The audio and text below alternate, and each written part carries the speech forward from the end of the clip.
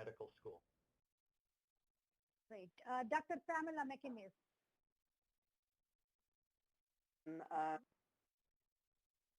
I'm Pamela McInnes, retired Deputy Director of the National Center for Advancing Translational Sciences at the National Institutes of Health. Good morning. Great. Dr. Patrick Moore.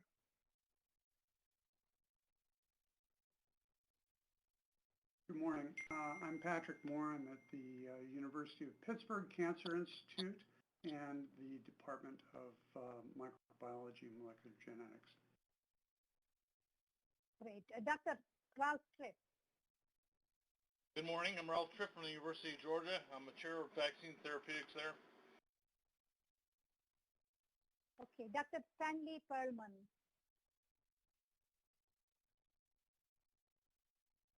We can't hear you, Dr. Perlman.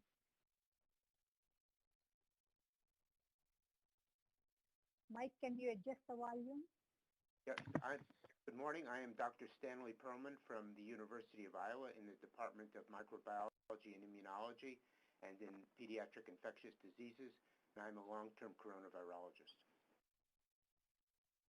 Great. I think Dr. Amanda Cohn is available. Can she introduce herself just for a second?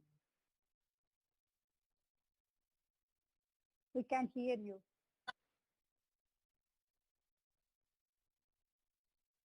Can you hear me now? Yes. Good morning. Sorry for the technical difficulties. I'm Captain Amanda Cohn, Chief Medical Officer of the National Center for Immunization and Respiratory Diseases, and a pediatrician by training with expertise in vaccines and pediatrics.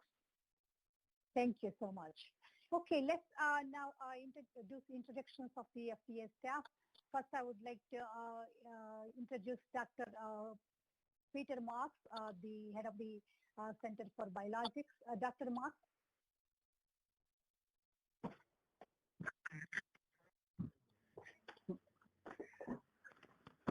Hi, so thanks very much. Peter Marks, Director, Center for Biologics Evaluation and Research, and I just want to take a moment to thank all of the committee members as well as everybody who's tuning in right now who might not usually be viewing our usually sedate vaccines and related biologics products advisory committee meeting. Thanks very much.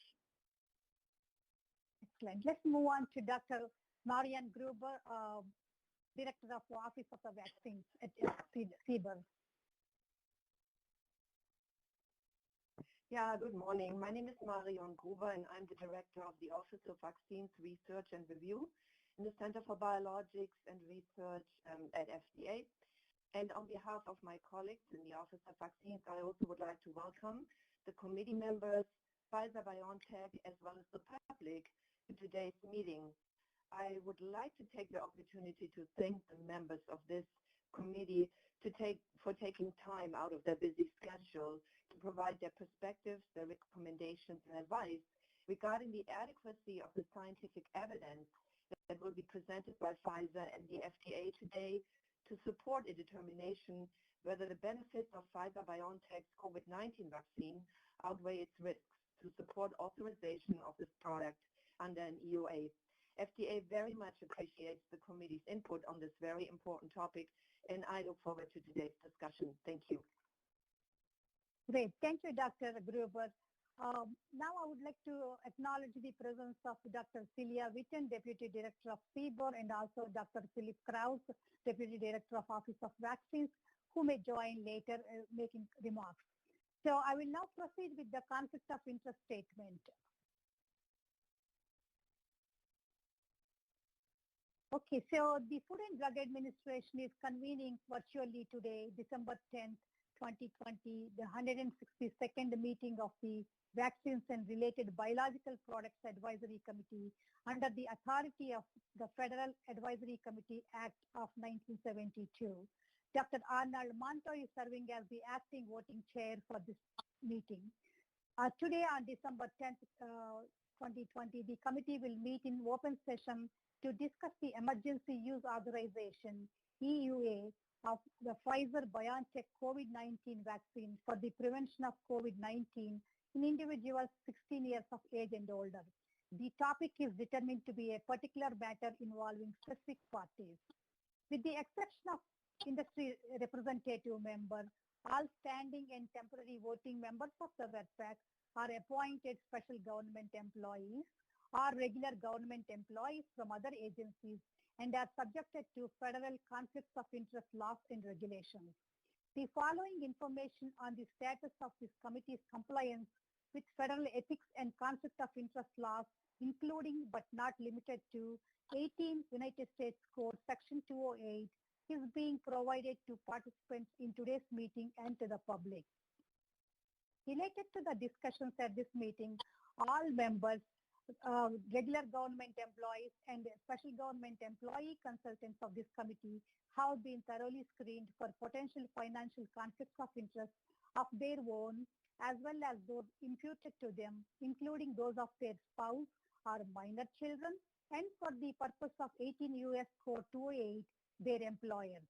These interests may include investments, consulting, expert witness testimony, contracts and grants, cooperative research and development agreements or CRADAs, teaching, speaking, writing, patents and royalties, and primary employment. These may include interests that are current or under negotiation. FDA has determined that all members of this advisory committee are in compliance with federal ethics and conflict of interest laws. Under 18 U.S.C. Section 208, Congress has authorized the FDA to grant waivers to special government employees and regular government employees who have financial conflicts of interest when it is determined that the agency's need for a special government employee services outweighs the potential for a conflict of interest created by the financial interest involved, or when the interest of the regular government employee is not so substantial as to be deemed likely to affect the integrity of the services with which the government may expect from the employee. We have the following consultants serving as temporary voting members today. They are Dr. Ovita Fuller, Dr. Awan Penaclock, Dr. James Hildreth, Captain David Kim, Janet Lee, Dr. Ofer Levy, Dr. Pamela McInnes, Patrick Moore, Dr. Stanley Perlman, Eric Rubin, Mark Sawyer, and Ralph Tripp, and Melinda Wharton. Based on today's agenda and all financial interests reported by committee members and consultants, there has been only one conflict of interest waiver issued under 18 U.S. Code 208 in connection with this meeting. Among these consultants, Dr. James Hildreth, a special government employee, has been issued a waiver for his participation in today's meeting. The waiver was already posted on FDA website for public disclosure. Dr. Paula Annunziato is currently serving as the industry representative to this committee. Dr. Annunziato is employed by Merck. Industry representatives are not appointed as special government employees and serve as non-voting members of the committee. Industry representative on this committee is not screened for their financial interests. Industry representatives act on behalf of all regulated industry and bring general industry perspective to the committee. Mr. Sheldon Taubman is serving as the consumer representative for this committee. Consumer representatives are appointed special government employees and are screened and cleared prior to their participation in the meeting. They are voting members of the committee. Today's meeting has multiple external speakers. We have 3 speakers from the Centers for Disease Control and Prevention. These are Dr. Nancy Masonia, Dr. Aaron Hall, Dr. Anita Patel. Regular government employees have all been screened for conflicts of interest and have been cleared to participate as speakers for today's meeting. The guest speaker for this meeting is Dr. Stephen Goodman, a professor of medicine and Associate Dean for Clinical and Translational Research at Stanford University. He has been asked to disclose any financial interest he may have related to the product before the meeting. Disclosure of conflicts of interest for guest speakers follows all applicable federal laws, regulations, and FDA guidance. FDA encourages all meeting participants, including open public hearing speakers, to advise the committee of any financial relationships that they may have with any affected firm, its products, and if known, its direct competitors.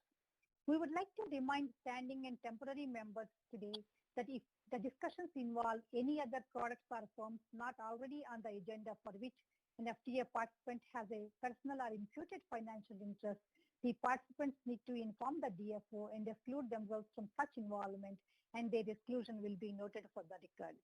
This concludes my reading of the conflicts of interest statement for the public record. At this time, I would like to hand over the meeting to our chair, Dr. Manto. Thank you very much. Dr. Manto?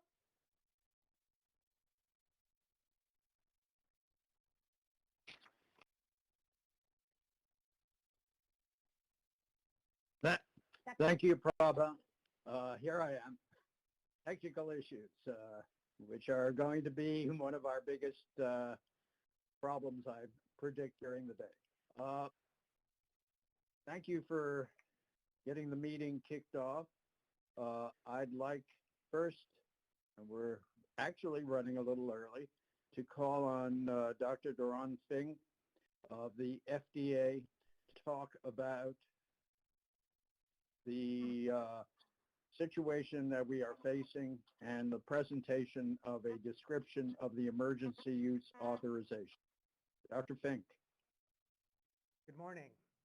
I'm Doron Fink. I'm the Deputy Director for Clinical Review in the Division of Vaccines and Related Products Applications within the Office of Vaccines Research and Review, Center for Biologics Evaluation and Research at FDA. The VRBPAC last convened on October 22nd of this year to discuss the development, licensure, and emergency use authorization of COVID-19 preventive vaccines. Since that meeting, COVID cases and associated hospitalizations and deaths have increased substantially in the U.S. and worldwide. On November 20th, Pfizer submitted an emergency use authorization request for the Pfizer-BioNTech COVID-19 vaccine, otherwise known as BNT162b2. This is an mRNA and lipid nanoparticle vaccine administered as a 2-dose regimen 21 days apart.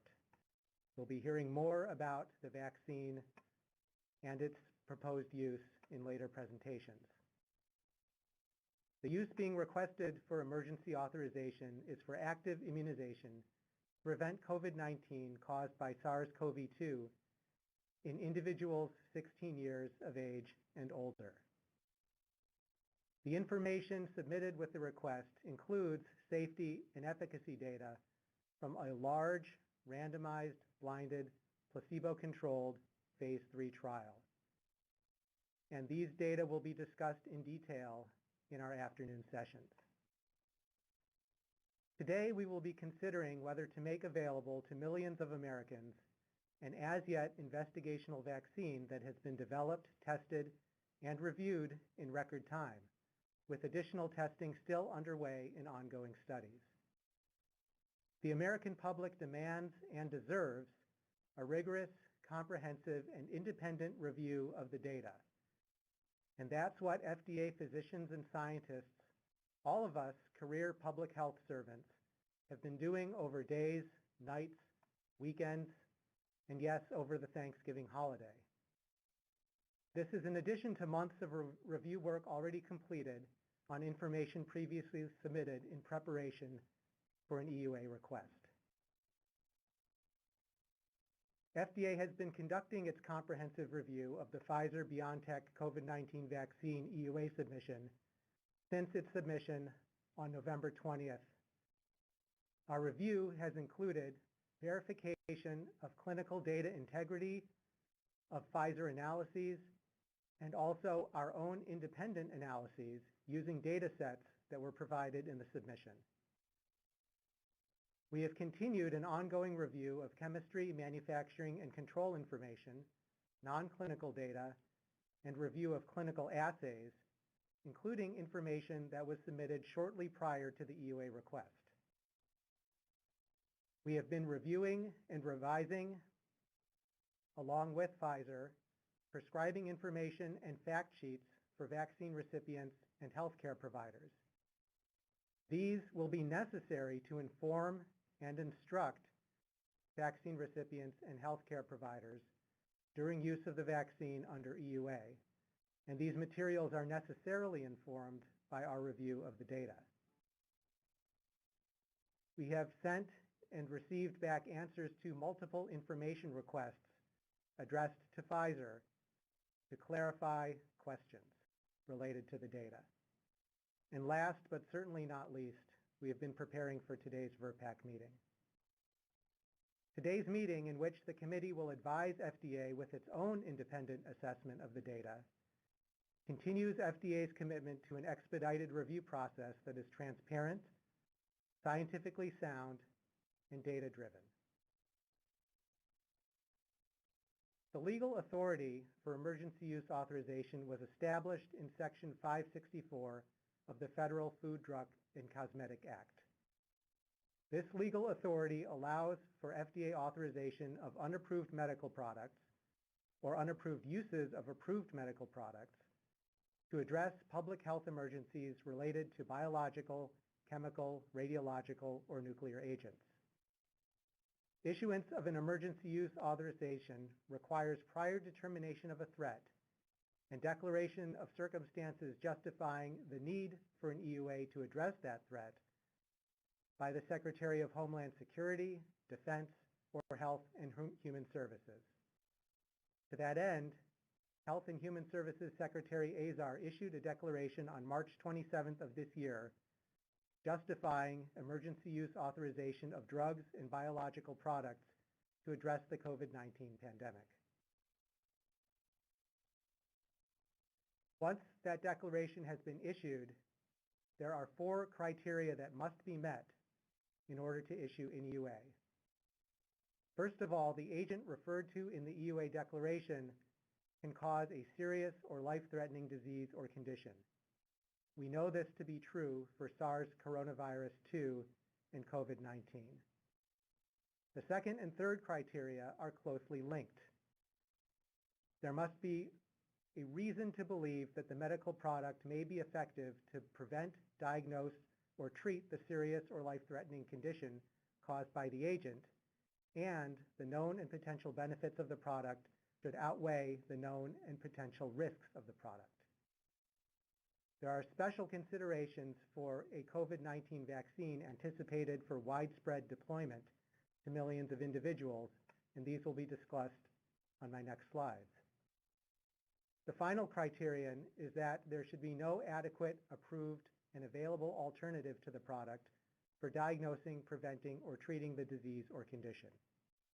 At this time, the only FDA-approved product for COVID-19 is remdesivir. This is an antiviral agent that is approved for treatment of COVID-19, not prevention. Additional products have been issued under emergency use authorization but have not been FDA approved, and none of these products is authorized for use to prevent COVID-19. Thus, at this time, there is no adequate, approved, and available alternative to a COVID-19 vaccine for preventing COVID-19 caused by SARS coronavirus 2. In October of this year, FDA released guidance outlining our expectations for submissions requesting emergency use authorization of COVID-19 vaccines. And these expectations were discussed at the VRBPAC meeting in October. There are 3 main areas covered by our expectations. First, data to demonstrate manufacturing quality and consistency. FDA has reviewed the manufacturing quality and consistency data for the Pfizer-BioNTech vaccine and found it adequate to support emergency use authorization of the vaccine. This will not be discussed in detail further at this meeting. Second, we expect clear and compelling safety and efficacy data to support a favorable benefit-risk of the vaccine when rapidly deployed for administration to millions of individuals, including healthy people. And finally, we expect plans for further evaluation of the vaccine safety and effectiveness, including in ongoing clinical trials, active and passive safety monitoring during their use under EUA, as well as observational studies. In terms of clinical data expected to support an EUA submission for a COVID-19 vaccine, we expect a high bar for efficacy. Efficacy data from at least one well-designed phase 3 trial should demonstrate protection against SARS-CoV-2 infection or disease with a point estimate of at least 50% compared to a placebo. Additionally, the appropriately alpha-adjusted confidence interval lower bound around that point estimate should be greater than 30%. This is to ensure that a widely deployed COVID-19 vaccine will have an appreciable impact. In terms of safety data, we expect these data from throughout clinical development to evaluate reactogenicity, serious adverse events, and adverse events of special interest. And we expect that a high proportion of phase 3 study subjects will have been followed for at least 1 month after completion of the full vaccination regimen. We have an additional expectation for follow-up that I will explain on my next slide. We also expect to be able to review sufficient cases of severe COVID-19 that have occurred in clinical trial participants to assess for signals of enhanced disease, and also, if possible, to assess for preliminary evidence of protection against severe disease. We recognize that a planned case-driven interim efficacy analysis and associated safety analyses at the same time could provide data to support an emergency use authorization. We have explained that we expect these analyses to include a median follow-up duration of at least 2 months after completion of the full vaccination regimen. The reasons for this expectation are that, first of all, it allows time for potential immune-mediated adverse events to be evaluated, understanding that uncommon but clinically significant immune-mediated adverse events to preventive vaccines generally have onset within the first 6 weeks following vaccination. A median follow-up of 2 months also ensures that vaccine efficacy is assessed during the time when adaptive and/or memory immune responses, rather than innate responses, are mediating protection. And finally, this follow-up period allows for early assessment of waning protection and for assessment of signals of enhanced disease. Following issuance of an EUA for a COVID-19 vaccine, we understand and expect that further vaccine evaluation would be needed for ongoing benefit-risk assessment to support continuation of the EUA. But equally important, further vaccine evaluation would be needed to accrue additional data to support licensure of the vaccine as soon as possible and/or to inform labeling. This further vaccine evaluation following issuance of an EUA would include longer-term follow-up for safety, including in larger numbers of vaccine recipients and in populations with lower representation than in clinical trials. Further evaluation would also allow for more precise estimation of vaccine effectiveness in specific populations and more robust assessment of effectiveness against specific aspects of SARS coronavirus 2 infection or disease, for example, asymptomatic infection. This further evaluation would also characterize the duration of protection, could investigate immune biomarkers that might predict protection, and of course would be ongoing monitoring for signals of enhanced disease. Issuance of an EUA for a COVID-19 vaccine would be contingent upon the ability to conduct further vaccine evaluation, which would occur through a combination of active follow-up of vaccine recipients under the EUA, passive monitoring for clinically significant adverse reactions using established reporting mechanisms, for example, the Vaccine Adverse Events Reporting System, observational studies, including those that leverage healthcare claims databases, and finally, continuation of blinded placebo-controlled follow-up in ongoing clinical trials for as long as is feasible, and strategies to handle loss of follow-up in those trials. We acknowledge that placebo-controlled blinded follow-up cannot continue indefinitely, as more information about a vaccine's safety and effectiveness becomes available. However, FDA does not consider issuance of an EUA for a COVID-19 vaccine to necessitate immediate unblinding of ongoing clinical trials or offering vaccine to all placebo recipients. Of course, trial participants may choose to withdraw from follow-up for any reason, including to receive vaccine made available under EUA.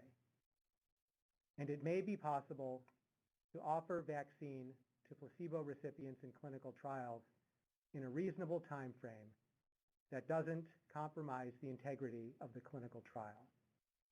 And these considerations will be discussed further this morning.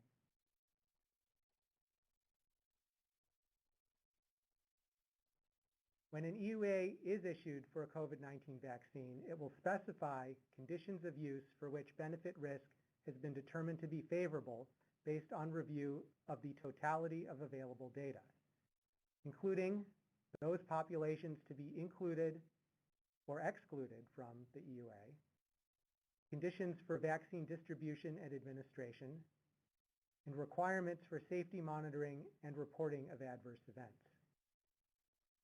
Vaccine made available under an EUA will also include provision of information to vaccine recipients and healthcare providers via prescribing information and fact sheets. These materials will describe that the product remains investigational, will inform about the known and potential benefits and risks, and will also make clear what are the available alternatives and the option to refuse vaccination. Once issued, an EUA may be revised or revoked for a number of reasons. First of all, if circumstances justifying the EUA no longer exist. Second, if criteria for issuance are no longer met. And third, for any other circumstances that arise that warrant changes necessary to protect public health or safety. These other circumstances may be based on new information concerning vaccine safety or effectiveness, vaccine manufacturing or quality, or COVID-19 epidemiology or pathogenesis.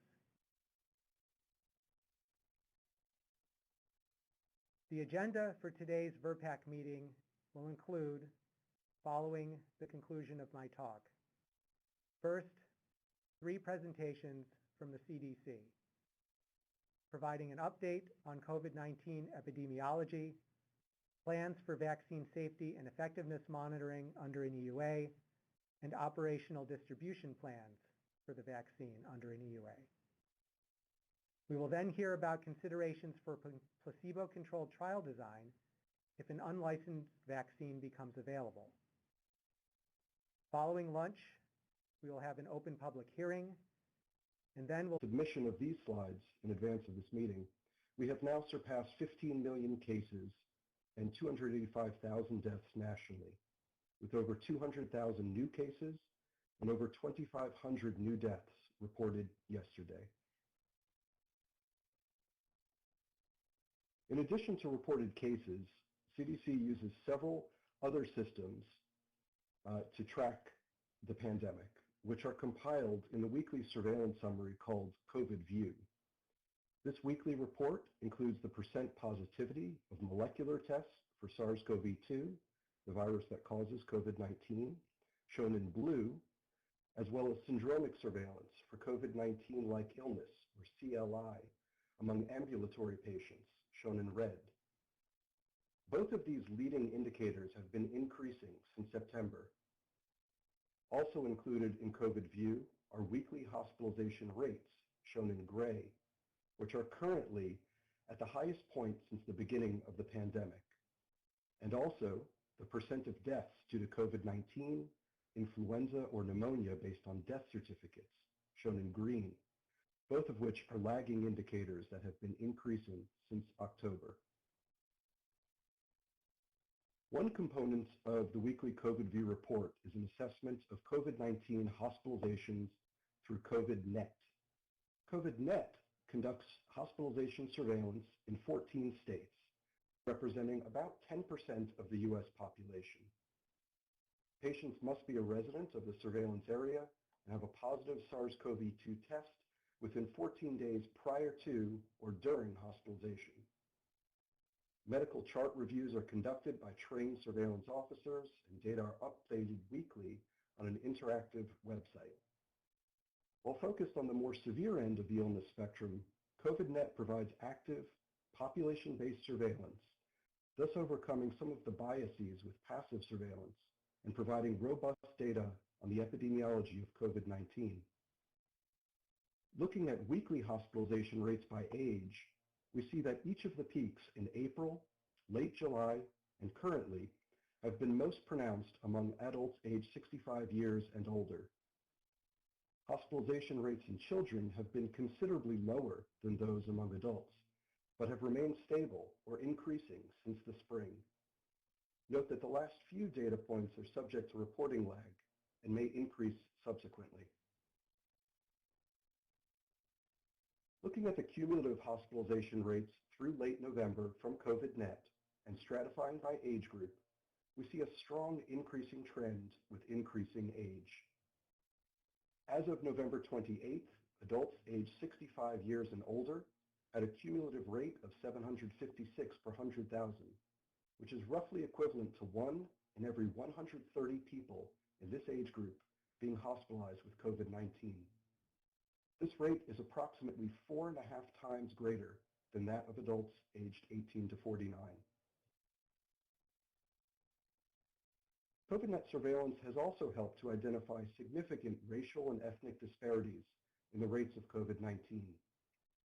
Shown here are age-adjusted cumulative hospitalization rates by race and ethnicity, demonstrating rates are 3 to 4 times greater among persons that are Hispanic or Latino, non-Hispanic American Indian or Alaska Native, or non-Hispanic Black or African American, compared with those that are non-Hispanic white. These disparities are likely multifactorial, potentially influenced by differential exposure rates, prevalence of underlying medical conditions, access to care, and other socioeconomic factors. To help further tease apart these issues and identify risk factors for severe COVID-19, CDC and public health partners analyzed the relative rates of in-hospital mortality from COVIDNet using models that adjust for age, sex, race and ethnicity, smoking, and several underlying medical conditions. As shown in the red box, older age was the strongest independent risk factor for in-hospital death, and the risk increased with increasing age.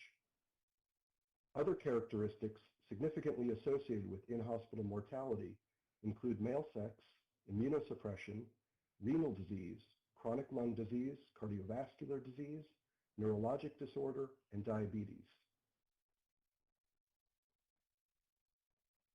Combining data from COVIDNet with population-based data from the Behavioral Risk Factor Surveillance System, or BRFSS, we likewise developed models to assess risk for COVID-19 hospitalization among adults with specific underlying conditions. Again, after adjusting for age, sex, and race and ethnicity, the risk for COVID-19 associated hospitalization was greatest for adults with severe obesity, chronic kidney disease, and diabetes, as shown in the red box. Compared with adults without these conditions, those that have them were 3 to 5 times more likely to be hospitalized for COVID-19.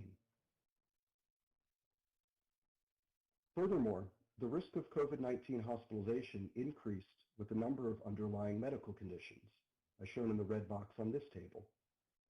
While specific risks vary depending on the specific underlying medical condition, adults with 3 or more conditions had 5 times the risk of COVID-19 hospitalization compared to adults with no conditions.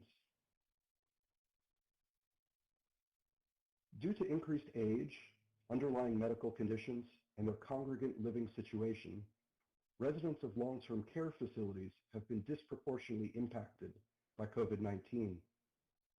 As shown here, residents of these facilities comprise nearly 50% of COVID-19 hospitalizations among adults aged 75 to 84 years, and nearly 2/3 of COVID-19 hospitalizations among adults aged 85 years and older. As such, the Advisory Committee for Immunization Practices, or ACIP, recently recommended long-term care facility residents as a priority group to receive initial doses of COVID-19 vaccines once approved. Similarly, healthcare personnel have been prioritized for vaccination to preserve capacity to care for patients with COVID-19 and other illnesses. Again, based on COVIDNet data, 6% of adults hospitalized with COVID-19 were healthcare personnel, with nursing-related occupations being most frequent. Healthcare personnel hospitalized with COVID-19 had similar prevalence of underlying medical conditions, most notably obesity, as that observed among adults hospitalized with COVID-19, all adults. Likewise, a similar proportion of severe clinical outcomes, including ICU admission, mechanical ventilation, and death, occurred among healthcare personnel as that across all adult COVID-19 hospitalizations.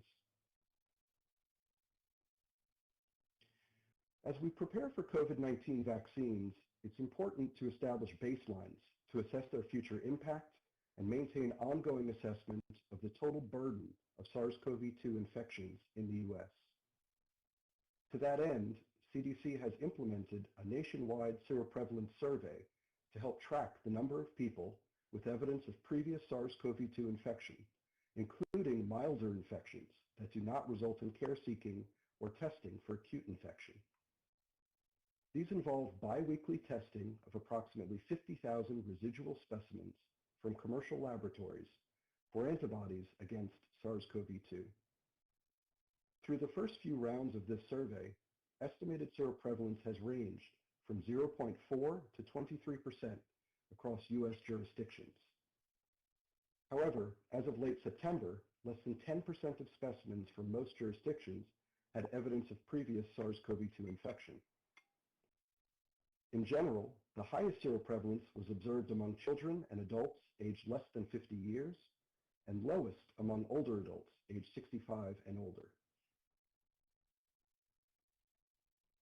Using a different multiplier modeling approach, which uses reported cases and other data sources to then account for underdetection and underreporting, CDC recently released estimates of the total number of hospitalizations, illnesses, and infections with SARS-CoV-2 in the U.S. This analysis estimated that 1 of every 2.5 hospitalized cases and 1 of every 7.1 non-hospitalized cases may have been nationally reported. Applying these multipliers to reported cases through the end of September yielded a national estimate of 2.4 million hospitalizations, 44.8 million illnesses, and 52.9 million total infections. As the figure to the right shows, most estimated hospitalizations occurred among older adults, while most illnesses and infections were among younger adults. So in summary, now, as of December 9th, over 15 million cases and over 285,000 deaths associated with COVID-19 have been reported in the United States. However, based on seroprevalence surveys and models, the total estimated number of infections is likely 2 to 7 times greater than reported cases, though less than 10% of the population in most states had evidence of previous infection through September. Factors associated with increased risk for severe COVID-19 include older age, racial and ethnic minority group membership, and several specific underlying medical conditions. Ongoing surveillance and epidemiologic studies will help inform further development and implementation of candidate vaccines, including assessment of their impacts, safety, and effectiveness. Lastly, even with the promising advent of COVID-19 vaccines, there's continued need for non-pharmaceutical interventions, including mask use, physical distancing, hand hygiene, and environmental disinfection to help bring an end to this devastating pandemic. Finally, I would like to acknowledge the thousands of public health professionals that have worked tirelessly over the last 11 months on the CDC COVID-19 response, including the dedicated staff from the Respiratory Viruses Branch. Thank you.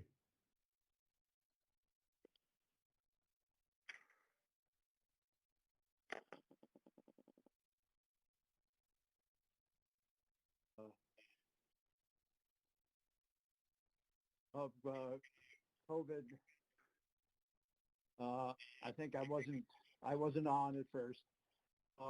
Thank you so much for being clear about the differential impact of COVID-19 in the U.S. population. We have time for relatively few questions. I see Dr. Meisner, do you have your hand raised? Yes, sir. Thank you very much for that presentation, Dr. Hong. I would like to ask you about the severity of disease, particularly in older adolescents, that is, individuals who are 16 and 17 years of age, because they have been included in the company's request for an EUA. I assume it's unlikely that hospitalizations and disease are broken down by age, but is it safe to assume that adolescents who are 16 and 17 years of age are similar in the 5 through 17-year-old age group?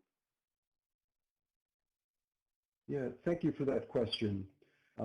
So, of course, as we refine to smaller and smaller age brackets, the numbers get smaller, particularly in children, where overall we see lower rates, particularly of severe disease, of hospitalization. In general, we do see higher rates of hospitalization among children aged 0 to 5 relative to those aged 5 to 17. Of course, this is potentially confounded by differential rates of care seeking. As you might imagine, there are certainly lower thresholds for care seeking for the very youngest and most vulnerable children. However, as we start to look at the more mild end of the illness spectrum and look at rates of detection of SARS-CoV-2 virus using molecular assays, we do see indication of higher rates of infection among older children, among adolescents, particularly then as we move into kind of older teenagers and people in their young 20s. Much of this may have been driven in part by outbreaks in the fall among institutes of higher education, but the broader impacts in children perhaps are not entirely clear until the full resumption of normal activities ensues in the United States, including in-person education across all schools in the United States. So we'll continue to monitor closely, but thus far the indication is the highest rates of illness, severe illness in young children, but higher rates of infection in older children. Thank you. Dr. Rubin.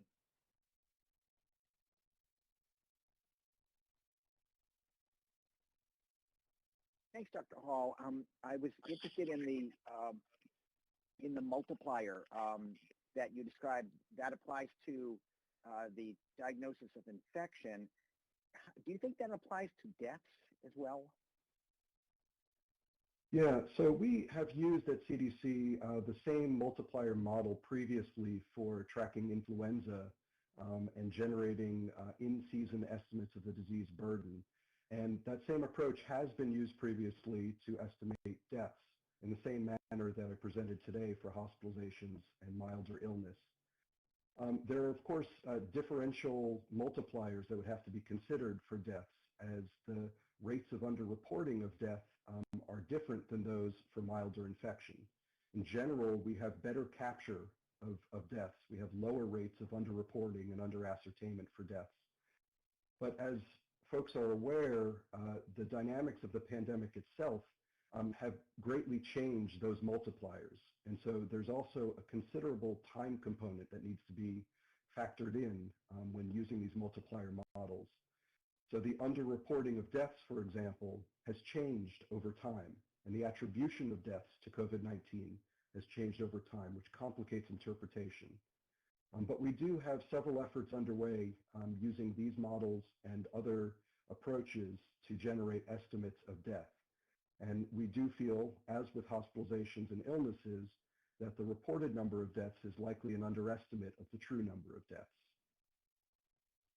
Thank you. Thank you. Dr. Gantz, we're going to go over a little bit, but please keep your questions short. Thank you very much. Thank you for that, and I agree, heroic effort to all of the people who are working on this. I had two quick questions. The data concerning the immunocompromised or immunosuppressed individuals is not really granular enough to make it something that we can use in terms of how we're thinking about high-risk populations. There are registries looking at this, but it would be nice if there were some national information that you could provide to us, as well as I didn't see any information from pregnant women, which is a population which we're all concerned about, and we've definitely seen postnatal transmission to very young infants who end up being hospitalized. If you would just take those up. Yeah, thank you for those comments. Absolutely. There are numerous surveillance efforts currently underway to assess the impacts of COVID-19 in pregnant women. In the interest of time, unfortunately today, I didn't have a chance to present those, but through COVIDNet, as described today, as well as another surveillance system called SETNet, which was established during the Zika epidemic, we have been very closely monitoring the impacts of COVID-19 in both pregnant women and subsequently following up with their infants. Thankfully, the rates overall have been relatively low thus far, but as we continue to accumulate a critical mass of data in this demographic, we indeed do hope to have more specific estimates of the risks that are posed to pregnant women and their infants. The early indication is that there may be a higher risk of preterm delivery among pregnant women infected with COVID-19 relative to women without COVID-19. But there's ongoing efforts to assess those and other potential pregnancy-related risks and fetal outcomes. Thank you very much, Dr. Hall. And it's now time for our morning break. We've eaten into the time a little bit, but I do want to start again at 10:30 Eastern, so we can hear from Dr. Messonnier from CDC. See you later.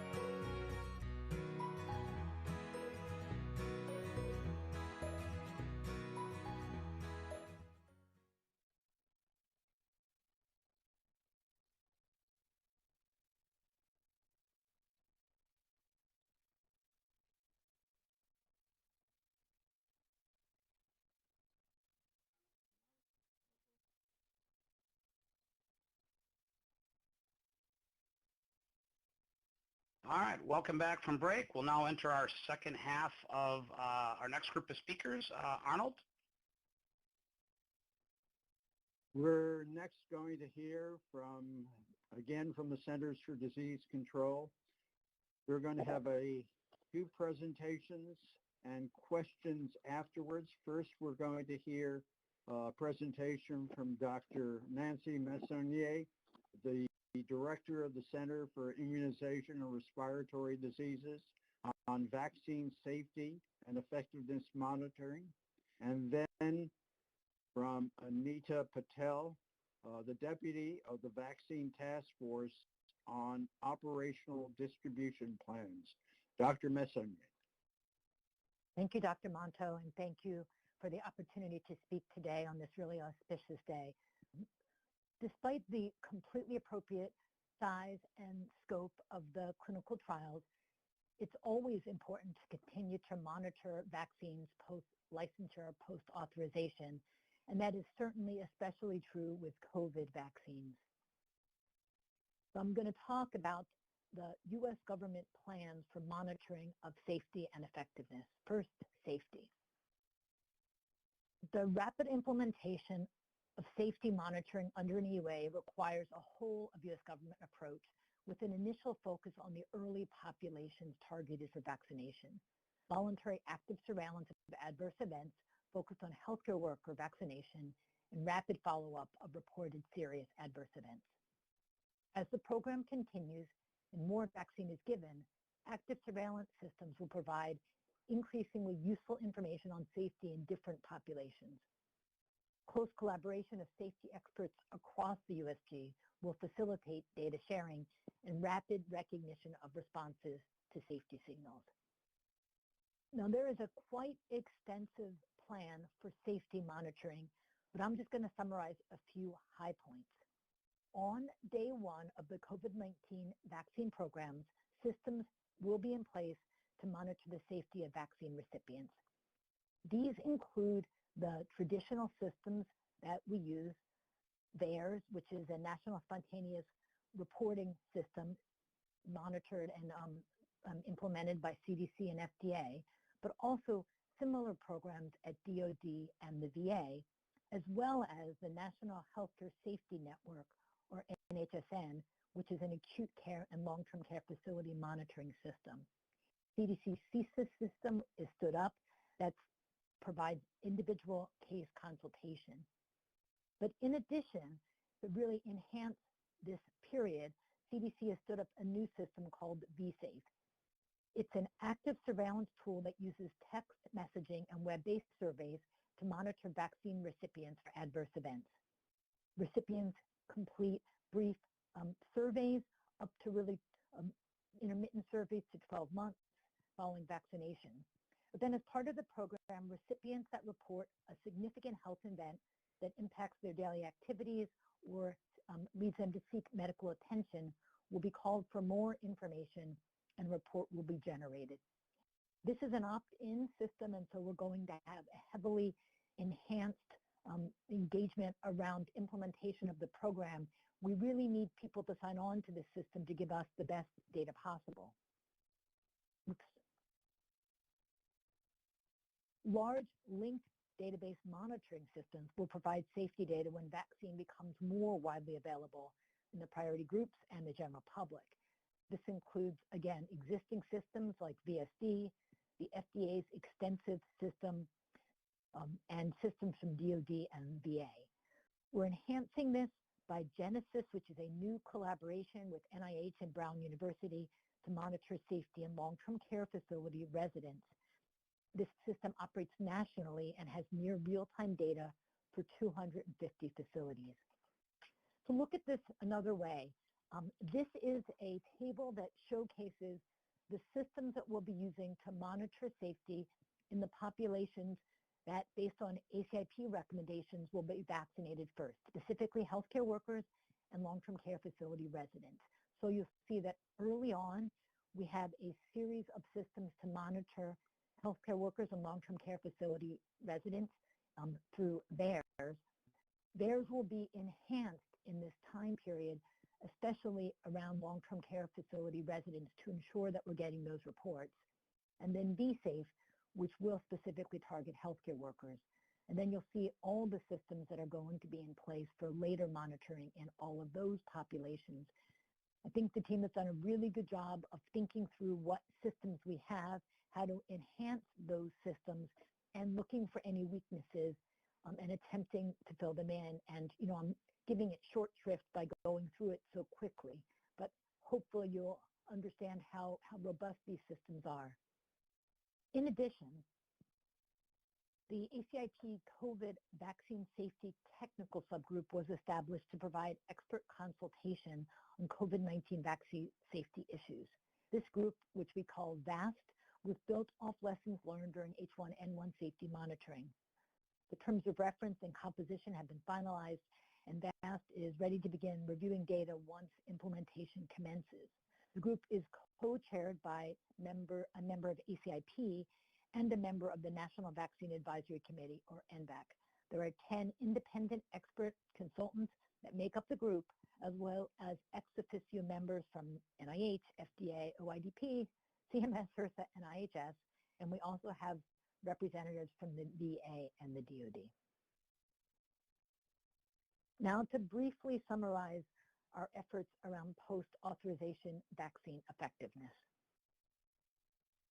Post-authorization or post-licensure VE estimates are needed to address important evidence gaps from phase 3 clinical trials, particularly for secondary endpoints that may not be adequately addressed.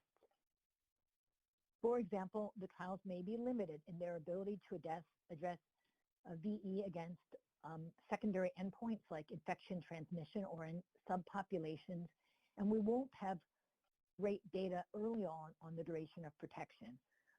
We also believe it's important to evaluate the real-world performance of vaccines, as protection may differ from efficacy under trial conditions.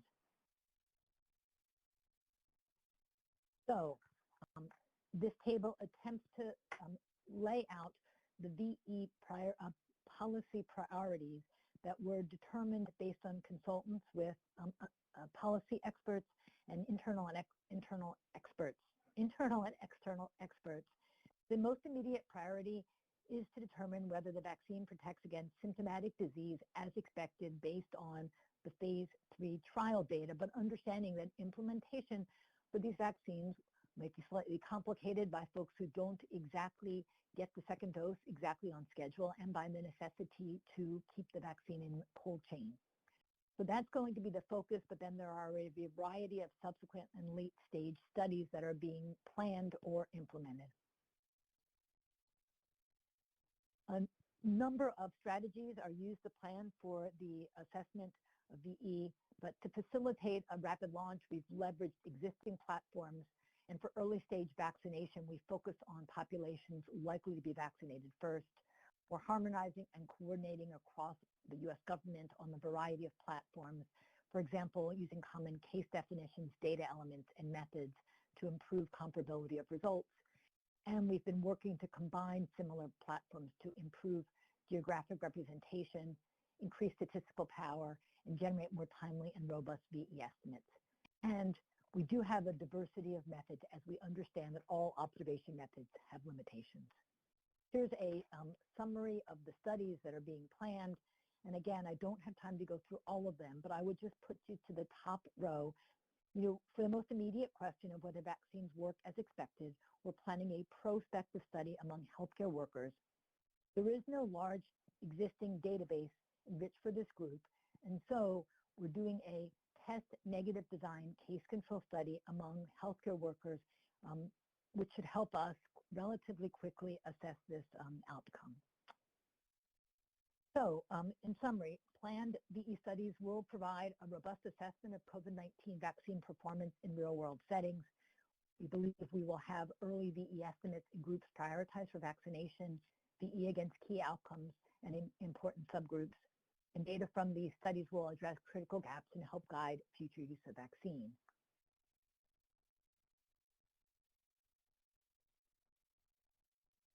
Systems are in place to monitor the safety of COVID-19 vaccination in healthcare workers and long-term care facility residents. BSAFE, VAERS, and HSN will detect adverse event signals for further follow-up and evaluation. CMS, Genesis, and other claims-based and EHR systems will be used for both signal detection and evaluation. Vaccine effectiveness in healthcare workers is the immediate priority and will address the question of does the vaccine work as expected. We expect those studies to start immediately. And vaccine effectiveness evaluations in older adults, including those in long-term care facilities, are planned and include both test negative design and cohort evaluations. I hope that does justice to all the systems that we're planning and that are in place. Understand that vaccine safety and effective monitoring is a top priority for the U.S. government, and we're committed to ensuring that all these systems are in place and ready to go as soon as the vaccine program is implemented. Thank you. Thank you, Dr. Messonnier. We're going to go directly on to Dr. Patel's presentation, and then we'll have questions afterwards, so we have plenty of time.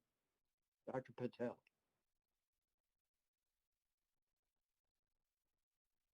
Great, thank you so much. So thank you for having me today.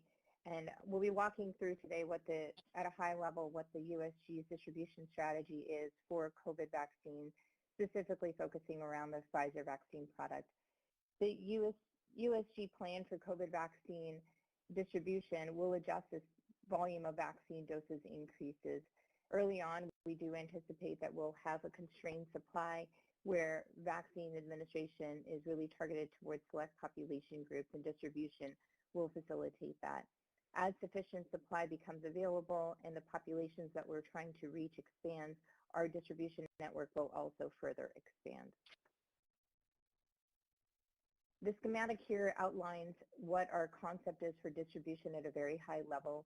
All vaccines will be ordered through CDC's COVID vaccine ordering systems. For the Pfizer vaccine, we will be providing those vaccine orders directly to the manufacturer for distribution to administration sites.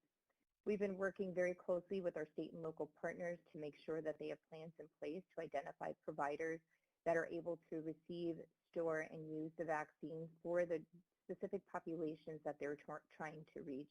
These administration sites will be receiving the Pfizer vaccine product, and they should expand as well over time as the targeted populations we're trying to reach expand.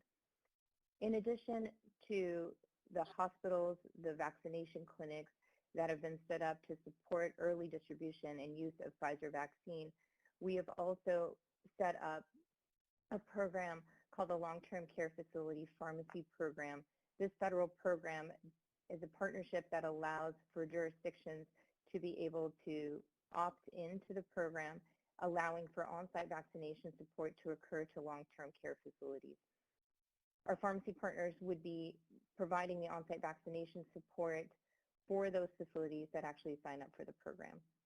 Also like to draw your attention to the Operation Warp Speed Coordination Cell at the bottom of the slide. The idea is for us to be able to have a clear understanding of what is happening in terms of supply of vaccine, as well as administration and uptake information throughout the vaccination program. Focusing a little bit more on the long-term care facility plan, in order for us to be able to reach skilled nursing facilities, we have been working to bring skilled nursing facilities on board to the program and opt in.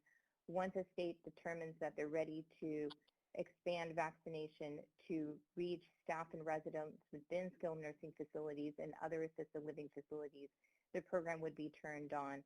Right now, we do have a very high percentage of the skilled nursing facilities within the United States that have opted in to receive services from this federal program.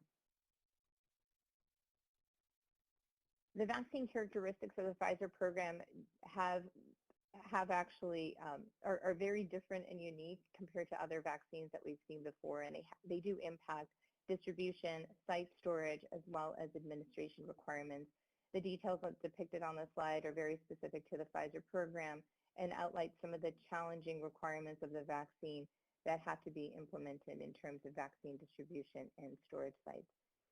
The additional planning that is needed for distribution, storage, handle, and use has been underway for the last few months based on the information that we know for the Pfizer product. There is a required dedicated cold chain given that the product has to be managed at ultra-low temperature requirements. In addition, the timing of the vaccine ancillary supplies, which include the diluent as well as dry ice replenishment, has also been a challenge. We have built the distribution system in a way that all three of these elements will arrive within a 36-hour period of time. So once the vaccine is there, these additional pieces will also be delivered to the vaccination site. Another major challenge that we've had with the product is the actual minimal order requirement. 975 doses is the smallest volume of product that can be ordered for the Pfizer vaccine.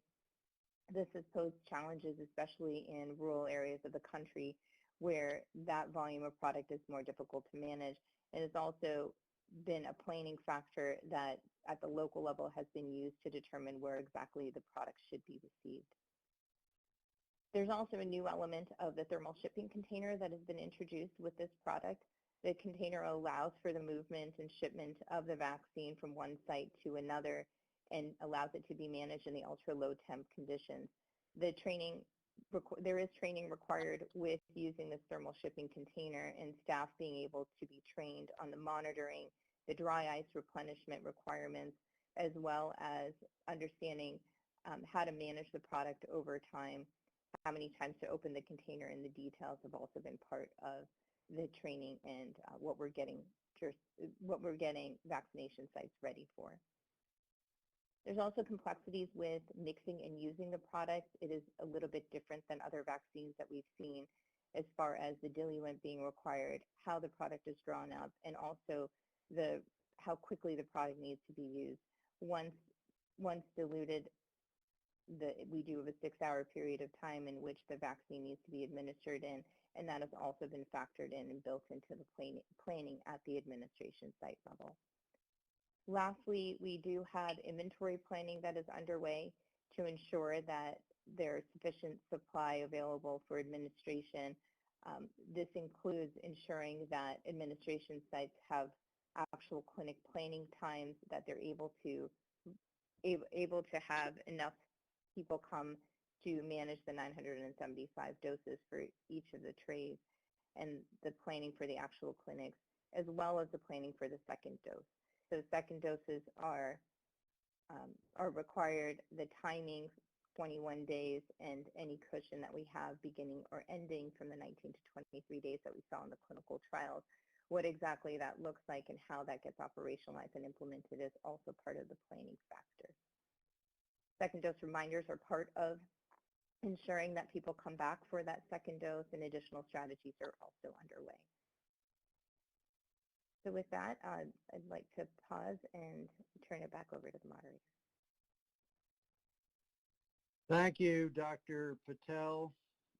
We're going to have time for just a couple of questions at this point. Dr. Levy.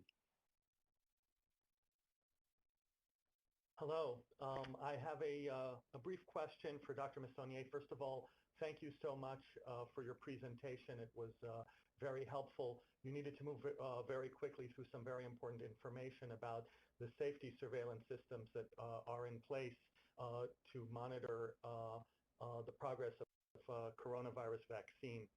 I did have a question. You described a number of interlocking national systems that would measure vaccine safety. I wanted to know if there's any consideration or plans for also integrating these systems with international efforts at monitoring coronavirus vaccine safety.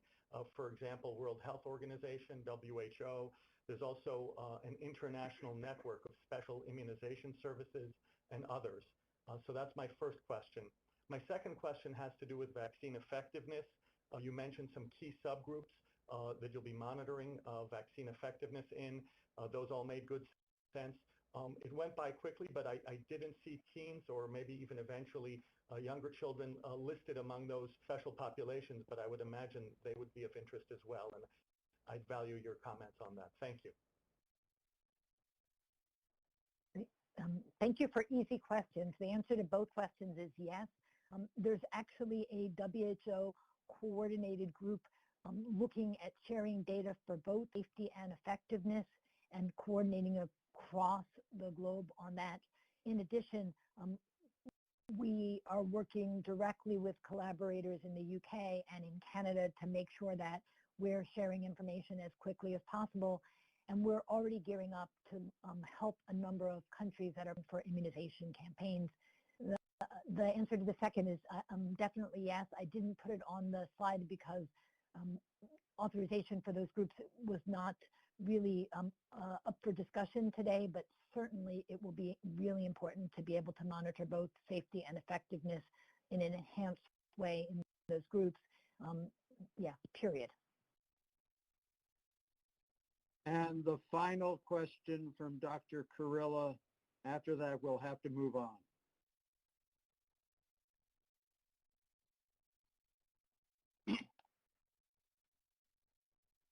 Thank you.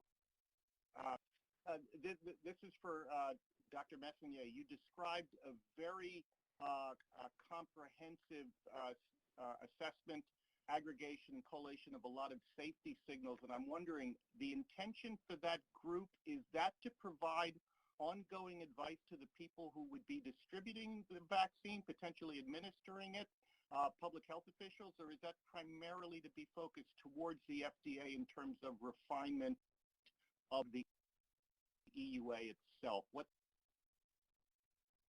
the real focus of all of that safety assessment? Where's it going? I mean, I think it can be for multiple uses. However, our standing up of an ACIP work group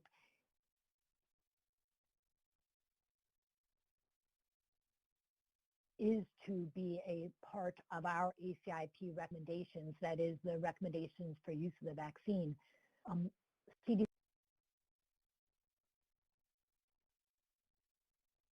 and FDA and all the USG partners coordinate, collaborate, work together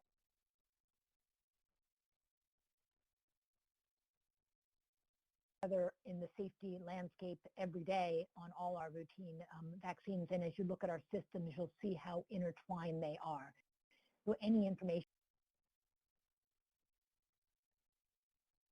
for example, that we get will be shared quickly with the FDA, as well as putting these systems in place so that our advisory committee can review it. I also might say that CDC and FDA are also discussing a contract with NASEM, the National Academy, so that we also have them to provide expert independent review of vaccine safety issues that may arise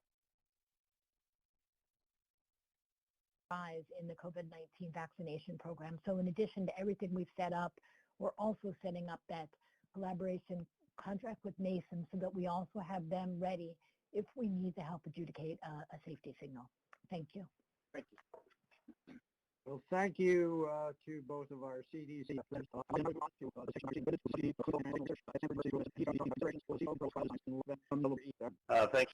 you to this advisory committee today on one of its most important decisions, and the title of this slide is exactly what I'm speaking to. There we go. So what are these considerations?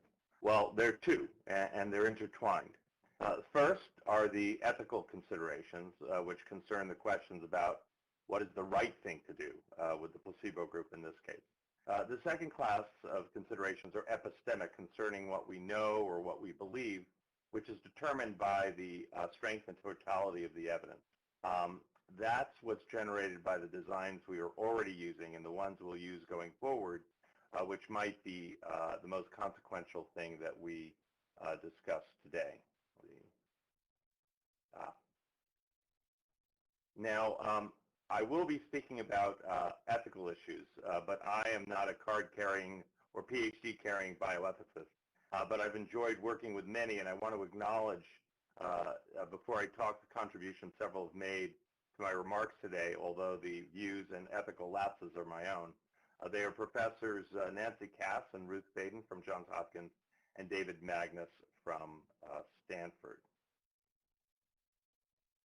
Now, there are a lot of questions embedded in what should happen with the designs and particularly the control groups in studies going forward. This slide outlines a lot of sub-questions, but I think the title of the presentation pretty much captures it. If an EUA for this and other vaccines are granted, what do we do with the placebo control groups in this trial and potentially in ongoing and in upcoming trials for the next vaccine? Now, I want to start with a set of ethical preliminaries. I'll start with something that seems very basic, but I can't tell you how many committees I've been a part of and that I've watched whose conversations have founded on this simple issue. We're going to be dealing with ethical dilemmas here, but it's worth thinking about what an ethical dilemma is. So an ethical dilemma is not a choice between right and wrong. That's what we write to advice columnists for. An ethical dilemma is a choice between two actions that are both ethically justifiable under different moral frameworks or principles. In that sense, it's a competition between two right actions, which of course is exactly what makes it a dilemma. We face this in every clinical trial, particularly on data monitoring committees, the tension between actions that are good for an individual, which in the current setting might mean giving them a vaccine immediately, and what's best for society, which might mean holding off on that vaccine so placebo-controlled randomized trial can continue. Resolution of ethical dilemmas always requires compromise that balances the competing dictates and minimizes physical harms or ethical wrongs which are caused by unfairness, violations of autonomy, or actual personal or societal harm. Now, to continue, our ability to conduct clinical trials, which is to experiment on each other, is something that society gives us permission to do. We don't need that permission to do chemistry or biology experiments. And because the procedures and oversight for RCTs are so structured and standardized, it's easy to forget how fragile that permission to conduct RCTs is. But anybody who's worked as an institution whose research enterprise has been completely shut down because of a single ethical lapse knows that this trust can never be taken for granted. And it's continually earned and re-earned through fair and transparent processes to determine what's acceptable. And that's what we're doing today and why it's so important that we're doing it in public. Now, final preliminaries, which is ethical acceptability depends often on context or background conditions. Offering a placebo subject the vaccine can be judged quite differently depending on whether the evidence, we have about efficacy and safety, and whether or not that participant can actually get the vaccine outside of the trial. And both of those are part of the context today.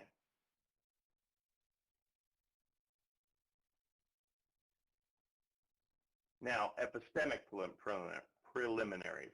I'll start by saying something that shouldn't be too controversial, which is that RCTs, or randomized controlled trials, provide the most reliable knowledge about the relative efficacy and safety of interventions, at least as permitted by the sample size and follow-up time. Obviously, we can't detect safety issues that come up after the RCT closes. A second principle is that reliable knowledge can come from non-randomized designs, and Dr. Messonnier just introduced us to some of those. This includes exactly the kinds of things she described: vaccine safety surveillance, all of epidemiology, quasi-randomized designs, natural experiments, and understanding of biologic mechanisms. These can play a critical role. And finally, there are many things to learn about these vaccines. We've talked about some already.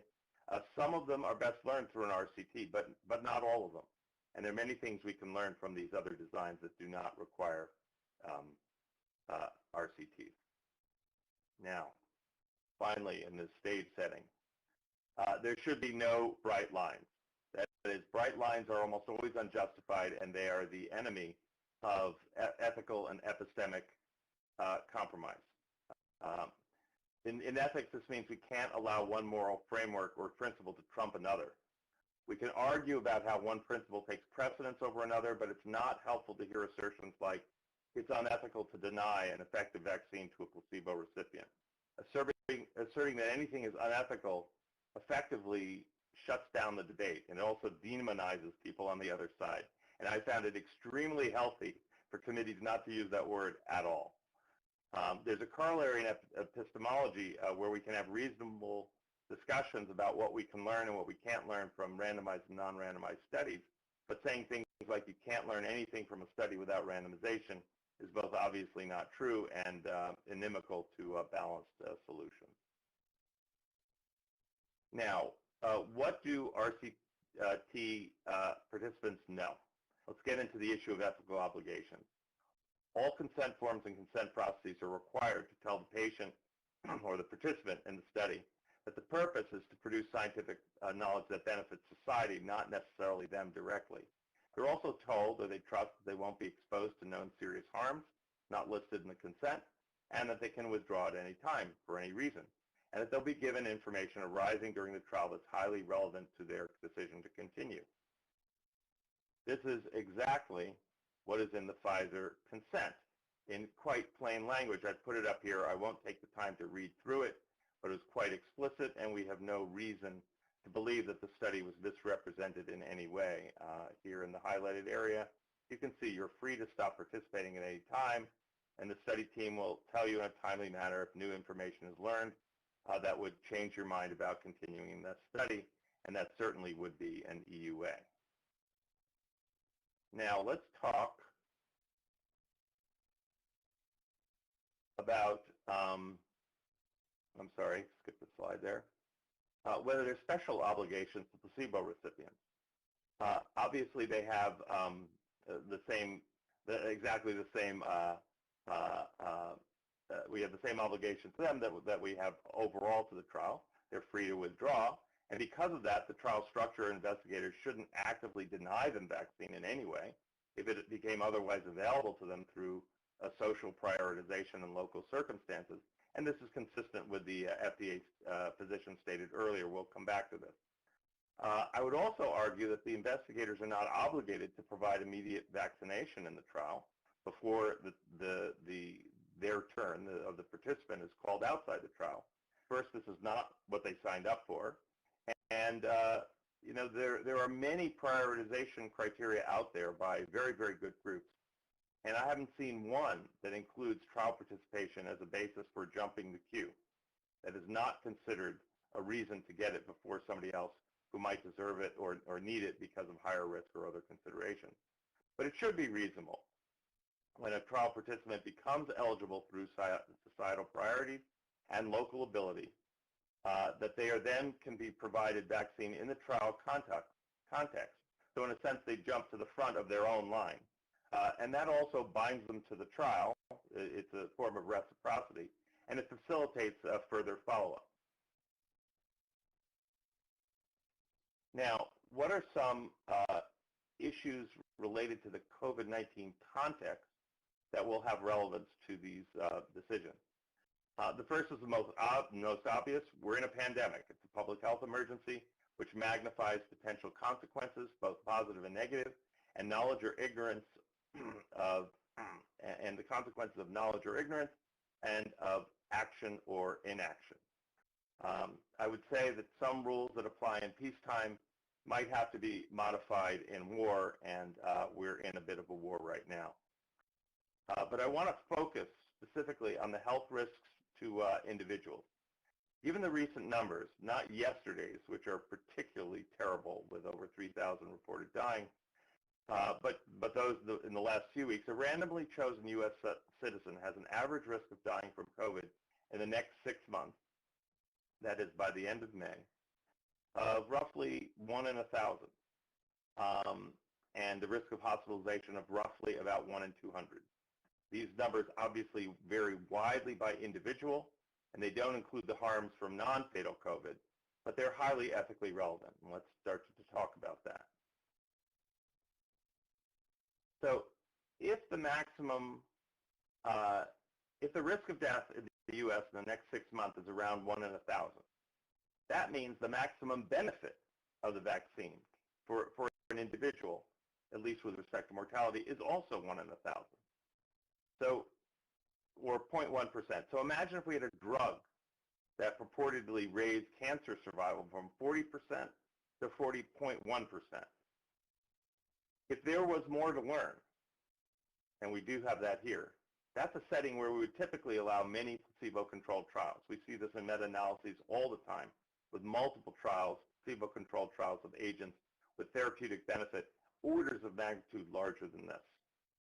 So while this risk obviously has huge population impact, in terms of trial ethics, it's not the kind of risk that incurs a great ethical debt to the placebo group or a prohibition on further placebo-controlled trials. Also, unlike a therapeutic drug for patients with a disease who can't change their own prognosis, many, but not all individuals can take actions that reduce their own risk of death from COVID, like masks and social distancing. So as long as there's still important things to learn about the vaccine, placebo-controlled trials should not be regarded as unethical. However, a big however, they might be infeasible, and that is a big issue because people may not be willing to either remain in the study or to enroll. But it's very important to not conflate the feasibility with the ethics. Now, in terms of the vaccine context, what we know, I'm actually not going to spend my time on this. You're going to hear, you've already heard a lot about the Pfizer vaccine. The only one I want to highlight is that if a participant wants to unblind themselves in the trial, they can, if they have the resources and knowledge about which antibody test, commercial antibody tests, would unblind them. Some of them are to the spike protein, which would unblind them. Others are to the nuclear capsid, which might not. Now, in terms of the vaccine context or background conditions, what we don't know, well, this has actually already been covered. There's a whole raft of things that we don't know yet and that we want to learn, both from continued RCTs and also from observational studies. Now, I want to outline a possible adverse scenario. If placebo participants who want vaccine when otherwise available and eligible are not given access within the trial in the name of scientific rigor, there may be many who respond to appeals by investigators not to seek vaccine, even if available to them. And to them, this argument doesn't apply. And we've seen that willingness to hang in studies with placebo controls in many other trials of even greater personal consequence. So it's not at all unlikely that there would be a sizable number of people who wouldn't do that on appeal. But some participants at higher risk will want the vaccine as soon as it becomes available to them.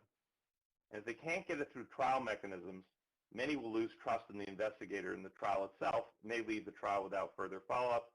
They may seek vaccine outside the trial.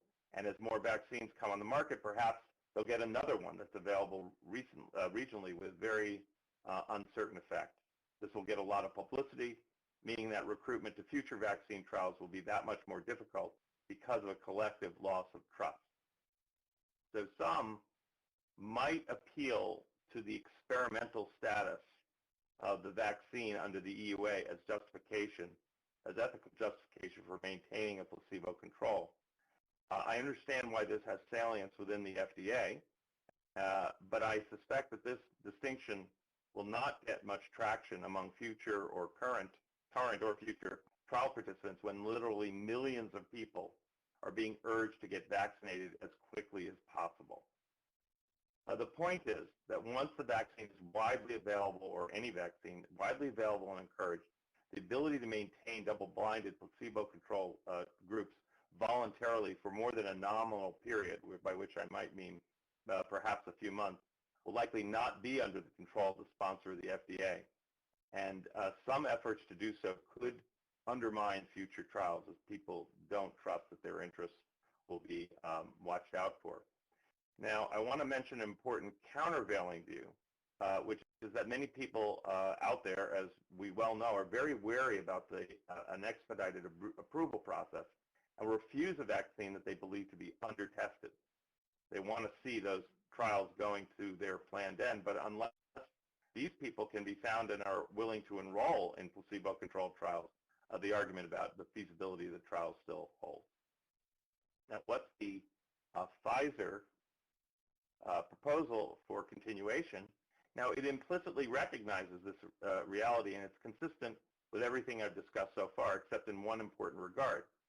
First, they propose urging as many people in the trial to stay as long as possible, which I think is the right thing to do. For placebo recipients who become eligible according to local or national recommendations, that's an important condition, and who ask for the vaccine, they propose unblinding them and vaccinating. For those who stay in the trial blinded, it's proposed that everyone be vaccinated after 6 months and followed for an additional 18 months to the trial's planned end.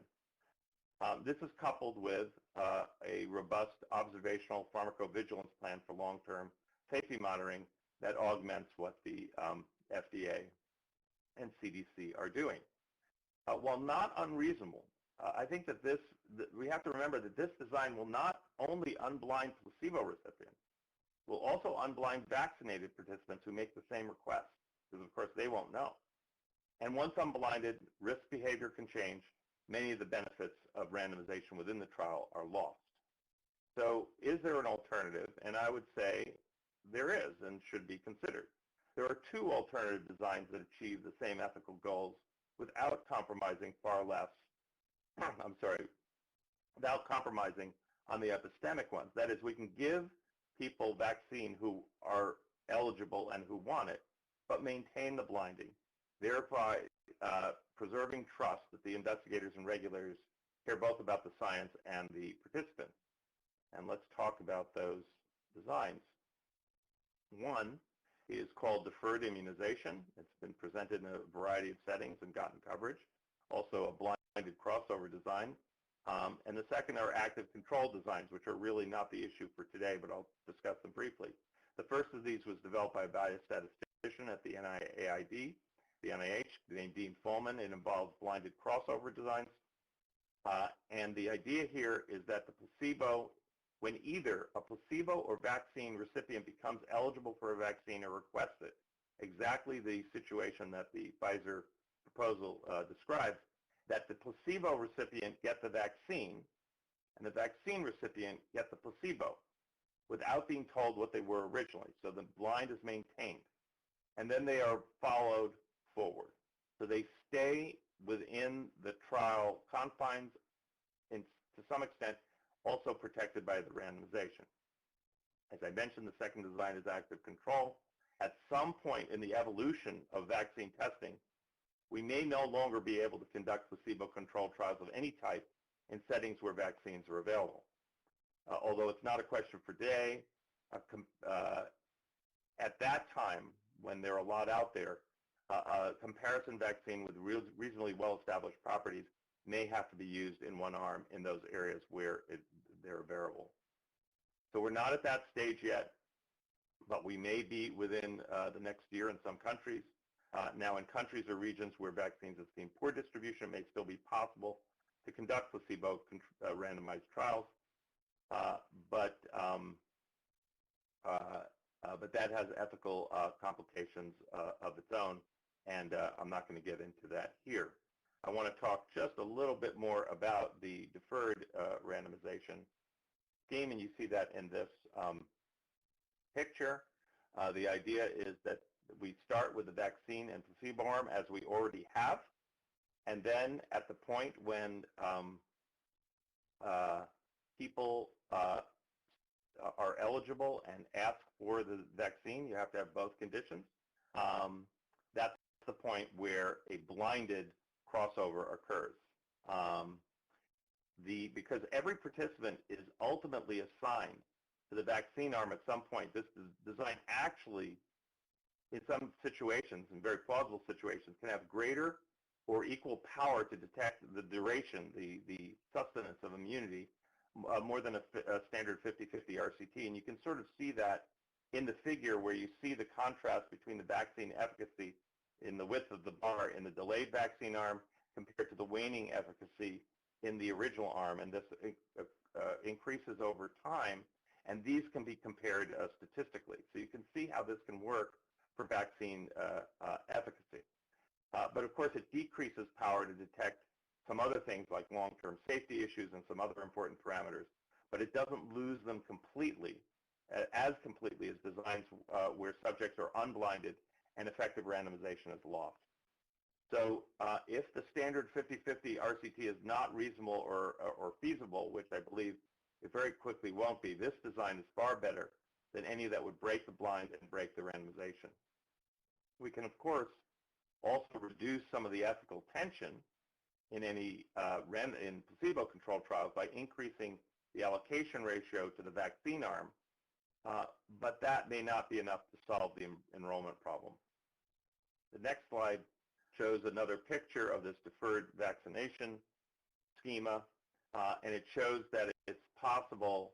You see the crossover on the right. On the left-hand side, we have the trials as they've designed so far. On the right-hand side, you see what they look like after the crossover, which is that everybody's been immunized. But it's possible statistically to impute an unvaccinated control group to help estimate secular trends. So to finish up, I want to summarize that these alternative designs require compromises, the kind of compromises I talked about before, on both the ethical side and the epistemic side, that is the evidence. Ethically, placebo recipients don't get a vaccine as quickly as some might want, and this will become more of an issue going forward as new vaccines need to be tested with multiple ones already available through EUAs. But of course, those subjects are not being forced to enroll. But the ones who do enroll can expect to get immunized at a certain number of months going forward. As noted, placebo-controlled trials may continue to be possible in areas or populations for whom vaccines are not available, but that is complicated for other reasons. Finally, on the epistemic side, with this crossover designs, we don't learn as reliably or as quickly about long-term safety and infectiousness and other factors, although we still might learn as much or more about durability when compared with a trial that continues with the placebo arm. But as I said, that trial may not be doable.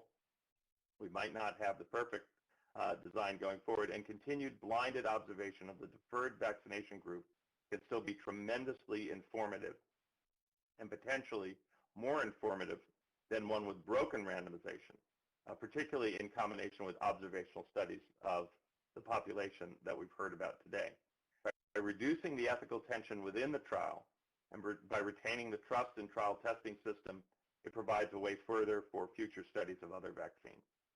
So none of these are the last words on this very difficult and complicated subject, but for today, these will be my last words. So I hope this will be helpful to you, and I welcome your questions and comments. Thank you.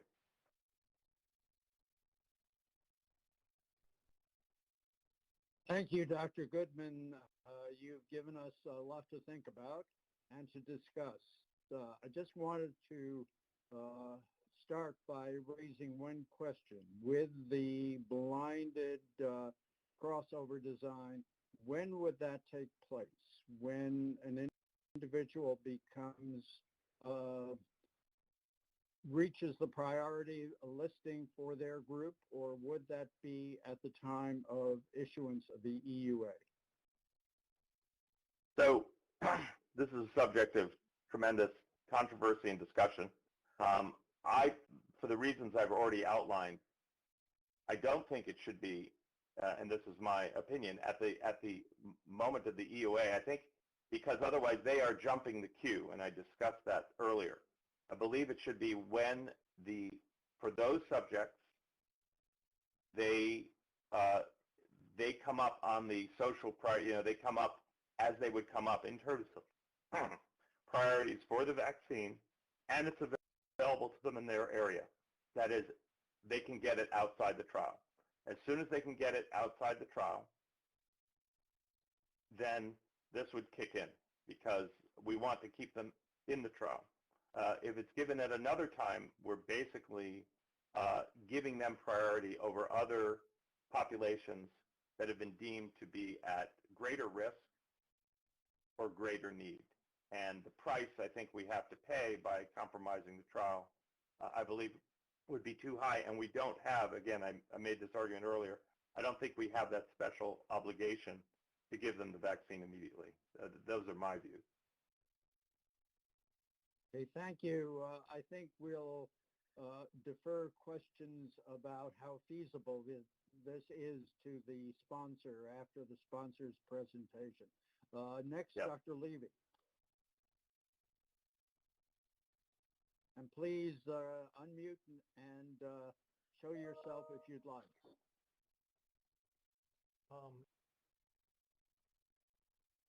Sorry, that was an error. I don't have a question. Okay, Dr. Meisner.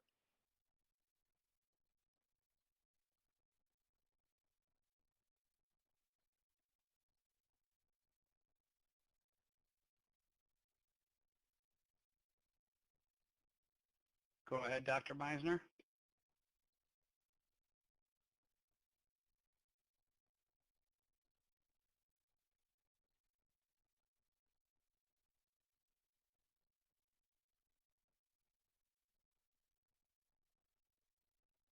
I guess I answered all questions.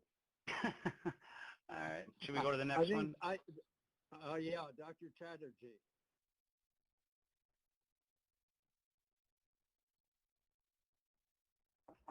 Yes, thank you, Dr. Goodman, for your presentation. It was certainly thought-provoking. I have a question with regard to the current study participants. By reviewing the documents, the briefing documents, it appears that there's a difference between participants who received the active vaccine versus placebo recipients in terms of adverse events that they experienced. And so there's a potential that people who are participating in the trial can actually, guess which arm Yes. they were randomized to. Absolutely, yes. Yeah, so is there then a possibility that those who believe that they were placebo recipients might wish to withdraw in greater numbers, and that would then compromise the study as well? Again, it absolutely could. So even going forward, it could, and that would be an issue for the statisticians and for the FDA. The point of this particular proposal is this would give them an avenue not to withdraw. That is, stay within the trial under these conditions. Now, if they didn't want to wait for their allocation to become available and their eligibility locally, withdrawing wouldn't do them anything. It wouldn't get them the vaccine any earlier. So there would be no motivation to withdraw. And also, I do think that the majority of people who signed up for these trials did so in good faith and with altruistic motives. I do believe that the vast majority want their contribution to produce a valid scientific result. So I don't think self-interest completely in any way dominates. And again, yes, I do believe that there's a fair amount of unblinding just due to reactogenicity of the vaccine, and obviously non-reactogenicity of the placebo. But this, again, at the time when they might be able to get the vaccine outside the trial, this would give them a way to still contribute to the science of the trial without leaving. I don't know if that answered your question. Yeah, no, that did. And I was thinking about, the people who would meet the priority criteria, obviously. They must be the ones who would want to withdraw if they thought they were in the placebo arm. Correct. And I do believe, that's what I said, I do believe that could happen. We've got a lot of questions. I think and what we're going to do is I'm going to ask all the speakers to please be available during our discussion, because we may have additional questions that come on up at that point. I'd like to move on to Dr. Kurilla, please. Thank you, Arnold. A great presentation. So the blinded crossover design looks quite feasible. However, the caveat is that it does take longer to get to the answer. Did I hear that correctly? That's number one. But would we also be facing a first mover effect where this would basically dictate future trial design short of any vaccine having a full BLA going forward? So everyone else will have to consider this option as a de facto approach. Yeah, that's a really good question. That's why I emphasized that. I'm sorry, I see you talking, but I don't hear you. I'll just answer what I heard. I can't judge exactly what will happen in the future because fact patterns are going to change. So I hesitate to predict too much. It is possible that this might represent, as we go forward, a default design that reduces the ethical tension of these trials as vaccines, as I mentioned, become available in the area of potential enrollees in the trials. And what we then be asking them to do is not completely deny themselves a vaccine which they could just go out and get if they themselves are eligible, but just defer it for a few months. It might be 2 months, 3 months, 4 months, and that might be less of an ask. I can't say whether it will become the default. Again, it's going to be a while before enough vaccines of any type, no less just this one, are rolled out even in the U.S. Remember also that these trials are going on all over the world. So the U.S. Places where they will not always be occurring in places where vaccines are otherwise available for quite a while. So it is possible we might evolve. I mean, I do see that there's going to be a staging where there's going to be a point or places where we cannot any longer do the placebo-controlled randomized trial. We might move to this, and then ultimately, as I said, and it might be a year or two from now, have to move to active controls. That's the evolution I see.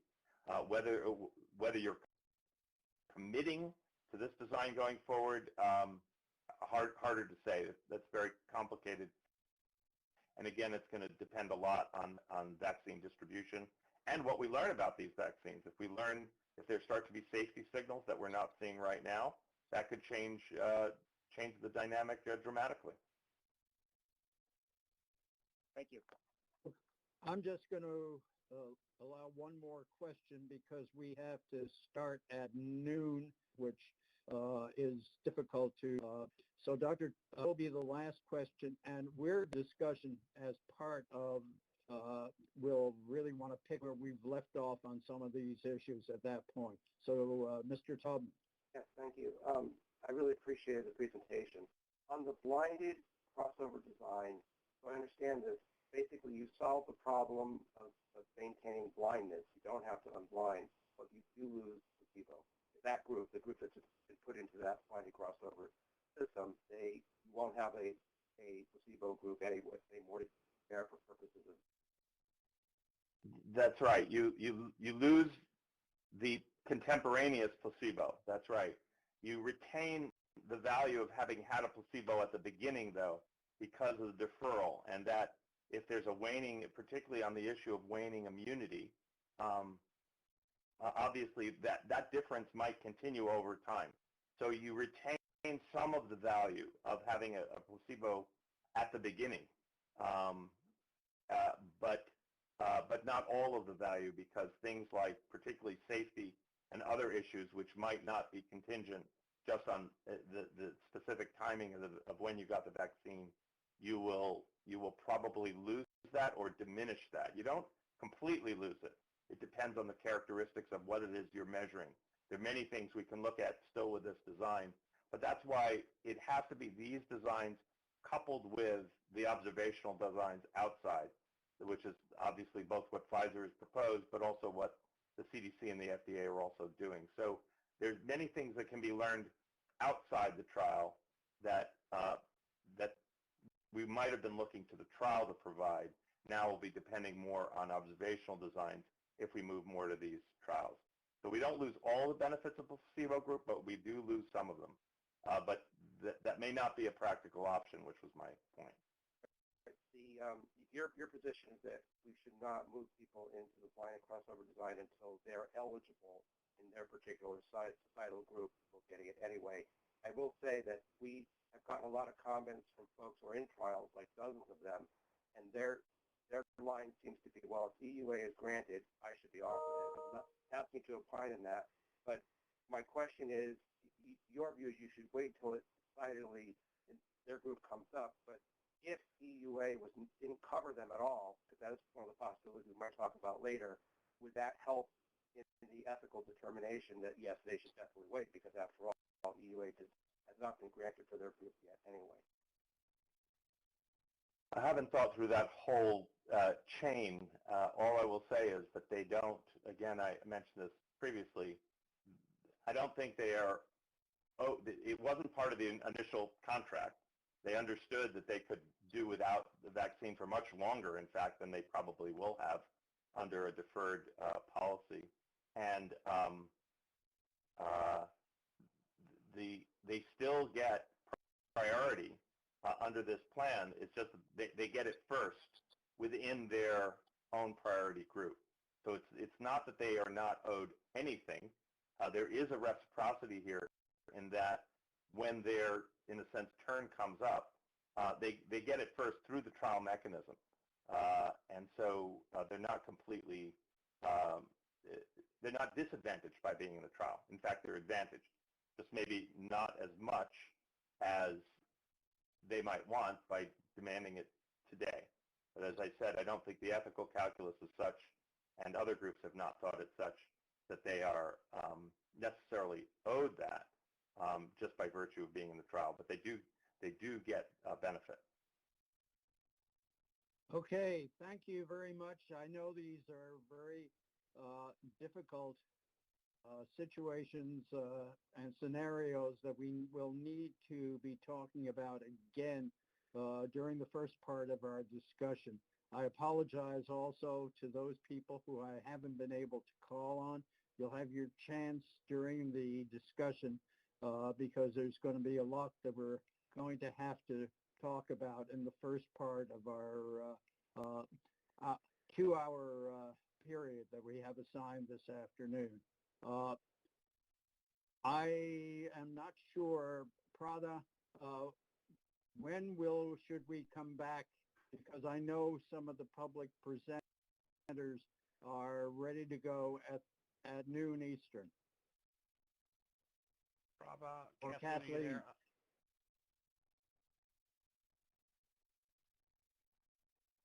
So we're scheduled to come back at, we're originally scheduled to come back around 12 o'clock, but we still have to call in all the public speakers. So let's just schedule it for right now, as long as Prabha, are you there? Yes, I am here. And Okay, then, go ahead.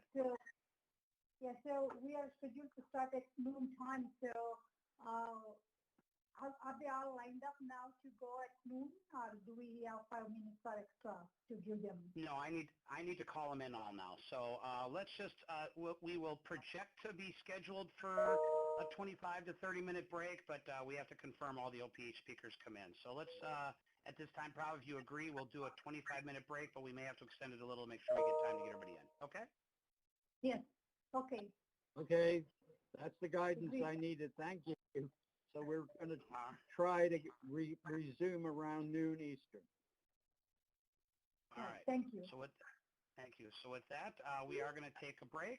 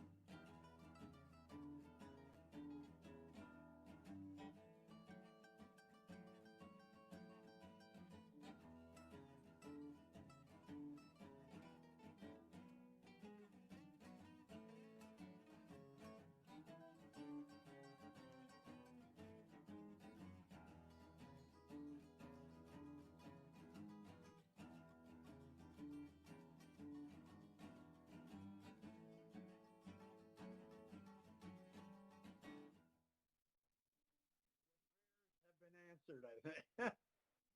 Hold on, Arnold. All right, and welcome back to the 162nd meeting of the Vaccines-Related Biological Product Advisory Committee break. I'd like to now hand it back over to Arnold. Arnold, are you ready? I am.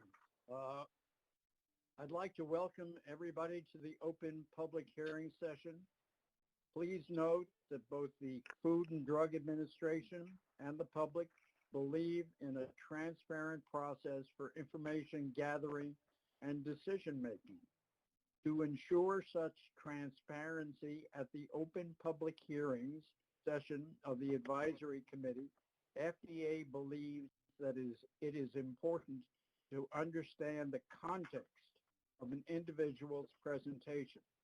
For this reason, FDA encourages you, the open public hearing speaker, at the beginning of your written or oral statement to advise the committee of any financial relationship that you may have with the sponsor, its products, and if known, its direct competitors. For example, this financial information may include the sponsor's payment of your travel, lodgings, or other expenses in connection with your attendance at the meeting. Likewise, FDA encourages you at the beginning of your statement to advise the committee if you do not have any such financial relationships.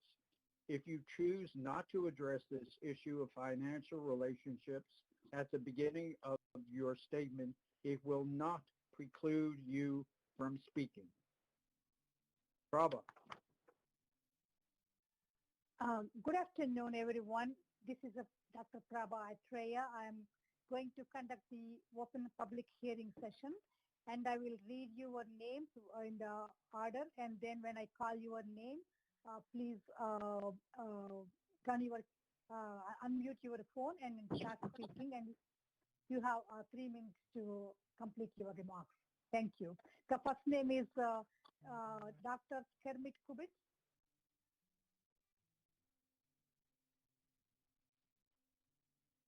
To the vaccine advice. Hello, these are my comments to the Vaccine Advisory Committee on the BNT 162b2 coronavirus vaccine. Cover efficacy, structured benefit, risk, and follow-up. I have no conflicts except for a lot of elderly relatives. Next slide.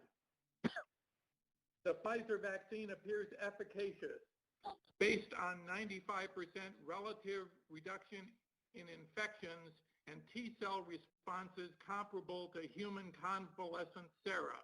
See Figure 2, page 22, and Figure 4, page 24. Some uncertainty is introduced by the possibility of mild asymptomatic infection, including among placebo patients, including feelings of pain or injection site effects that may have caused more vaccinated participants to be tested than placebo recipients. Next slide. Benefit risk. I have reviewed the available evidence, and as a Caltech graduate, despite the uncertainties, the structured benefit risk of Pfizer BNT 162b2 is very positive. The coronavirus, as we have heard, is a serious medical condition with 3,000 daily deaths. While there are therapeutics, there are no prophylactics against COVID-19. Even in the event of approval of the Pfizer vaccine, limited supplies will require EUA of other efficacious vaccines when available, such as Moderna or others. Benefits of the vaccine include prevention of COVID-19, after the second dose, prevention of severe COVID-19, and preventing COVID-19 after the first dose. Risks appear to be mild injection site pain, fever, or fatigue. Increased reactogenicity for recipients over 55 is more than offset by the benefits of preventing COVID-19 cases in older adults with weaker immune systems. I note that allergy-susceptible persons should be informed of any issues in the EUA fact sheet following approval. The net benefit is highly positive. I would recommend the vaccine to my siblings over 80 and my relative in an assisted living facility where there have been 3 cases for staff and 3 cases among residents. There is a need for follow-up of vaccination effects, including how long after immunization patients are protected, whether the vaccine prevents infections which cause further transmission, and how any violations of cold chain supply, dilution, shaking, or administration affect efficacy. Thank you, Dr. Fink, Dr. Gruber, Secretary Azar, Dr. Hahn, and Dr. Messonnier. They need this vaccine yesterday. Okay, great. Thank you. The next speaker is Diana Zuckerman. Yes, hi, can you hear me? Yes. I'm Dr. Diana Thank you. I'm Dr. Diana Zuckerman, President of the National Center for Health Research. Next slide. Our center scrutinizes the safety and effectiveness of medical products, and we don't accept funding from companies that make those products. My expertise is based on my postdoctoral training in epidemiology and as a faculty member and researcher at Vassar, Yale, and Harvard, and also previously a fellow in bioethics at Penn. I've also previously worked at HHS and the U.S. Congress. Next slide. Today I'm going to focus on 2 major concerns on how we can improve the data that are already available. Number 1, the 2-month median follow-up is just too short to have long-term safety information and long-term efficacy information, so it's essential that the randomized controlled trial be continued. Number 2, there's a lack of diversity in COVID cases. There were 0 Black cases in the vaccine group and only 7 Black cases in the placebo group, and there were 0 cases that were ages 75 and up in the vaccine group and 5 in the placebo group. And it was very disturbing. Wall Street Journal did a chart saying that it was 100% effective for Black patients, for example. So that's one of the reasons why we need more people so we have reasonable data. Next slide. There are also too few severe cases to draw any conclusions. There were only 4 severe cases after the 2nd dose. That's just too few to conclude anything. Next slide. Long-term patients were not, long-term care patients were not in the study. There were about 800 people ages 75 and over in the study, but only 5 were cases. So we want to save their lives, but how can we ensure informed consent to nursing home patients when we have no data to provide? And how many frail elderly or their family members can make an informed decision based on so little information? Next slide. We need long-term data to fully understand if the benefits outweigh the risks for frail patients and for all races and ethnicities and for all patients. And that's why continuing the randomized controlled trial is so important. Next slide. In conclusion, the EUA is not approval, and it should have more restrictions than you'd have for approval. So FDA should require continuation of the RCT while targeting EUA to priority populations, especially healthcare workers. I agree, don't let anyone in the placebo group jump the queue. Second, EUA should not allow off-label use for non-priority groups, whether they're celebrities or anybody else. Off-label use could potentially occur under FDA's expanded access program. And last, FDA should delay access to vaccines by the placebo group unless they are in the priority populations. And I am concerned that the blinded crossover would be would be informative if the vaccine is not long-term efficacious.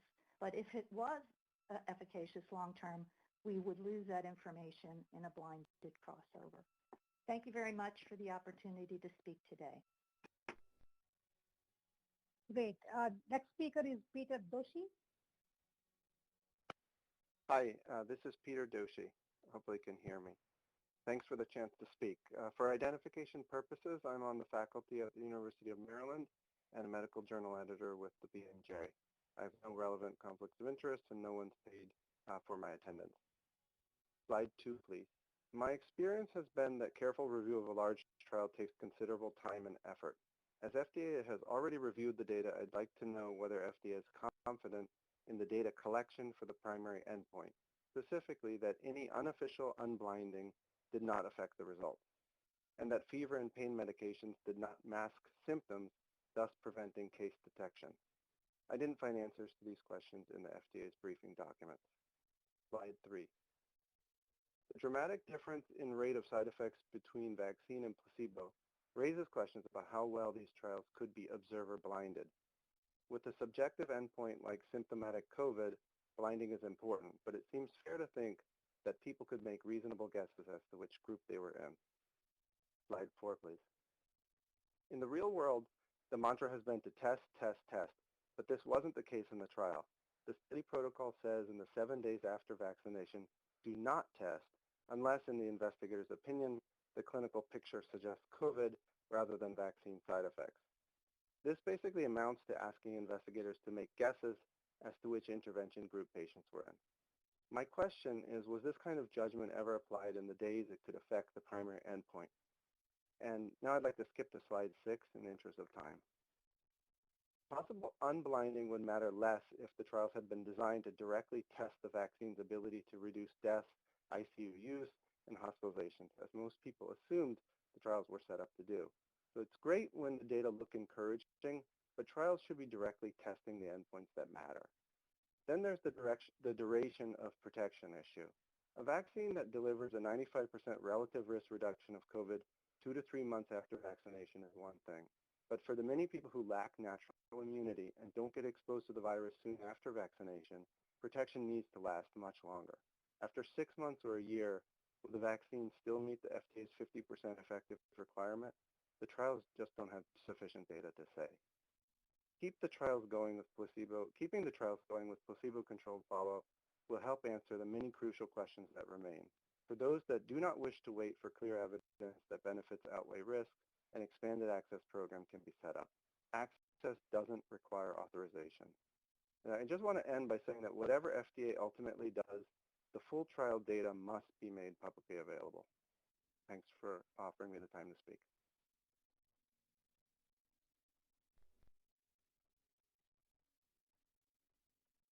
Okay, the next speaker is Rasi Hassad. Thank you. Thank you. I am Rafi Hassad, a professor at Mercy College with expertise in epidemiology, statistics, and mental health. I hereby declare no known or potential conflict of interest. Next slide. This vaccine is reported to have an impressive overall efficacy rate of 95%, consistent across key demographics. However, the primary efficacy endpoint of the trial was symptomatic COVID-19 infection. Participants who may have developed asymptomatic infection were not identified in this trial.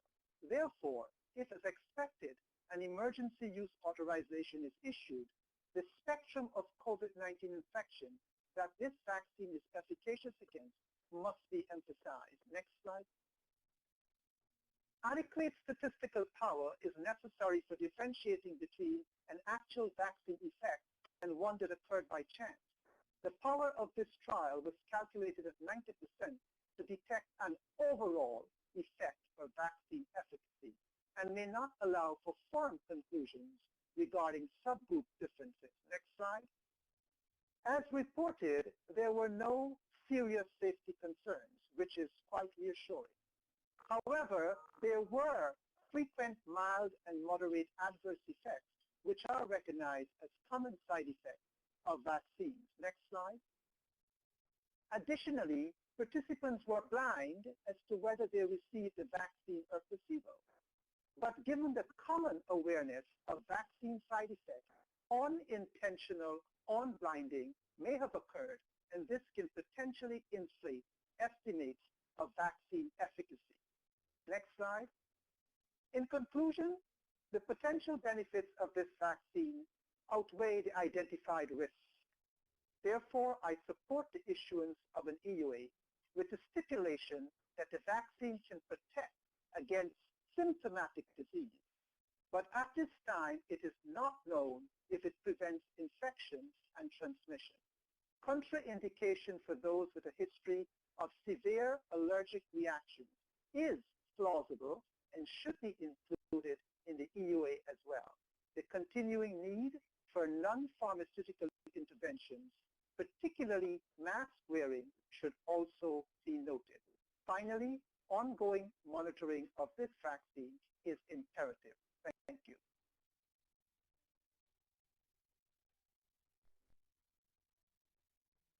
Okay, the next speaker is Yvonne Fine. Hi, my name is Evan Fine, and I'm a phase 1 participant in the Pfizer and BioNTech vaccine trial that was conducted by researchers at NYU. I have no financial or other conflicts of interest to disclose. I'm speaking today because after conversations with friends, family, and coworkers, I thought it was important to share my experience in this trial and to do my part to help ease people's fears about the vaccine. I think I got a real vaccine and not a placebo because of mild adverse effects such as fever, chills, and pain in the injection site after the second injection. After reporting the side effects, I was called repeatedly by the doctors and researchers at NYU to see if I was okay, and I was. Nothing felt rushed, and I never felt like a guinea pig. The question that everyone asks me is, well, what happened in the long term? Are there any long-term side effects? And it's been more than 5 months now since my first shot, and I can happily report that there are none. Since I've participated in the trial, I've helped out my older parents, I've gone to work in person, and I've exercised in small groups, and I haven't gotten COVID-19. I also want to emphasize that these activities do not represent changes of behavior that would alter the integrity of the clinical data. These are life activities that I have to do anyway. Not all of us are able to lock down and stay at home indefinitely. I'd still do my best to follow health rules and safety precautions. I understand the concern about whether or not people will trust the vaccine, but there will always be some holdouts. Most Americans will take the vaccine voluntarily as long as we're honest, don't talk down to them, and treat them like autonomous adults. But right now, demand for the vaccine exceeds the supply. The skepticism of some does not justify delays for others who desperately want to take it. The best way to get people to take the vaccine is to lead by example. I don't think that the problem was that this vaccine was rushed. The issue is that other important innovations are slowed down too much by delays in scheduling, lack of funding, and other bureaucratic rules that do little to enhance safety protocols. If Pfizer, BioNTech, Moderna, or anyone else has an RNA product that can immediately help people with cancer, dementia, or AIDS, the FDA should accept the data on a rolling basis and work with these companies to get to and complete phase 3 clinical trials within a year or two. 5 to 10 years for these trials is simply not good enough. Pfizer has just set the gold standard for future clinical trials. Let's live up to this. Now, this is an emergency, and the burden of proof is on those who don't want to authorize the vaccine. Absent compelling reason not to authorize it, it is simply immoral and unethical to deny the vaccine to healthcare workers or first responders who want it. An EUA must be granted, and it must be granted tonight. As of yesterday, the daily death toll for COVID-19 exceeds the death toll on September 11th, 2001. Delays on December 10th will mean more death on January 10th. In the words of Todd Beamer, let's roll. Thank you.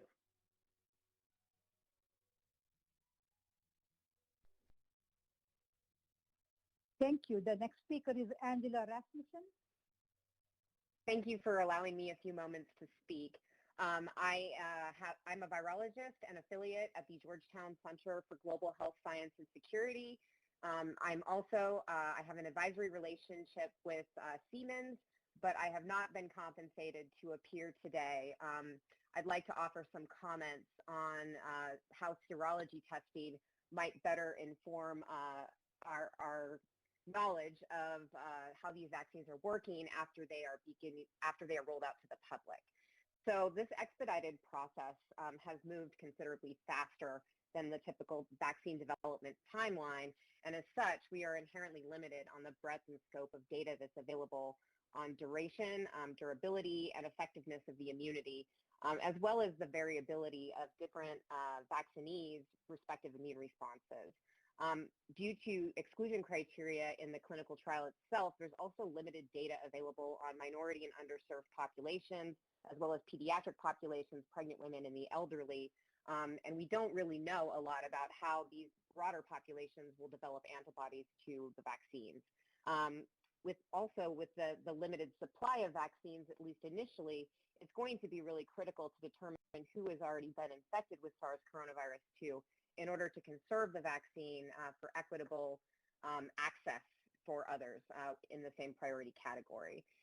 Because this rollout will be so highly visible and pivotal, we really need to address potential problems such as outbreaks in nursing homes, hospitals, schools, or other at-risk populations due to a failure to seroconvert. And serology testing could really help limit all of these issues. Next slide, please.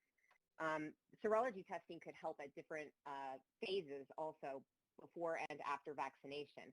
So prior to vaccination, serology testing could assist in prioritizing individuals for vaccination, as I just mentioned, also establishing a serological baseline in the population, and help ensure that a scarce supply of vaccines initially reaches the most vulnerable people.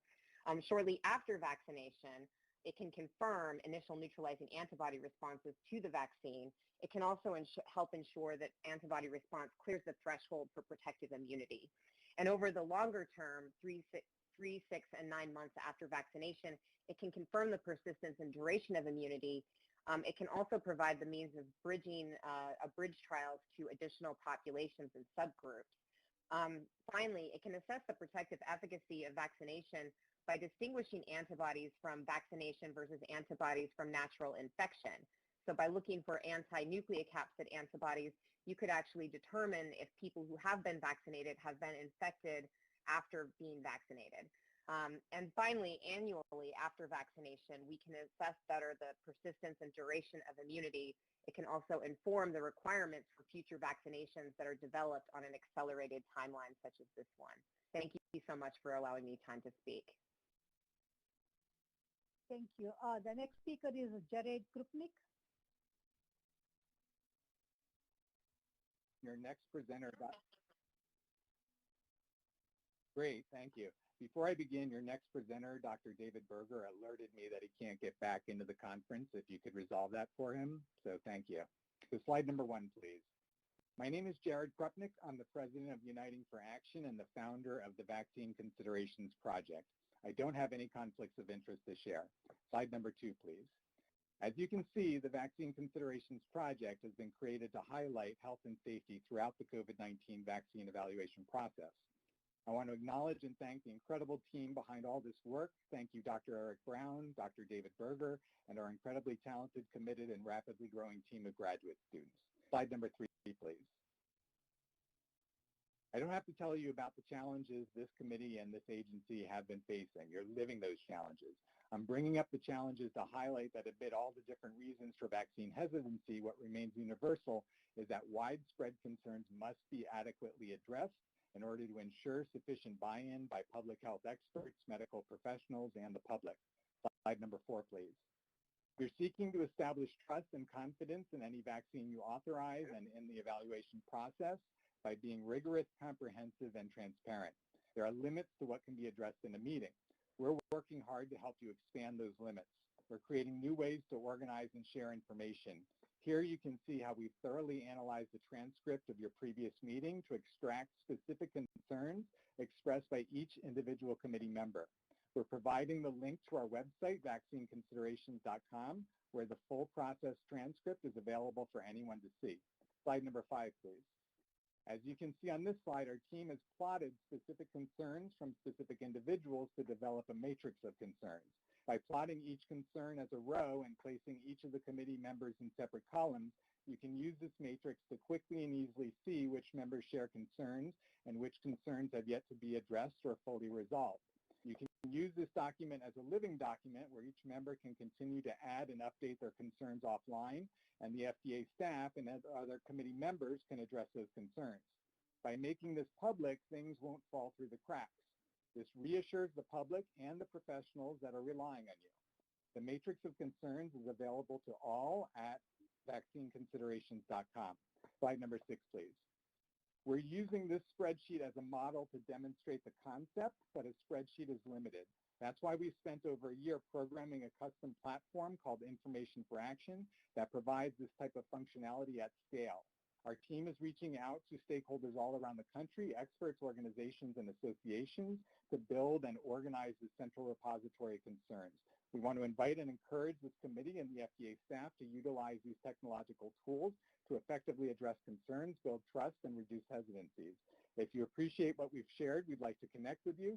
Please reach out to us at team@vaccineconsiderations.com. Thank you. My team and I look forward to working with you.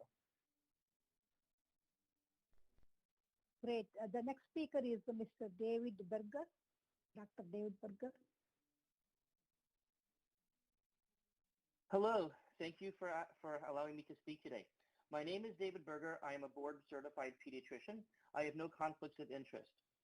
I am one of the few pediatricians in Florida who does not discharge families from my practice if they have vaccine hesitancy or do not wish to follow the recommended CDC schedule. My comments today are very mindful of the strong overall benefit our nation will get when most of us have immunity to SARS-CoV-2. Next slide, please. My presentation today is about vaccine hesitancy and steps that can be taken to increase my confidence in the COVID vaccine program. And this should be slide 3, by the way. It is very important that we see ongoing complete transparency about the vaccine in terms of both safety and efficacy. We have seen reports that up to 50% of Americans and 30% of physicians have some level of hesitancy about COVID vaccines. We must allow for meaningful public scrutiny to build public confidence in the vaccine program. Next slide, slide 4. True informed consent has always been at the core of how I practice medicine. As doctors, we have a duty to inform our patients about the benefits and risks of any medical procedure. If a person feels she is not given sufficient information about a treatment, how can she provide informed consent? I also think it's important to respect people who have concerns about hesitancy about vaccines. I often find that hesitant families will proceed with vaccines if they don't feel that their concerns were blown off and minimized, but instead were respected and tended to. Slide 5. While there are many subpopulations that should be studied for increased chance of vaccine side effects, there is particular concern about those with pre-existing allergic, hyperinflammatory, and autoimmune conditions. The Pfizer data shows that 4 individuals who received the vaccine developed Bell's palsy, whereas there were no incidents in the placebo group. On the first day of England's vaccine program, their government had to tell people not to take the vaccine, the Pfizer vaccine, if they have a history of significant allergic reactions after 2 significant anaphylactoid reactions were seen in recipients. Slide 6. It will be difficult to quickly and fully track all 50 states to find the real frequency of adverse reactions. It is important we have a strong federal program to coordinate this. Please ensure a plan for this. Please provide data for us to know if people who have had COVID infection already have an increased or decreased risk of a vaccine reaction. Please provide comparative data between the different vaccine products to determine if any brand may have more or different reactions than other brands. Slide 7.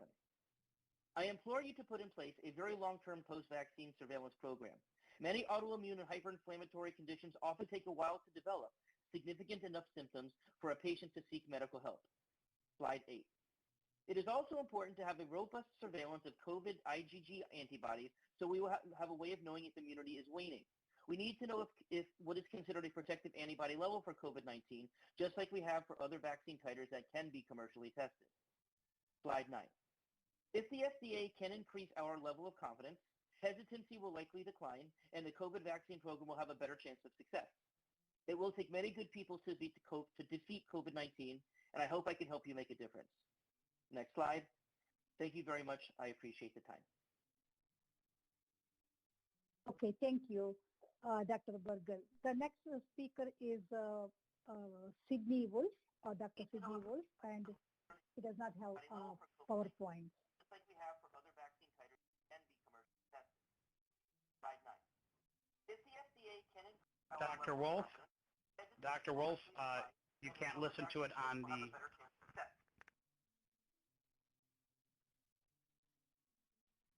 Dr. Wolf? Yes. Okay, Can you Dr. hear Wolf, me you with gotta turn the your- speakerphone on? No, yeah, you have to turn your TV off, or otherwise we're going to hear the delay. So please turn your TV off or whatever you're listening to. I will turn it off right now. It's off. All right. Can you hear me Dr. on Wolf? speakerphone? I'm doing Yes, we can, speakerphone sir. now. Yes, we Can can. you hear sir. that? Go ahead. Yes, we can. Go ahead, sir. I'm Dr. Sidney Wolf, founder and senior advisor of the Public Citizens Health Research Group. I have no conflicts. With the surging pandemic and interim efficacy and safety results made public 2 days ago, we now agree with the need for an EUA for Pfizer-BioNTech COVID vaccine. There's an important unresolved conflict, though. If an EUA is granted for widespread use, should the 19,000 participants in the trial who received a placebo be notified of this and be offered a vaccine by Pfizer, clearly encouraging them to stay in the trial? Similarly, should blinded vaccine recipients be told of their status, thereby encouraging continuation in the trial? What would you wish if you were subjects in the trial? As status uninformed trial participants, you might otherwise leave the trial to get vaccinated with the Pfizer or any other available EUA available vaccine. The unblinding vaccine providing proposal has important advantages. First, once an EUA is granted, the ethical obligation, as Pfizer says, to both inform all placebo recipients of their status and offer them vaccine within the context of the trial is met. Second, by retaining more trial participants than if the trial remains blinded after an EUA, more recipients may be followed afterwards. The originally vaccinated group could be compared with the newly vaccinated group to continually compare rates of new COVID-19 infection with increasing duration of vaccination as well as adverse reactions. FDA has said that it doesn't consider availability, as you have all heard, of a COVID-19 vaccine under an EUA in and of itself as grounds for immediately stopping blinded follow-up in an ongoing trial or offering a vaccine to all placebo recipients. During the October 22nd meeting, during Dr. Doran Fink's presentation, someone asked about what about the problem of retaining placebo patients post-EUA, and Dr. Fink responded, with regards to mitigating the risk of dropout from ongoing clinical trials, we do share that concern. I don't have any specific remedies to offer at this time. We've asked the vaccine manufacturers to think carefully about how they would ensure clinical trial retention. Pfizer has stated in the briefing document, quote, it intends to continue the pivotal phase 3 study with participants in both the vaccine and placebo groups as originally allocated for as long as possible, emphasize that. Nevertheless, we have an ethical responsibility to inform all ongoing study participants of the availability and eligibility criteria of the vaccine made available under an EUA. They would accommodate those trial participants wishing to leave the trial by revealing which group they are in, but they can receive the vaccine only when practically eligible, depending on the government-specified priority group and the available supply. But Pfizer's real preference, and this is in the briefing documents, is that such placebo individuals are vaccinated within the study in order that both safety and efficacy data can continue to be collected. We believe this approach will minimize the number of current participants who withdraw from the study. If you were in the trial, would you prefer being unblinded only if you wish to leave the trial to seek possibly available but needed vaccine, or being automatically unblinded given Pfizer's vaccine if in the placebo group, or happy to find out wrap it up. To stay in the trial? Thank you. Thank you. The next speaker is Kim Witzek. Yes, Good afternoon. My name is Kim Witzek, and I'm speaking on behalf of Woody Matters, a drug safety organization started after the death of my husband due to an undisclosed side effect of antidepressants. We represent the voice of families who live every day with the consequences of the current drug safety system. I am also on the board of directors for USA Patient Network, an independent patient voice advocating for safe, effective, and accessible medical treatments.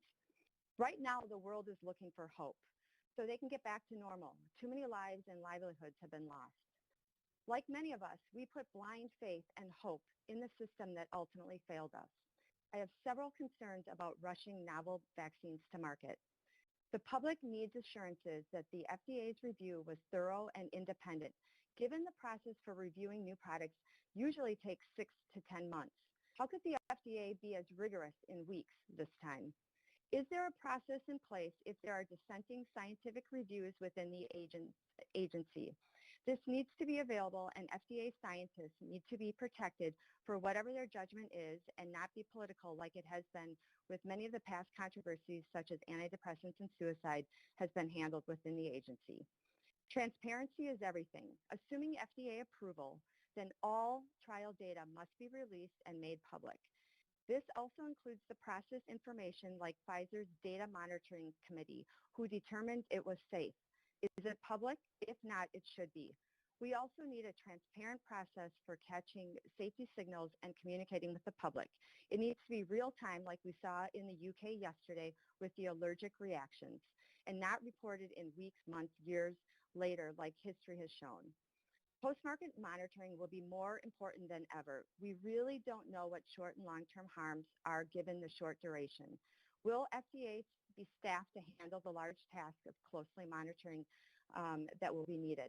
Like MAUDE, the medical device reporting system, which includes patient narratives in the reporting, the FDA needs to do the same for the VAERS. Narratives can help tell a more complete story than just the data without giving away important patient details. Finally, I have huge concerns with possible unblinding of placebo participants and giving them the actual vaccine, as Pfizer CEO alluded to be willing to do. If this happens, we lose our control group. In closing, I'm directing this comment to the news media. You have a huge responsibility to dig deeper, ask critical questions, and not be just an extension of the manufacturer's PR department and accept press releases like the Wall Street Journal article did earlier this week and included a Pfizer supplied chart showing efficacy by subgroups where blacks had 100% efficacy. This should have sounded alarms and begged for additional questions, and then they would have dug deeper and realized there weren't a whole lot of blacks in the trial. Please seek out independent researchers, scientists, and others without political or financial agendas. Ultimately, the public is the real-world clinical trial. It is one big human experiment. The only ones that have 100% immunity in this will be the pharmaceutical companies. They get all the benefits of sales without any of the legal liability should something go wrong. I'd like to thank you for your careful consideration of my comments. I know firsthand the importance of your advisory committee work. Thank you. Okay, the next speaker is Ms. Ligda D. Hi, thank you. I'm from AIDS Action Baltimore and the AIDS Treatment Activist Coalition. I have no conflicts of interest. The answer to both agency questions on COVID-19 prevention and the risk-benefit ratio are clearly yes, in my opinion. Many of the issues submitted in my written comments have been addressed in the sponsor's submission. One important ethical issue involving maintaining participants on the placebo arm after EUA has been discussed. I think it is very reassuring that the sponsor is proposing that the placebo participants be permitted to decide whether to remain on the placebo or to receive the vaccine within the study at the appropriate time. The crossover design will hopefully ensure that the study will not crash. Crossovers are nobody's favorite, but an unblinded crossover is probably much more feasible here. Lay people have no understanding of the nuances discussed today. Acceptable designs that will confirm initial EUA data and protect current participants and suspicious future potential participants promoting public trust are essential. I do have a few important remaining concerns. The DART study for pregnant women should be much further along by now. Also, the sponsor is essentially claiming that safety and efficacy have been established across race and ethnicity. The analysis of 3,800 phase 2-3 participants includes only 0.5% Native Americans, 9.3% Black or African Americans, and 28% Latinx people. The Native American and Black or African American numbers are especially concerning in these key populations who are disproportionately affected by and who experience greater adverse COVID-19 related comorbidities and death.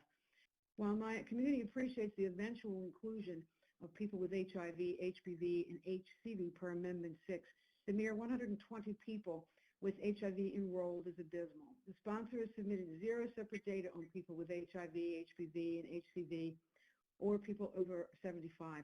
Thus, there's absolutely no data to guide vaccine use in these populations. This is especially concerning for people with HIV, as there is mounting evidence of disparate adverse co-infection outcomes. VRBPAC should recommend that the sponsor conduct post-EUA research to establish safety and efficacy in significant numbers of people over 75 and people of color and people with HIV, HPV, and HCV where feasible without excluding them from any indication. Finally, I hope we don't begin by lagging behind in the enrollment of people in color in COVID-19 research.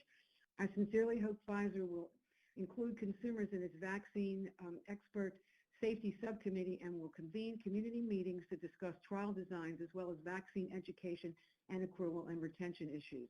This practice has served both the HIV community and sponsors very well over many years of successful and mutually beneficial drug development.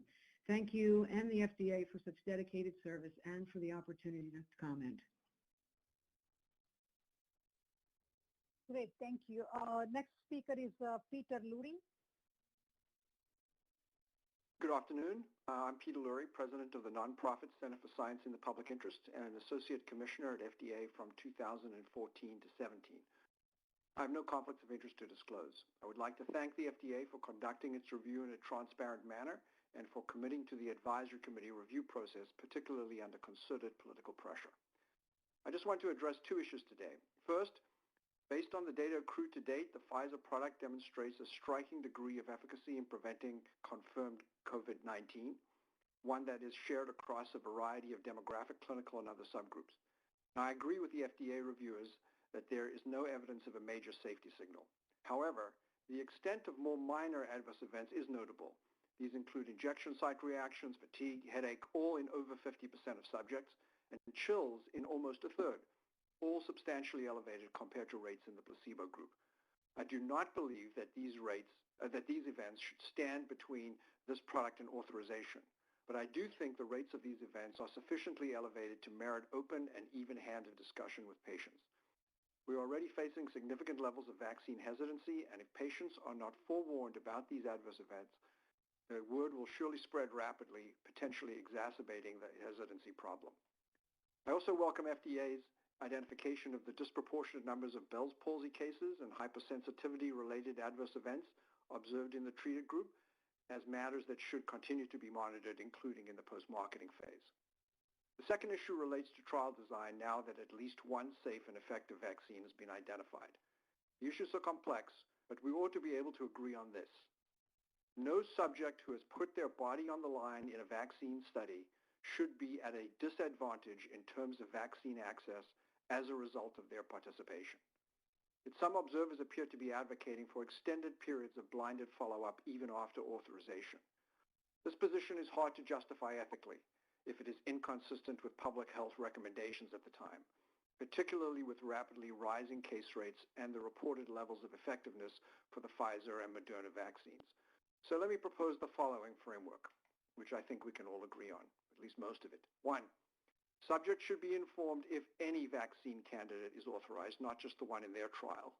2, like any study subjects, those in vaccine trials should be given the opportunity to leave the trial at any time if they so desire. 3, given the shortages of available product, subjects should be offered vaccination with an authorized vaccine as soon as it is offered to those in their clinical or demographic group in accordance with federal or state guidelines. 4, those for whom the product is not yet recommended can continue to be followed in blinded fashion. And 5, vaccination is recommended for an individual. A good option is to do so in a blinded crossover manner as described by Dr. Goodman to facilitate blinded follow-up for long-term safety and efficacy outcomes. I believe that this will facilitate the collection of essential data while honoring the contributions of the tens of thousands of people whose altruistic efforts have brought us to where we are today. Thank you.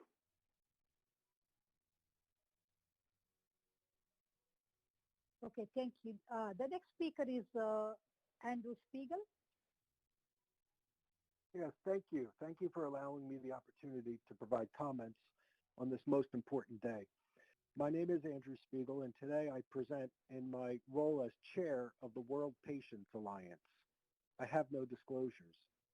The World Patients Alliance is a global umbrella organization of nearly 200 patient organizations from 86 countries representing hundreds of millions of patients across diseases worldwide. My very brief comments today fall into three basic areas: dedication, commitment to science and transparency, and innovation.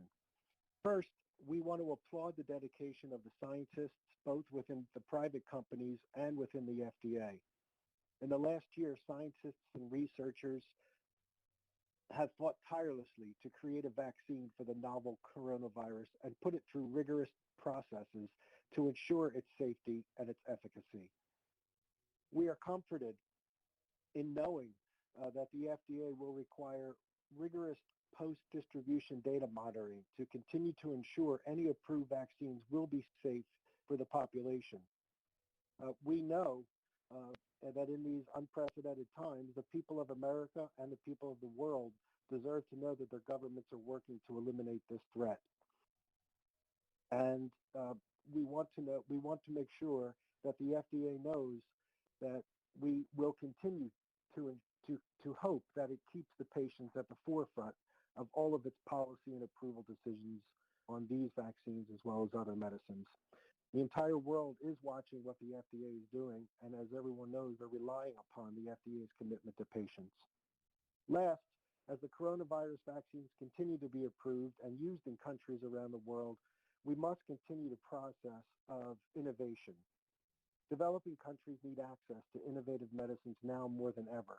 In future breakthroughs, the vaccine for COVID could be manufactured as a pill that would be easily distributed and prescribed in those countries with less access to healthcare professionals around the globe.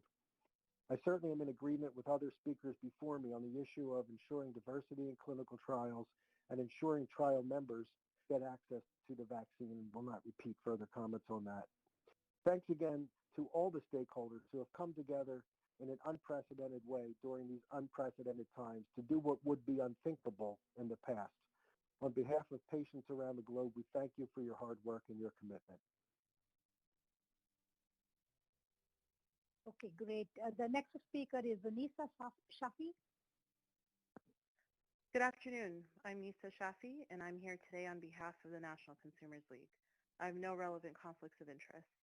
We extend our gratitude to the Vaccines and Related Biological Products Advisory Committee for the opportunity to present public comment today on behalf of consumers regarding the deployment of an emergency use authorization for the Pfizer-BioNTech COVID-19 vaccine. Firstly, we want to thank the Food and Drug Administration, Centers for Disease Control and Prevention, and other public health agencies for their demonstrated commitment to fostering public trust throughout the COVID-19 vaccine development and approval process. As consumer advocates, we have been encouraged by the honesty, transparency, and access afforded to the public during this critical time. To that point, there has never been a more critical time for consumers to have confidence in the FDA. The agency has undergone scrutiny from the scientific community for prematurely issuing EUAs for COVID-19 therapeutics. NCL is aware that developing a vaccine for COVID-19 is a time-sensitive priority and appreciates that the FDA recognizes that an EUA is not intended to replace long-term randomized clinical trials data associated with full FDA approval.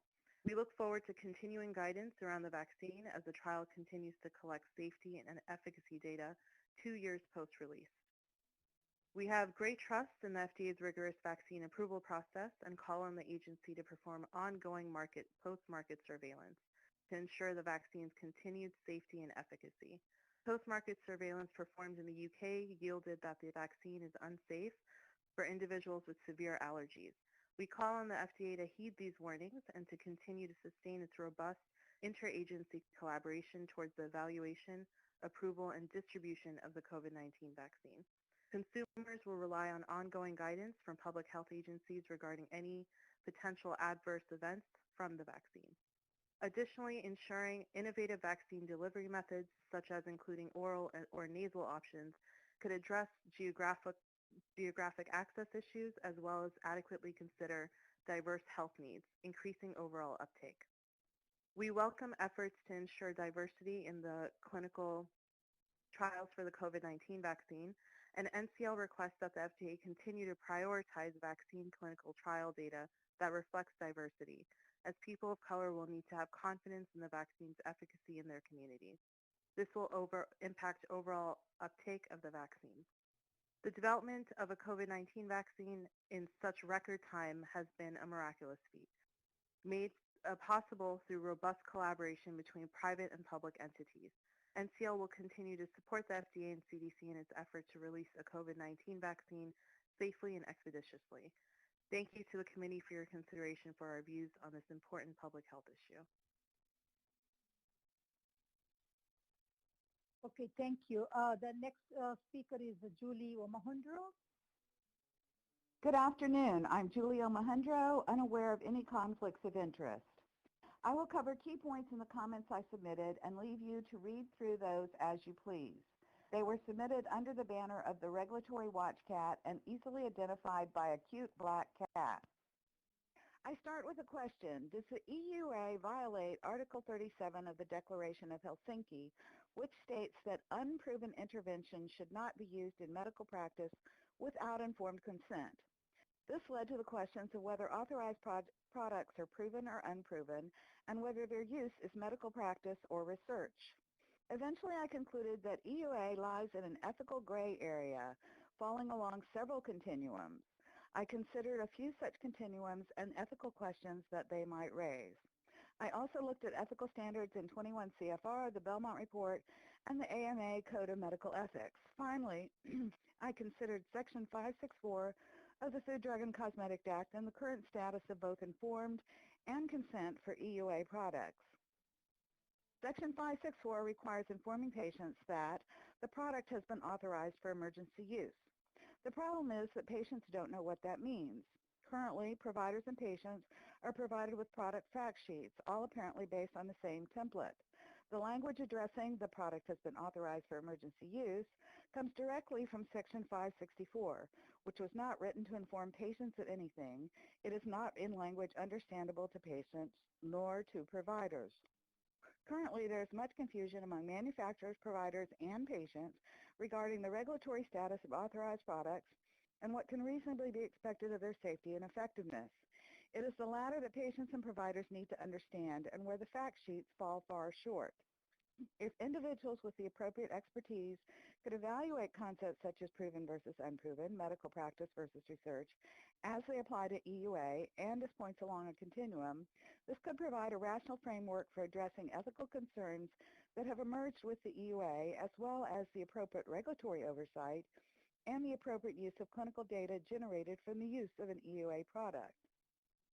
I don't think this type of evaluation is suited for warp speed. Therefore, in the interim, I ask the committee to consider that the risks presented by the EUA include not only ethical risks, but also loss of public trust, a serious risk for any public health program. If issues emerge with the use of a new medical product, patients and providers rarely go back to, what was I told? I hope FDA will give serious consideration to moving forward with any COVID-19 vaccine initially under expanded access rather than EUA to assure adequate ethical oversight, informed consent, and early access to the vaccine by the populations that most urgently need it. In addition, for the love of Harvey Wiley and Jonas Salk, please, please have an IRB take a look at the template for the patient fact sheets. Thank you. Okay, great. The next speaker is Drew West. Hi. Thank you. Thank you for this opportunity to comment. My name is Drew West, and I'm the president of the USA Patient Network. Our organization is composed of many patients and family members who have been affected by pharmaceutical and medical devices that promised hope but left our members or family members harmed with lifelong side effects and sometimes death. We have no conflicts of interest to report as we are a completely independent voice for patients and their families. Our concerns are based on lived experience. Every person receiving a COVID vaccine needs to know the answers to basic questions, such as, will this vaccine prevent the most serious symptoms or the spread of the disease? What side effects or problems might occur immediately, midterm, and long term? And how long will this vaccine protection last? It's our opinion that at this time there are too many unanswered questions regarding the safety and efficacy to release a vaccine. The release of these vaccines will make participants unwitting subjects in a seemingly uncontrolled clinical trial. That said, we recognize the tremendous pressure being placed on the FDA to act.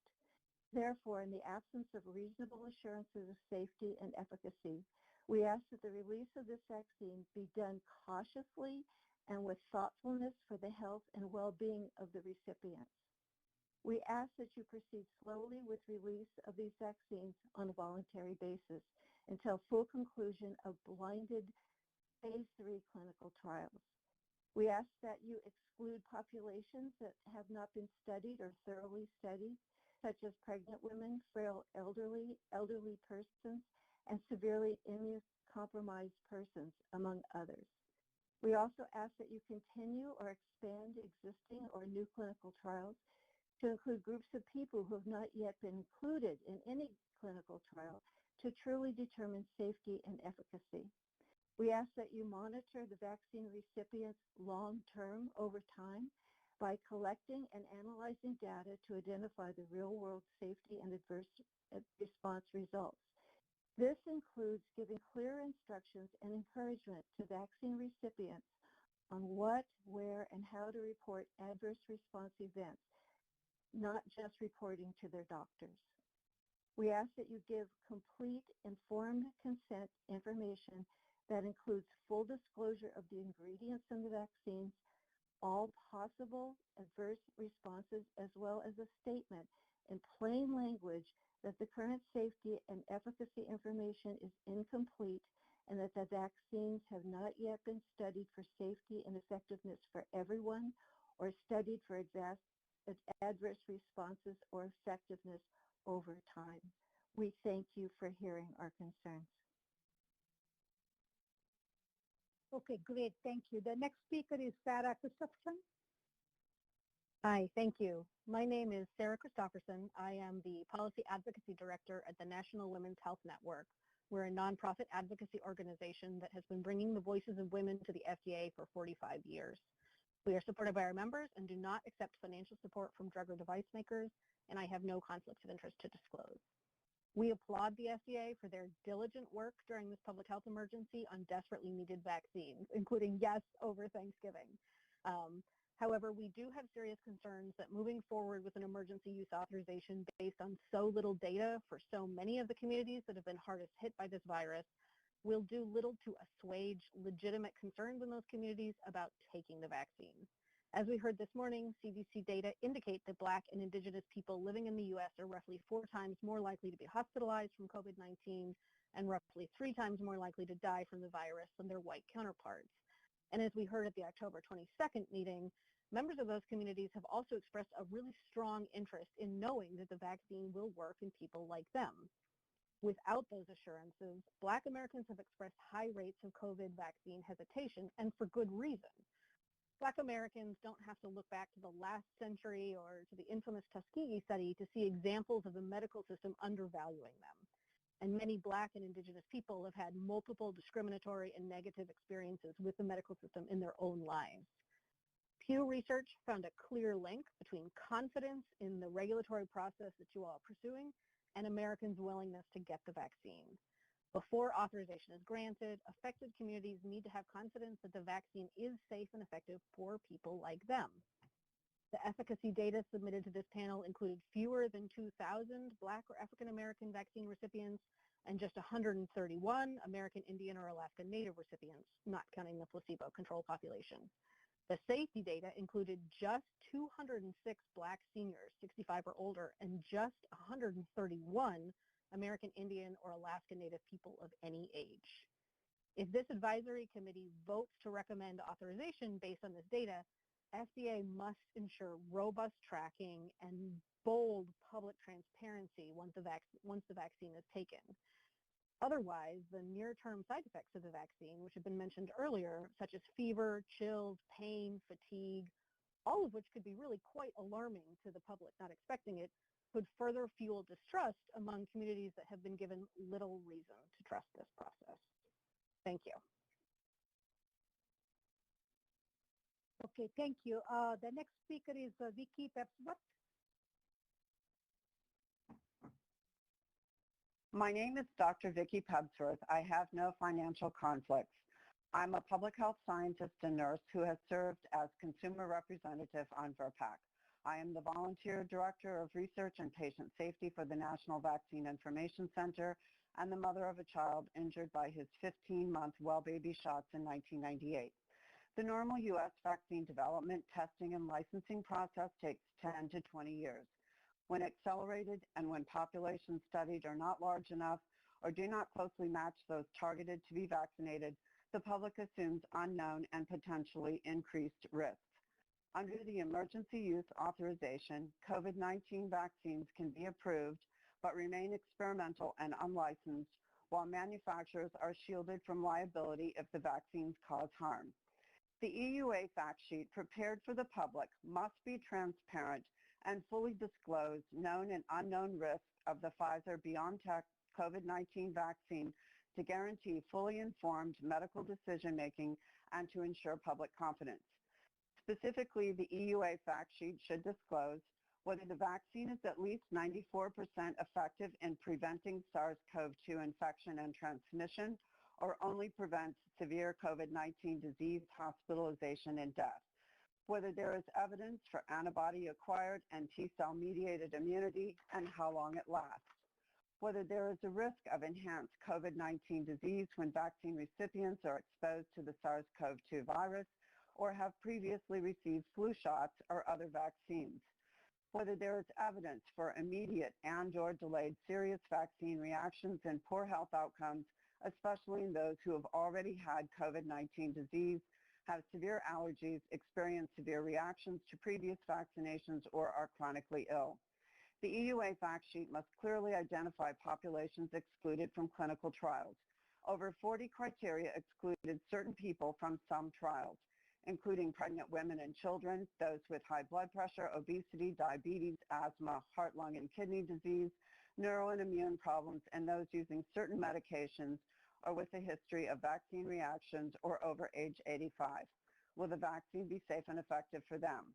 The EUA fact sheet must clearly list all vaccine ingredients and disclose that an aborted fetal cell line was used to test the vaccine, as reported in a September 2020 paper published by 61 Pfizer and BioNTech scientists. By law, the EUA fact sheet must state that the consumer has the option to accept or refuse the vaccine. It is the position of the National Vaccine Information Center that using coercion and sanctions to persuade adults to take an experimental vaccine or give it to their children is unethical and unlawful.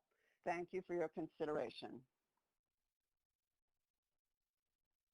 Okay, thank you. The next speaker is Martha Nolan. Good afternoon. Thank you for the opportunity to speak with you today. I am Martha Nolan, Senior Policy Advisor at Healthy Women. Healthy Women is the nation's leading nonprofit health organization representing more than 18 million women. We provide consumers and healthcare providers with accurate, evidence-based information about diseases and conditions, innovations in research and science, and changes in policy that affect women's access to treatment and care. I'd like to first thank you for the thoughtful and important work you are doing today and all that you've been doing throughout the pandemic. The discussion today is truly historic, and I commend all of you for your leadership and careful consideration of the data that is before you. Whether today or in the future, as COVID-19 vaccines are authorized by this body, I know that we are all cognizant of the challenges that lie ahead in terms of public trust. The science being presented today is truly remarkable, and the transparency of this meeting and the sharing of information from all of the companies as they work to develop COVID-19 vaccine candidates is the first step in bolstering public trust.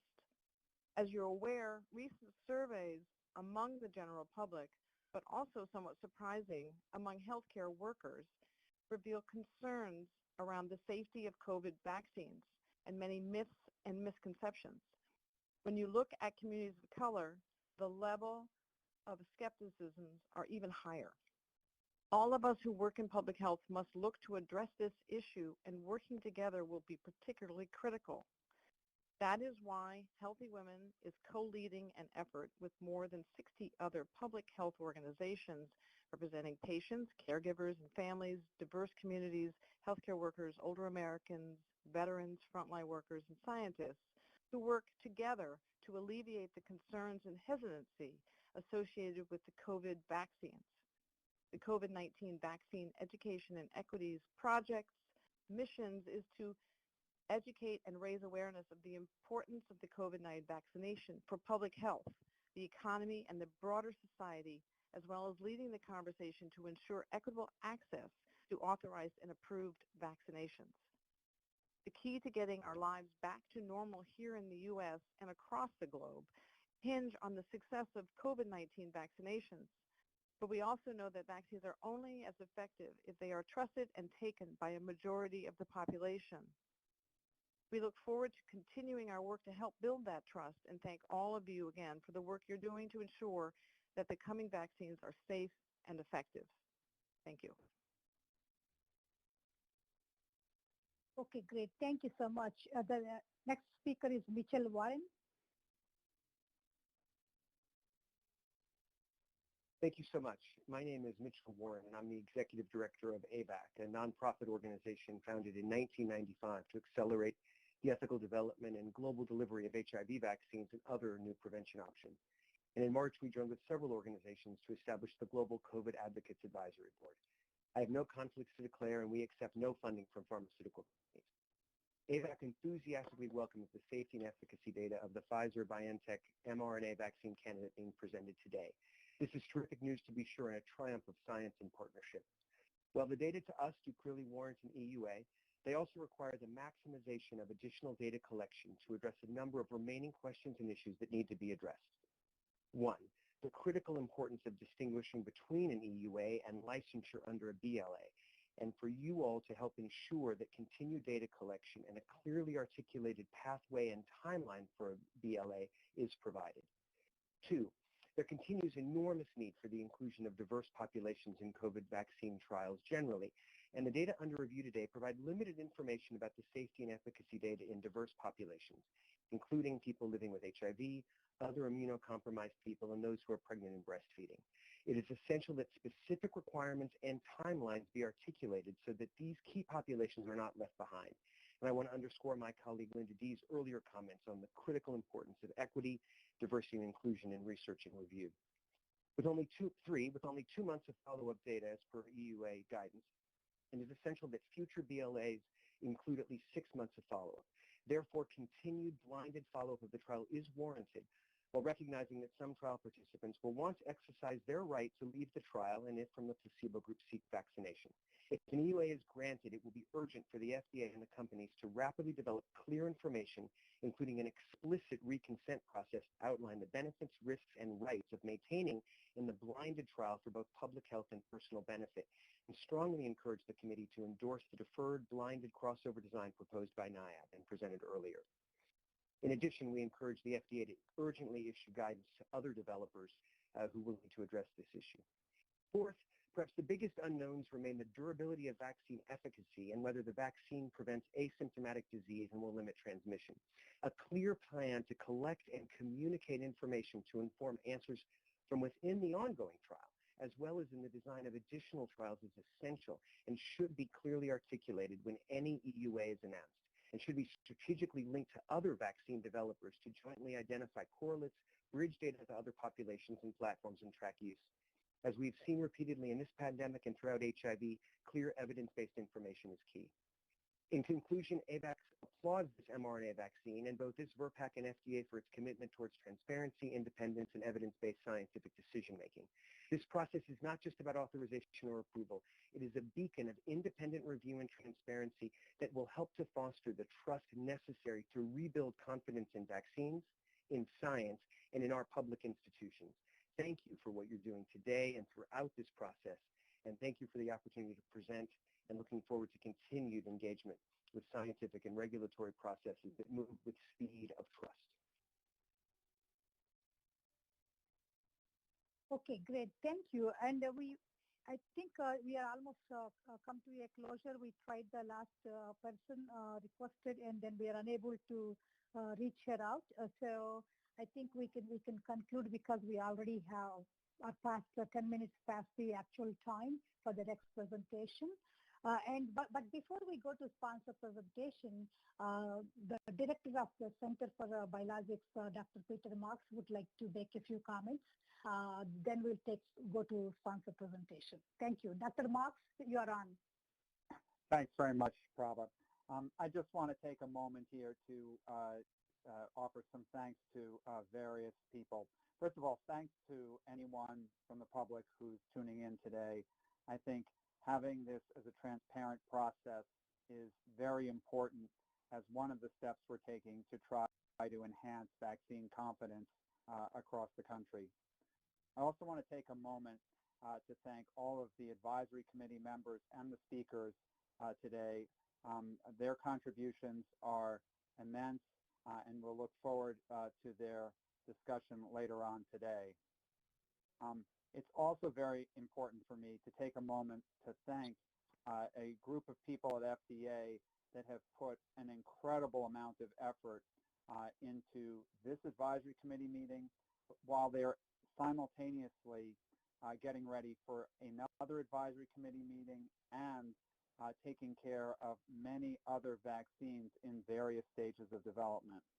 The amount of work that has been put into this by those just setting up these meetings is tremendous, and I'd like to thank Prabha and all of the advisory committee staff, but also an incredible debt of gratitude to all of our reviewers in various offices, and especially in our Office of Vaccines Research and Review.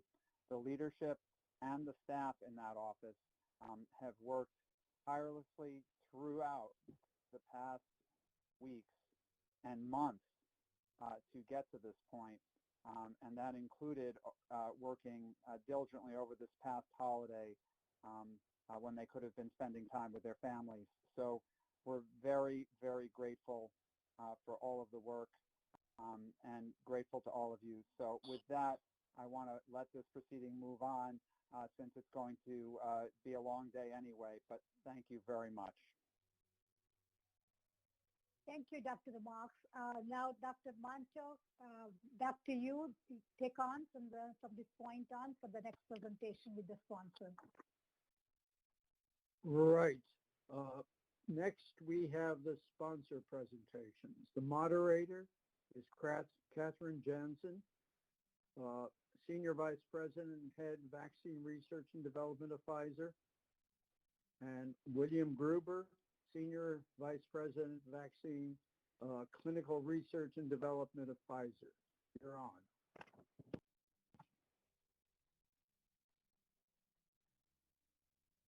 Good afternoon, members of the committee, FDA, and ladies and gentlemen in the audience. It is a real pleasure to be here today.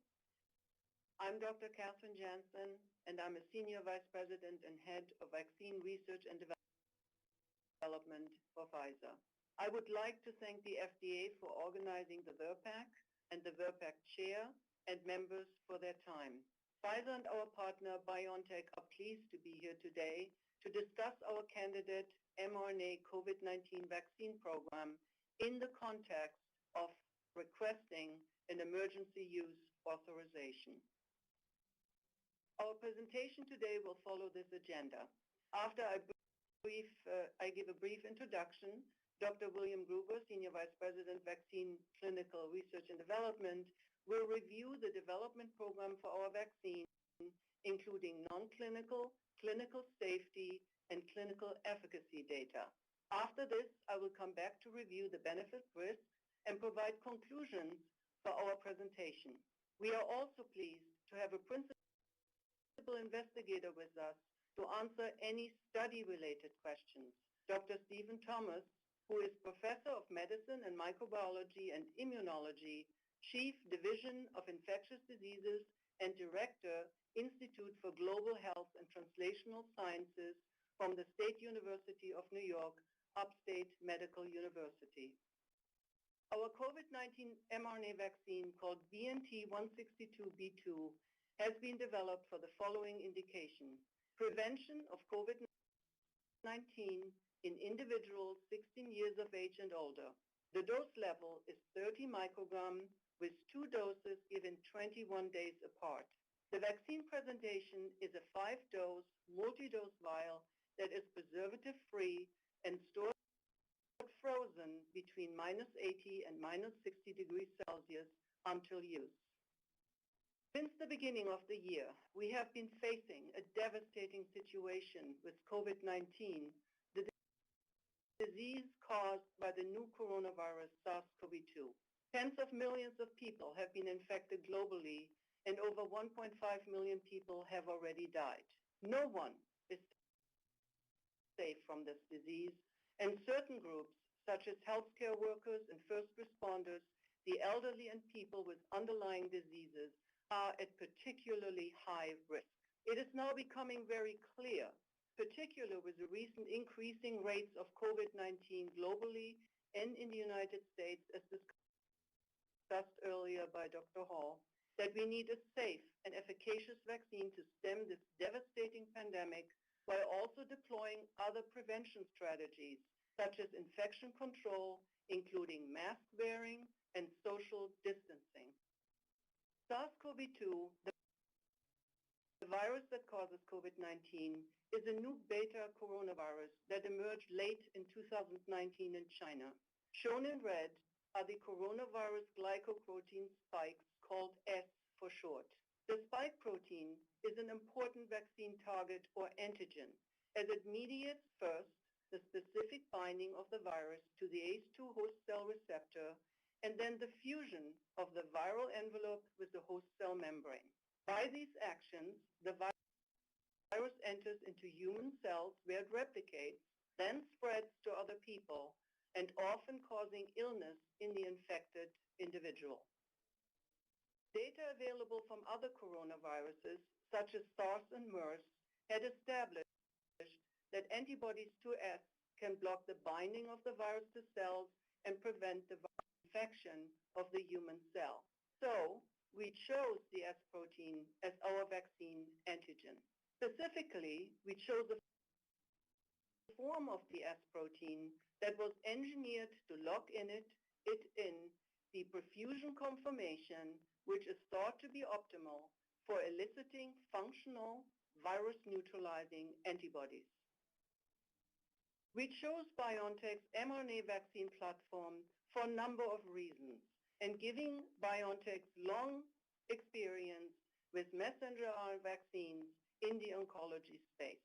mRNA vaccines are produced by cell-free production processes using chemically highly defined vaccine components, RNA and lipid. mRNA vaccines can induce broad immune responses, well suited to address a new pathogen in a situation where there's no or limited knowledge of what correlates with protection. The mRNA vaccine platform lacks unwanted viral or vaccine platform antigens that may lower a vaccine-induced immune response. As a consequence, mRNA vaccines can be boosted repeatedly, an important consideration when persistence of vaccine immunity is not yet known. Given that mRNA vaccines are essentially synthesized, they can be developed and scaled up quickly. A clear advantage over cell-based production processes when developing a vaccine in a pandemic setting. So how does an mRNA vaccine work? We have a deep scientific understanding of how such vaccines work.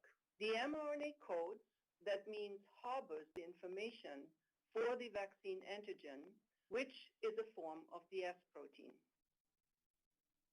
The mRNA is stabilized to formulation with lipids to form what we call lipid nanoparticles, or LNPs. The LNP formulation is further optimized to allow efficient entry of the LNPs into human cells. This LNP is also optimized to be able to enter antigen-presenting cells that are efficient at stimulating a broad immune response, which we desired, given that we did not know and still do not know which response best correlates with protection. Inside the cell, the mRNA is released from the LNP. Just like any other messenger RNA in a cell, the mRNA from the vaccine can direct the synthesis of a protein by the cell's own production machinery. And since our vaccine codes for a form of the SARS-CoV-2 spike protein, that protein is also produced. Once produced, the whole S protein and its smaller fragments are presented to the human immune system that recognizes the protein as foreign, resulting in stimulation of T helper cells or CD4 T cells that activate other T cells and antibody-producing B cells. The antibodies can bind to the S protein on our SARS-CoV-2 and neutralize the virus, which means the virus is no longer capable of infecting a cell. Also produced are CD8 T cells that can eliminate virally infected cells. An important feature of mRNA vaccines is that they stimulate effective B cell and T cell memory responses. This ensures longer-term protection from viral infection and disease. An additional advantage of the mRNA platform is that the vaccine induces a Th1-biased CD4 positive T cell response that is linked to protection from viruses and thus minimizes a theoretical risk of vaccine-enhanced disease. The Th1 biased response is characterized by secretion of cytokines involved in fighting a viral infection, such as interferon gamma and IL-2. So in a nutshell, the immune responses induced by the mRNA vaccine are similar to what you may get in response to a viral infection. But, of course, the mRNA vaccine is non-infectious and cannot cause disease. When we started our COVID-19 vaccine partnership with BioNTech, we had the choice of a number of different mRNA vaccine candidates, different flavors of the mRNA, and different forms of the spike protein. Given the enormity of our mission, clinical data were important to us in deciding on the right candidate for a COVID-19 vaccine. So we evaluated not just one, but 4 different candidates in phase 1 to be able to make real-time scientific decisions to select the best candidate based on the following major selection criteria. With regard to safety, we were looking for the most favorable safety and tolerability profile in both younger and older adults. With regard to immunogenicity, we were looking for the broadest antiviral immune responses most likely associated with efficacy. And with regard to a rapid pandemic response, we were looking for the candidate that could be developed and produced most efficiently. Using these criteria, we selected BNT162b2, which contains a modified RNA that expresses a codon-optimized, full-length, pre-fusion stabilized spike protein of SARS-CoV-2.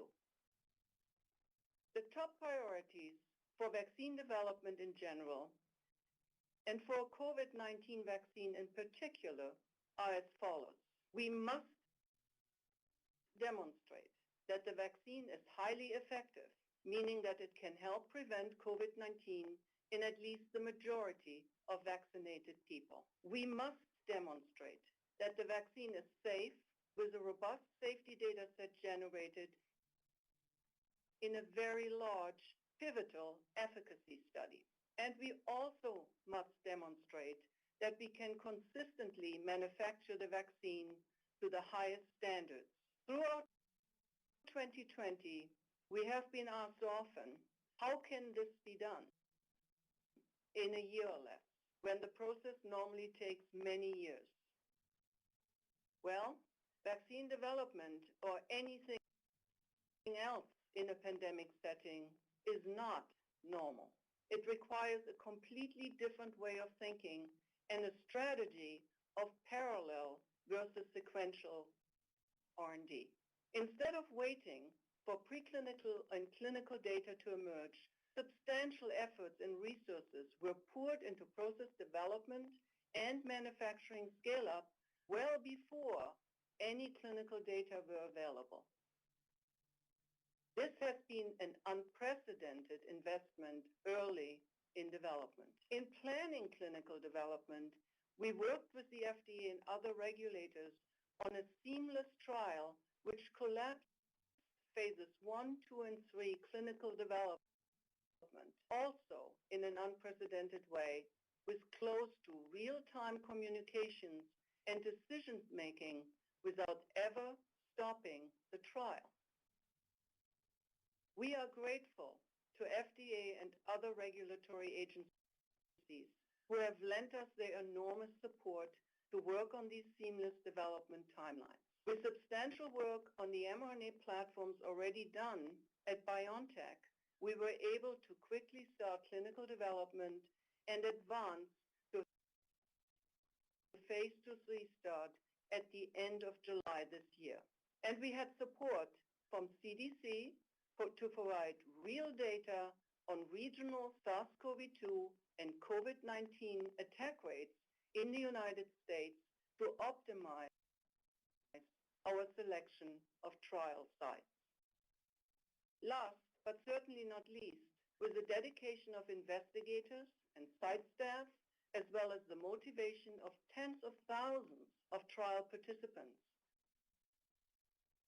we were able to enroll over 40,000 participants in a record 6 weeks, give them each 2 doses of vaccine, and ensure their safety while conducting the trial with strict compliance and uncompromising quality. And now, let me introduce for you the clear and compelling data package you will hear about today that we believe satisfy the FDA guidance for COVID-19 vaccine emergency use authorization. We have submitted all of the information required to meet the EUA guidance, and you will hear about them this morning. As for manufacturing data, FDA has reviewed the CMC data submitted to date for our vaccine and has determined that the CMC information is adequate to ensure the vaccine's quality and consistency for authorization of the product under an EUA. And now, Dr. Bill Gruber will discuss the non-clinical and clinical data sets with you, as well as our future plans. Thank you, Catherine. It's my pleasure to share with you today the development program for our vaccine candidate, BNT162b2. I'm going to begin with a very brief summary of the non-clinical data that encouraged us to move forward into the clinic. This includes both toxicity studies as well as a study looking at a challenge model in rhesus macaques. These studies are described in the briefing document. 2 toxicity studies in rats, including the BNT162b2 vaccine construct, were completed with no safety concern. Development and reproductive toxicity studies are ongoing, with preliminary results available by mid-December. In a SARS coronavirus coronavirus 2 rhesus challenge model, the BNT162b2 construct provided complete protection in the lungs as determined by nucleic acid amplification testing for SARS coronavirus 2 in bronchoalveolar lavage fluid. This information is now published. And importantly, there was no radiologic or histopathologic evidence of vaccine-elicited disease enhancement. Despite limitations of animal models, these findings anticipated results in our phase 3 clinical trial in which there is no evidence of enhanced disease. These results were encouraging, satisfied FDA guidance criteria, and permitted progression of human clinical trials. I'm now going to share with you the clinical safety, immunogenicity, and efficacy data from our overall clinical development program. First, I will cover safety and immune response from the German and U.S. studies, and then cover aspects of the phase 2-3 trial finishing with safety and efficacy results. So let's begin with the two phase 1 studies. The German phase 1 dose-ranging study was conducted in individuals 18 to 55 years of age. 12 subjects received the active BNT162b2 vaccine for each dose level cohort. This study evaluated safety, binding and neutralizing antibody responses, as well as cell-mediated immune response to look at the potential for Th1 bias, CD4, and CD8 T-cell responses. The U.S. study is a seamless study where we had a phase 1 portion that moved into phase 2 and then phase 3. For the phase 1 dose-ranging portion, we included 18 to 55 and 65 to 85-year-old individuals, 12 of whom received vaccine and 3 received placebo per dose level cohort. We looked at safety and immunogenicity with both binding and neutralizing antibody responses and followed reactogenicity by electronic diary. These individuals will continue to be followed for a full 2 years after the second dose. The results from the phase 1 experience have now been published, and you have details in your briefing document. I'll just summarize for you briefly the reactogenicity from phase 1. Mild to moderate injection site pain was observed frequently and was consistent with local reactions observed with other commonly licensed and recommended adult vaccines. Fever and chills, along with other systemic manifestations, were observed. Reactogenicity was generally higher after dose 2 than dose 1, and reactogenicity events after each dose of the vaccine in older adults were milder and less frequent than those observed in younger adults. Now I'd like to summarize for you the antibody responses in phase 1 to 2 30 microgram doses of the chosen BNT162b2 vaccine, focusing on the neutralizing antibody titers from the U.S.-based trial. These results have been published in a peer-reviewed journal and are described in your briefing document. By day 28, or 7 days after the second 30 microgram dose, through 50% neutralizing antibody responses are observed. GMTs are shown at the top of each column. Antibody responses are well maintained out to day 52, approximately 1 month after dose 2, in both this younger 18 to 55 years of age group and the older 65 to 85 years of age group. GMTs are again shown at the top of each column. The GMTs in vaccinated participants range from 1.5 to 3.8-fold higher than the virus-neutralizing GMT of 94 observed in a panel of 38 convalescent sera labeled HCS. So this was very encouraging to us, that we were achieving a functional antibody response that could be associated with protection. It was also very important for us to examine cell-mediated immune response to be confident that we were getting a Th1 biased CD4 and strong CD8 T-cell response. These are data from the German trial. This first panel shows gamma interferon intracellular cytokine analysis data. We see a substantial increase in gamma interferon, very consistent with Th1, and at levels above responses following natural infection, labeled HC.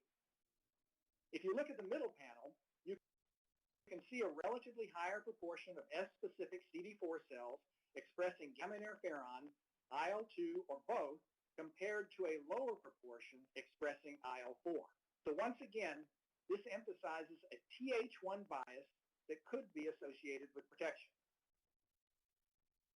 And likewise, not only is it important to demonstrate the CD4 responses and the concomitant potential for inducing memory, it was important to demonstrate CD8 T cell response to indicate the potential for virus killing of infected cells.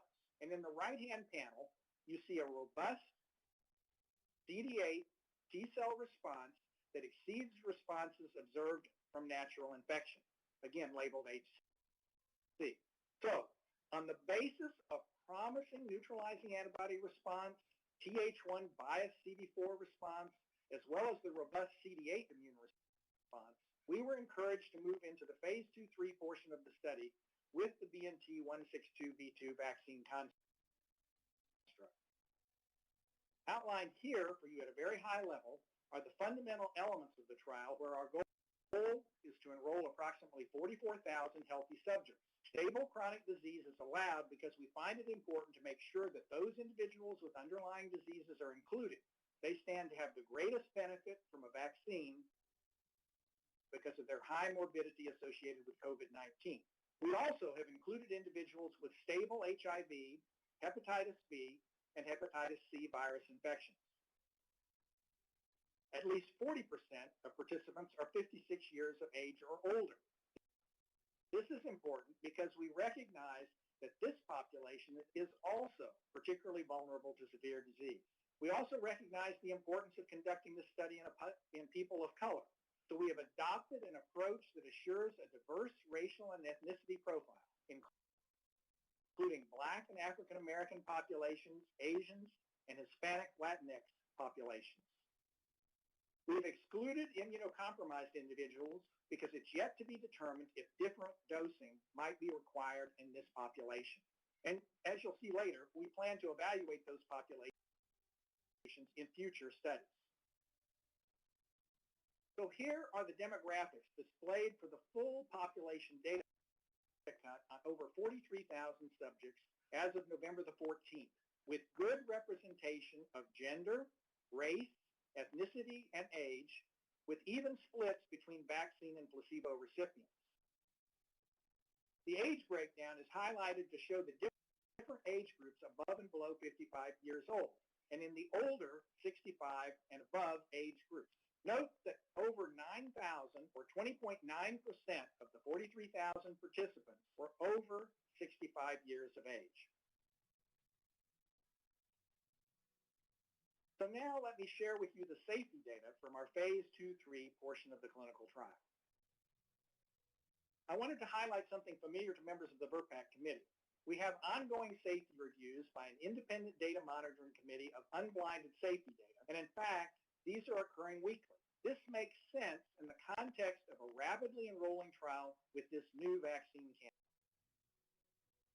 The DMC consists of 4 adult or pediatric infectious disease experts and 1 statistician, all with expertise in assessing vaccine safety, immune response, and efficacy. And the DMC, as recently as this past week, has identified no safety concerns during the duration of the clinical trial and has recommended that the study continue as planned at all of their safety reviews. This figure summarizes the safety database population submitted to the FDA for this review. Starting at the bottom, there are over 43,000 study participants with safety data collected in the trial as of the data cutoff on November the 14th. Moving up the figure, nearly 38,000 of these represent a subset with median safety follow-up time of 2 months post-dose 2, meeting FDA guidance. This means that there are over 19,000 participants for whom safety follow-up data is available for at least 2 months post-dose 2, shown in the second bar from the top. Of the total safety population, there were over 8,000 subjects, shown at the top, from whom 7 days of solicited local and systemic reactions were obtained by electronic diary. Shown here is a schematic of how safety of subjects was monitored. On the left-hand side at the top, vaccination doses were given 21 days apart. The first dose of vaccine was followed by very intense active surveillance for potential COVID-19 symptoms that would trigger a telehealth or in-person visit and nasal swab. This was done both as a safety measure as well as to evaluate efficacy. Individuals could either be swabbed at the investigative site or obtain a self-swab. We were very intent, of course, on otherwise tracking safety comprehensively, and you can see at the bottom left of the slide that we used an electronic diary to address common reactions seen after vaccine administration, encompassing at least 6,000 subjects and at least 500 in each of the countries that are included in the trial. We also captured non-serious adverse events 1 month post-dose 2. We will actively collect serious adverse events for at least 6 months post-dose 2, and deaths and related SAEs out to the end of the trial at 2 years after the second dose. So now let me share with you electronic diary data related to local adverse events. This represents data that were captured over 7 days after dose 1 and dose 2 in 16 to 55 and 56 to 85-year-olds. I think you can quickly appreciate looking at the two panels, which represent dose 1 and dose 2, that for redness, swelling, and pain at the injection site, the type of local reactions are very consistent to those seen with commonly licensed and recommended vaccines with very little redness or swelling. Pain was largely mild to moderate in severity. No grade 4 local reactions were observed. Again, a very satisfactory safety profile as far as local reactions are concerned. We also, of course, used the electronic diary to look at systemic events. The orientation of this slide is different in that we are looking first at events 7 days after dose 1. In those who received the vaccine on the top panel compared to those who received placebo on the bottom. Looking at both the 16 to 55-year-olds as well as the 56 to 85-year-olds, you can see that the reactions fall within a tolerable range compared to other adult vaccines. I would highlight fever and chills because these appear to be the most discriminating, as you can see, compared to placebo, but both were within an acceptable range. Now we are looking at systemic events 7 days after dose 2, and you can see a somewhat higher incidence of fever and chills, as well as other systemic manifestations compared to placebo. The only grade 3 or severe solicited adverse events greater than or equal to 2% in frequency after the first or second dose were fatigue at 3.8% and headache at 2% following dose 2. One vaccine recipient reported a fever of 41.2 degrees centigrade only on day 2 after dose 2 and reported no fevers for all other reporting days. One vaccine recipient reported fever of 40.7 degrees on day 4 after dose 1 with no fever at the end of the 7-day reporting period. Otherwise, no grade 4 systemic reactions were observed. There was a difference between younger individuals and older individuals. Younger individuals tended to have more reactions. But in all age groups, the vaccine was well tolerated and the reactions were within an acceptable range. If we consider how these events peak and decline over the 7-day post-dose 2 period in the BNT162b2 group, it can be seen that the duration is short-lived. Participants are vaccinated on day 1. Fever, the leftmost dark blue bar, typically appears on the day after vaccination and lasts only a single day. Otherwise, systemic events, shown as the other colored bars, peak at day 2, then rapidly decline over the next 2 days in both age groups.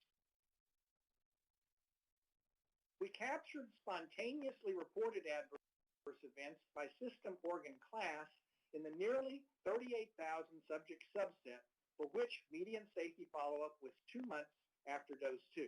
This slide shows adverse events by system organ class occurring in 1% or more of the study population. More details are included in your briefing document. The most common adverse events observed were general disorders and administration site conditions. As shown in the footnotes, the top 4 classes of unsolicited reactions in this nearly 38,000 participant data set mirror the common reaction captured by electronic diary in the 8,000 participant subset previously described. For example, these include reports of injection pain, fever, myalgia. For nervous disorders, the highest proportion is headache. For GI disorders, not diarrhea and vomiting. When we exclude those terms reflecting local reactions and systemic events typically occurring within 7 days of vaccination, we see a more even split of adverse events between the active vaccine and placebo. Apart from general disorders and administration site conditions where the predominant remaining event is unspecified pain in the vaccine group, 2.4% versus 0.2%. In general, adverse events by system organ class are infrequent and within range of such reactions reported after other license vaccines. Rounding out this part of the safety review, serious adverse events shown here by system organ class are consistent with what we typically see in populations that not only include 40% of individuals being older than 55, but over 50% of the population being obese and or having at least one underlying comorbidity. SAEs have been balanced between vaccine and placebo recipients.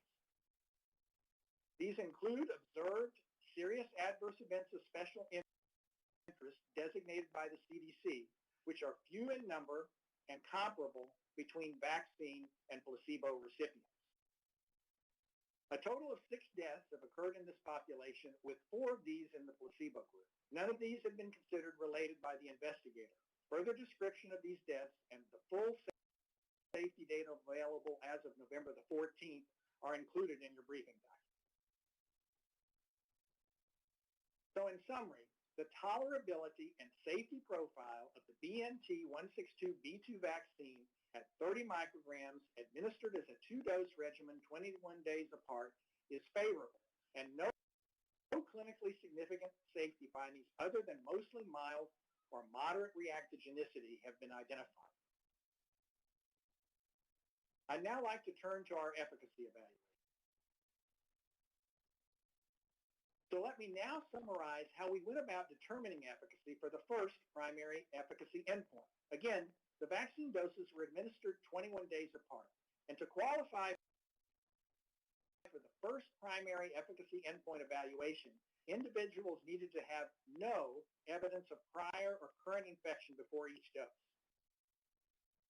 And that was determined either by obtaining a swab at the time of each dose to identify evidence of SARS coronavirus 2 by nucleic acid amplification testing, or obtaining a blood specimen for N-antigen antibodies at the time of the first dose to indicate evidence of prior infection that may have preceded vaccination by months. So this allowed us to be confident that the individuals for the purpose of this primary endpoint had no evidence of prior or current infection at the time of each dose. And again, this is important because this is the group that we would all anticipate is most vulnerable to SARS coronavirus 2 disease or COVID-19. And then, of course, as I already mentioned, we have active surveillance for potential COVID-19 symptoms that trigger a telehealth or in-person visit and a nasal swab. And we will continue to do this for up to 2 years after the second dose. So now let me summarize for you what constitutes a case definition. To qualify as a case for the first primary endpoint case definition, individuals had to be baseline negative by serology and PCR for prior or current infection. And then we characterized the illness as needing to include one or more of these symptoms. And these should be familiar to you because they largely coincide with symptoms that are captured by the CDC case definition, but with a bit more potential specificity. Comparable efficacy observed encompassing all the CDC criteria are shown in the briefing document. And then on the right-hand side, once an individual qualifies for those first 2 categories, they need to have a positive validated PCR, either in our central laboratory, or results will be accepted from a local laboratory if it's approved as a type of testing that we agree is valid. All testing was performed blinded to treatment assignment. And so it's this combination that determines the case definition for the efficacy results that I'll now be sharing with you. We performed an interim analysis at 94 cases in individuals without prior infection and observed efficacy of 95.7%. We have now also performed the final vaccine efficacy evaluation against COVID-19 occurrence from 7 days after dose 2 in 170 cases without prior evidence of prior infection. Observed efficacy is high at 95% with high confidence based on the parameters shown in the two right-hand columns. There's 95% probability that efficacy falls in the interval shown, meaning over 97.5% likelihood that efficacy is greater than 90%. Likewise, the probability that vaccine efficacy is at least greater than 30% greatly exceeds FDA COVID-19 vaccine guidance.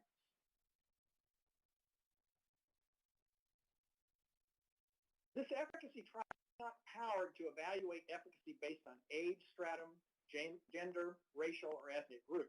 Nonetheless, we think it would be useful for the VRBPAC committee to see vaccine efficacy broken down by these parameters.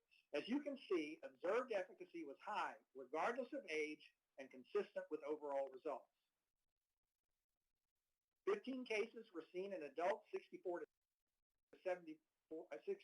74 years of age, and only one was in the vaccine group. 5 cases were observed in participants greater than or equal to 75 years of age, and all were in the placebo group. Likewise, as shown on this slide, efficacy was high in both males and females, and efficacy was high across racial and ethnic groups. Comparable high observed efficacy was observed across white, black, African American, other racial groups, and likewise also across Hispanic and non-Hispanic ethnicity, with lower bounds of the confidence intervals above 80% across these ethnic groups. There were also comparable values of observed efficacy seen across geographies. This efficacy trial was also not powered to evaluate efficacy based on risk groups. Nonetheless, we think it would be useful for the VRBPAC committee to see vaccine efficacy broken down by these parameters.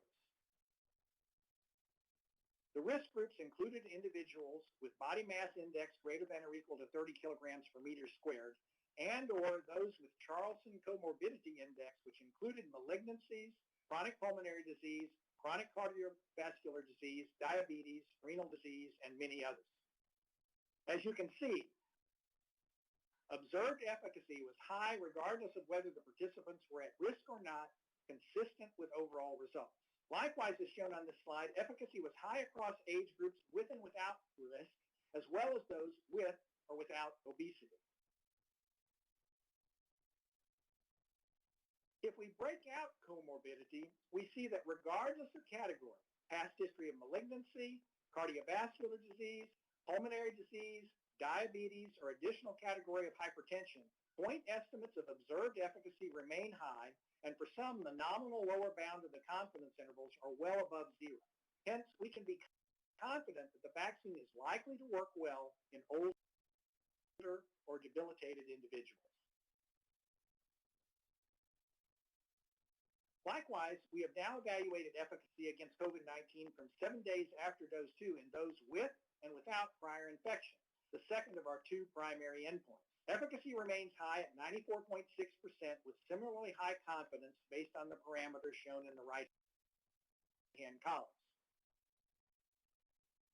It was also important for us to define severe cases both for evaluation of safety and for determinations of efficacy. And for this, we use the definition of severe COVID-19 based on FDA guidance, and that's summarized here for you in bullet form. ICU admission, clinical signs of severe disease, organ or respiratory failure, and death are key features.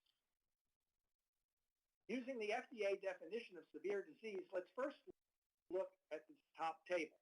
Although not statistically significant due to a small number of cases, protection against the few cases of severe disease occurring at least 7 days after dose 2 is consistent with the overall efficacy results, with 1 case in the vaccine group and 3 cases in the placebo group in those without prior infection, shown here. However, if one examines the all-available population for first severe COVID-19 cases after dose 1, the bottom table, only 1 case is seen in the vaccine group and 9 cases are observed in the placebo group for an observed vaccine efficacy of 88.5%. The vaccine recipient only met a single FDA criterion for severe disease of O2 saturation below 93% and was not hospitalized. In contrast, out of the 9 placebo recipients with severe disease, 6 met 2 or more criteria, 6 were hospitalized, 3 were admitted to the ICU, and 1 was intubated or mechanically ventilated. This is consistent with overall vaccine efficacy seen 7 or more days after the second dose and indicates the BNT162b2 vaccine is likely to protect well against serious disease.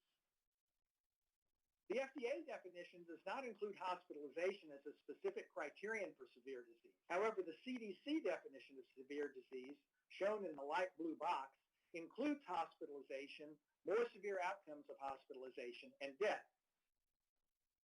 We thought it would be useful to perform a post hoc analysis of severe disease using the CDC definition to further assess the impact of vaccine on this outcome. Using this parameter, efficacy against severe disease greater than or equal to 7 days after dose 2 was observed, with 0 cases in the vaccine group and 5 cases in the placebo group, with confidence interval as shown. Once again, protection was also observed for first severe COVID-19 occurrence after dose 1 of 92.9% with a 1 to 14 case split and lower bound of the 95% confidence interval well above 0.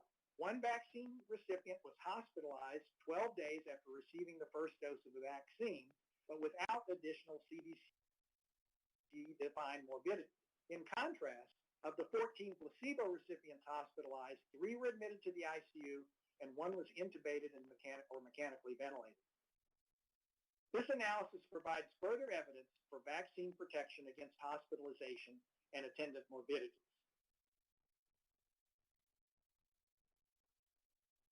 This curve shows the cumulative incidence of all available COVID-19 cases beginning after dose 1.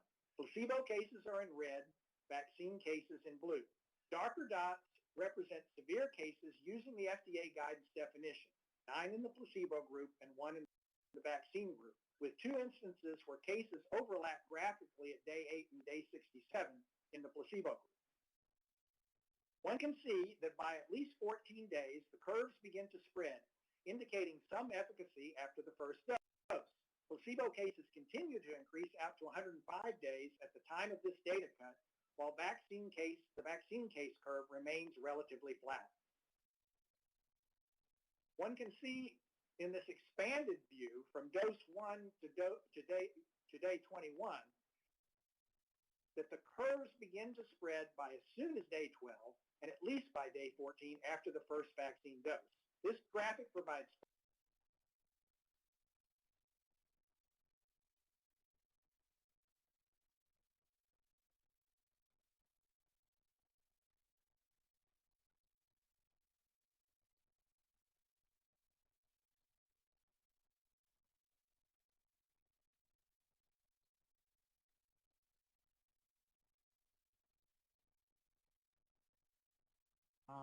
Hold on a second, Pfizer. We are not hearing you at the moment.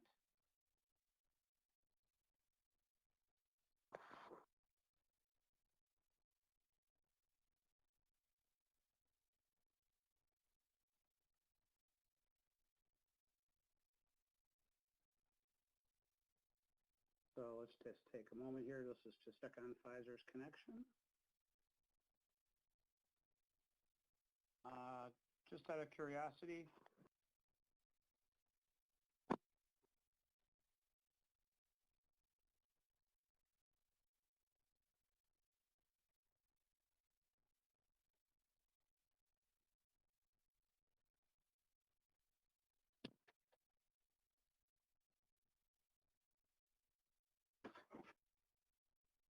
can I get a sound check from somebody else, please? Can you hear me? Test. Okay, thank you. That's what I wanted. This is Archie. All right, so hold on a second. It's them, it's not us. Yep, I figured as much. Pfizer, we are going to reach out to our sponsor here and tell them that they have to connect their audio. They just, it's like their backup dropped. So Pfizer, please go to your backup audio. Here it comes. Are you there, Pfizer? We're here. Yep. All right, there you go. So, sir, just go back about one slide, just to the beginning of this slide, please. We don't want to lose any content, okay? All right, thank you. Not a problem. So apologies, everyone. Are we ready to roll? So we'll hand it back to, we're going to hand it back to Pfizer whenever you're ready. I'm ready. Okay? All right, take it away. Yep, take it away. Okay, great. Thank you. Sorry for the technical difficulties. So our efficacy conclusions are as follows. Both primary efficacy objectives met the success criteria. In individuals without prior SARS coronavirus 2 infection, observed vaccine efficacy against COVID-19 occurring at least 7 days after dose 2 was 95%, with high probability, 97.5%, that the true vaccine efficacy is at least 90%. And again, this meets the pre-specified FDA criteria for emergency use authorization. Observed vaccine efficacy was greater than 93% for the first primary endpoint across age, race, ethnicity, and at-risk subgroups. Per the FDA definition, 9 severe COVID-19 cases were observed in the placebo group and 1 in the vaccine group as of the interim analysis cutoff dates, and 14 hospitalizations and associated morbidities were seen in placebo recipients versus 1 vaccine recipient hospitalization in a post-hoc analysis, providing further evidence to support efficacy against severe disease consistent with that seen against all COVID-19. From the cumulative incidence curve, there is early onset of protection with divergence of the placebo group from the BNT162b2 group as soon as 12 days and by at least 14 days, with steady accumulation of cases in the placebo group while the vaccine group remains virtually flat. Overall, the efficacy results show that the vaccine at 30 micrograms provides protection against COVID-19 in participants who had or did not have prior SARS coronavirus 2 infection and COVID-19. Our emergency use authorization application is based on our satisfactory safety profile and efficacy against COVID-19. The emergency use authorization will be seeking an indication for individuals who are 16 years of age and older.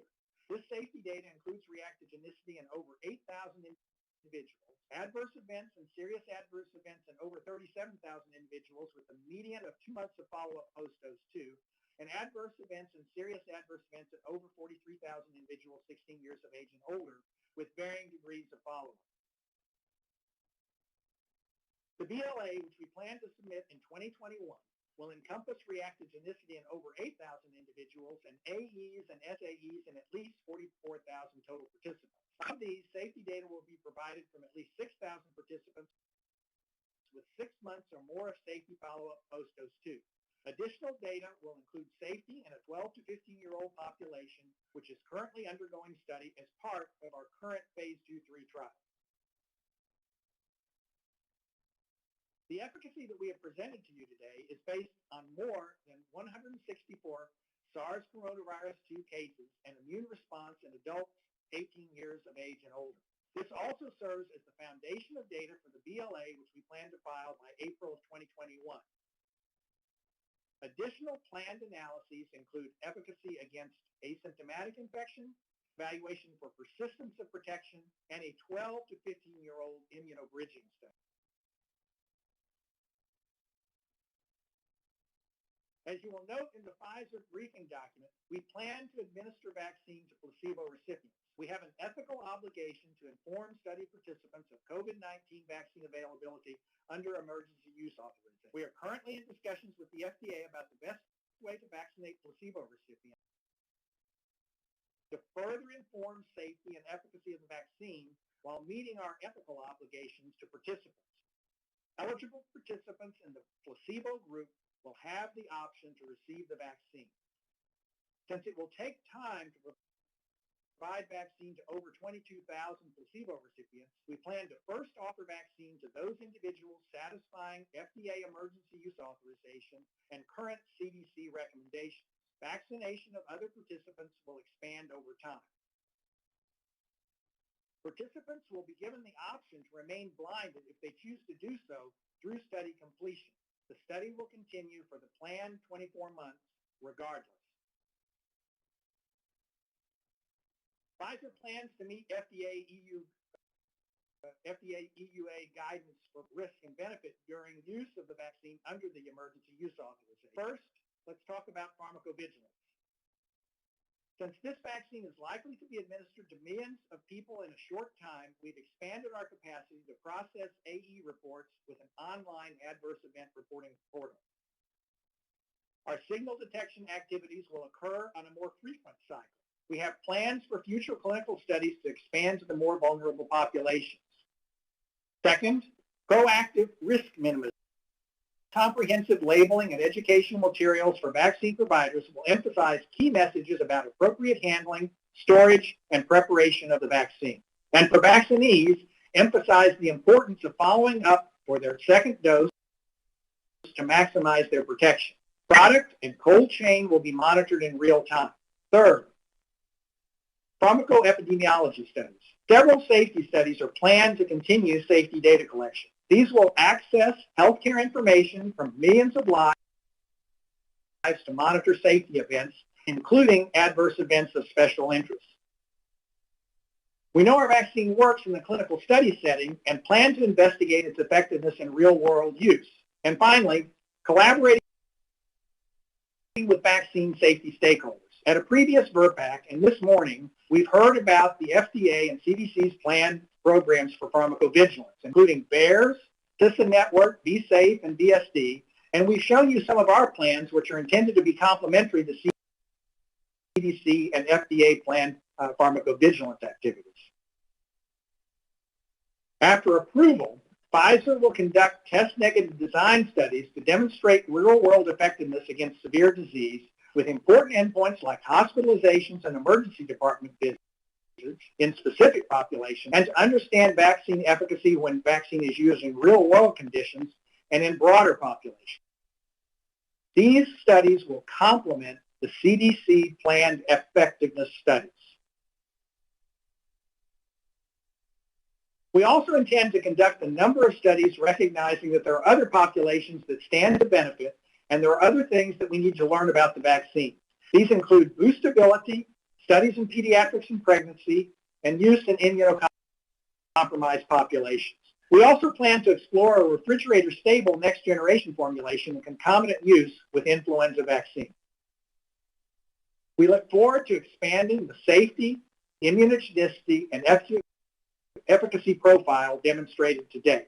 So now that ends my summary of the clinical development program, and I'm pleased to turn our presentation back over to Dr. Catherine Jansen.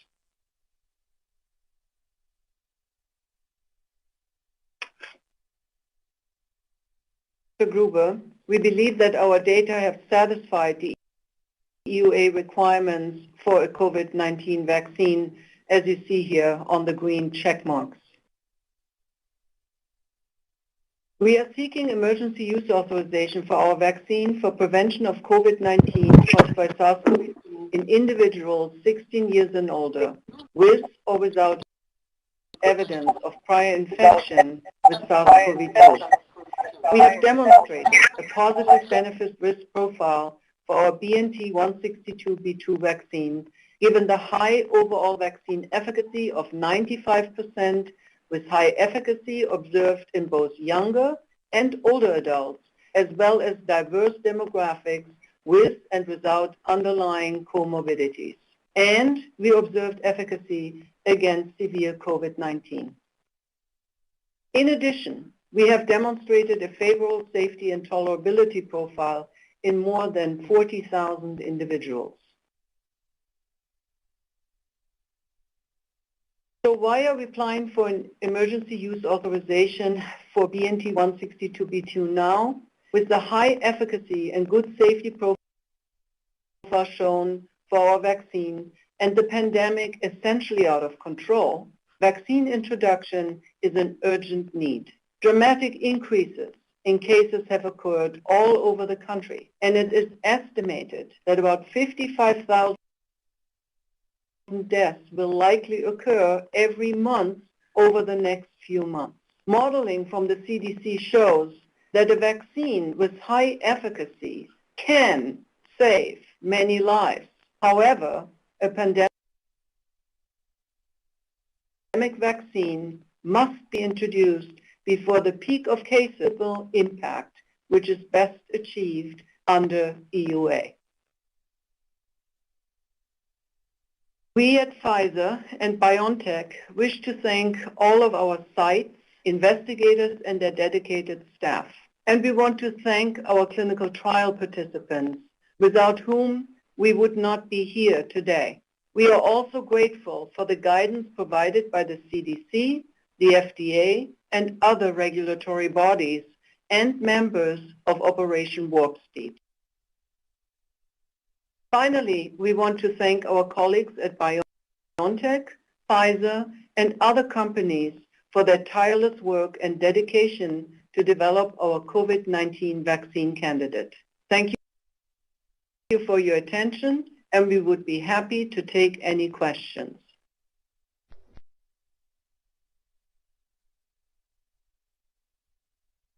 Thank you very much to both of you. I wanted first to ask Dr. Gruber about how he is going to be measuring asymptomatic infections. In addition, I wanted to let everybody know that Bill Gruber is not related to Marion Gruber. So, Bill? That's correct. Not to my knowledge. All right. If I understood you, heard you correctly, because there was a little bit of a delay, you were asking about our plans, how to monitor asymptomatic infection. Correct. So indeed, our protocol, our trial, was actually designed not just to look for symptomatic COVID-19, but also to monitor and explore whether our vaccine is efficacious against asymptomatic infection. And we are monitoring individuals and screening them with a serological test that measures exposure to SARS-CoV-2. It's actually an N protein test. Right, the N protein. We hope, and we hope that we will have those analyses completed very soon in the new year. And you are also looking then at correlates of protection.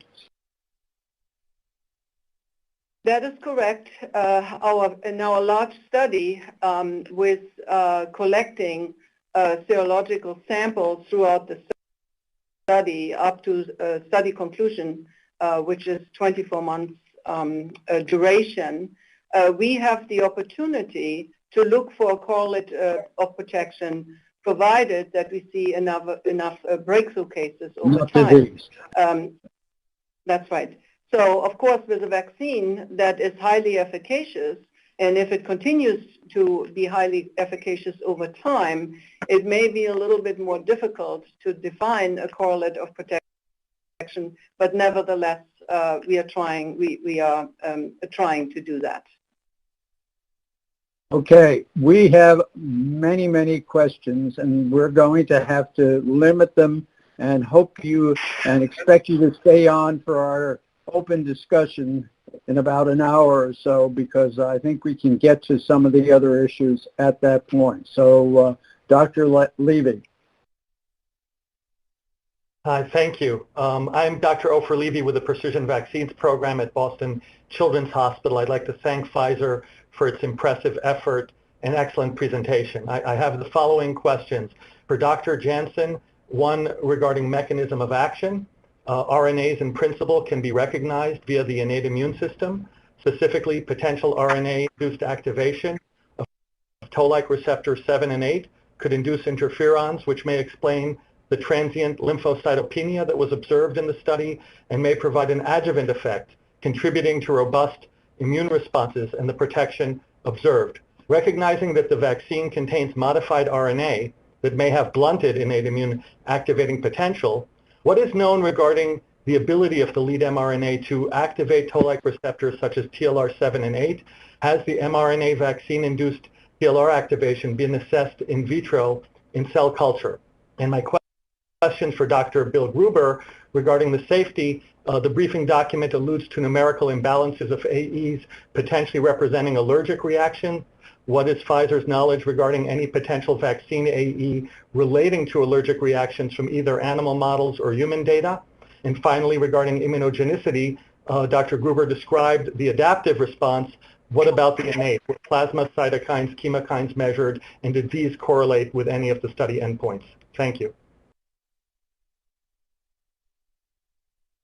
Yeah, so I would like to actually have Dr. Sahin describe in detail what we know about the mechanisms of action. Let me just start out while Dr. Sahin is getting ready to say that one of the reasons that we shows the modified RNA platform for our vaccine is the reason that indeed it tempers, if you want, tunes down, if you want, the innate immune system. Because, as I mentioned earlier, we were looking for a candidate that would allow us to have a very, or would give us a vaccine with a very favorable safety profile. If I could ask Dr. Sahin, please, to comment on the more detailed questions about signaling pathways for the mRNA vaccine candidates. Yeah. Can you hear me? It's Ugo Sahin. Yes. Yeah. Yes. Thanks, Catherine. This is indeed an excellent question. So the nucleoside modified mRNA does not directly activate TLR7 and TLR8 in the human setting. And the adjuvant activity is driven by a combination of the recognition of messenger RNA components plus the lipid nanoparticle formulation, which disrupts the integrity of the plasma membrane, which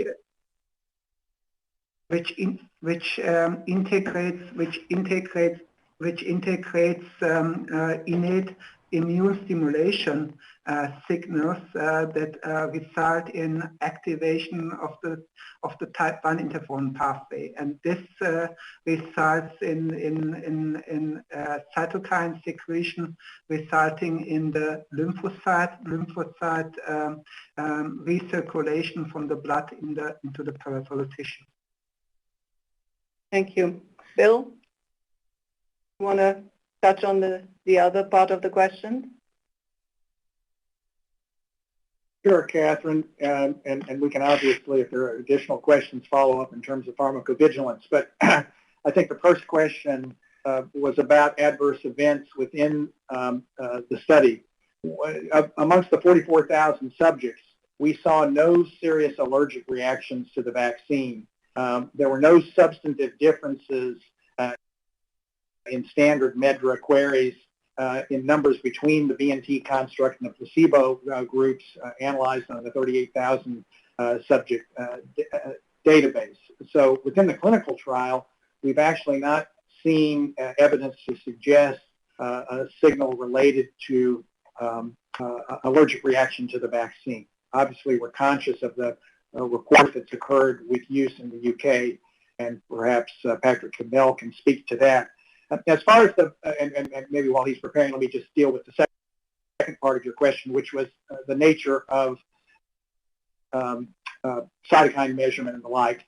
The measurements that were obtained were the ones that I shared with you, and I think actually as of today, it's my understanding that this is now being published from the phase 1 trial, from the German trial, some of which I shared with you in talking about the CD4 responses. But we have not, as part of either our phase 1 trial in the United States or the phase 2/3 extension, look specifically at cytokines as part of that trial.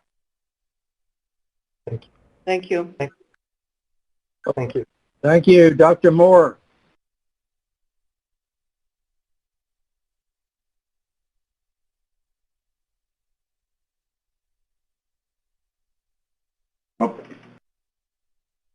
It's very exciting data.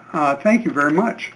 Perhaps the most interesting data I've heard in this epidemic. I have two questions for you. One is related to Oprah's question, which is the modified RNAs in this vaccine.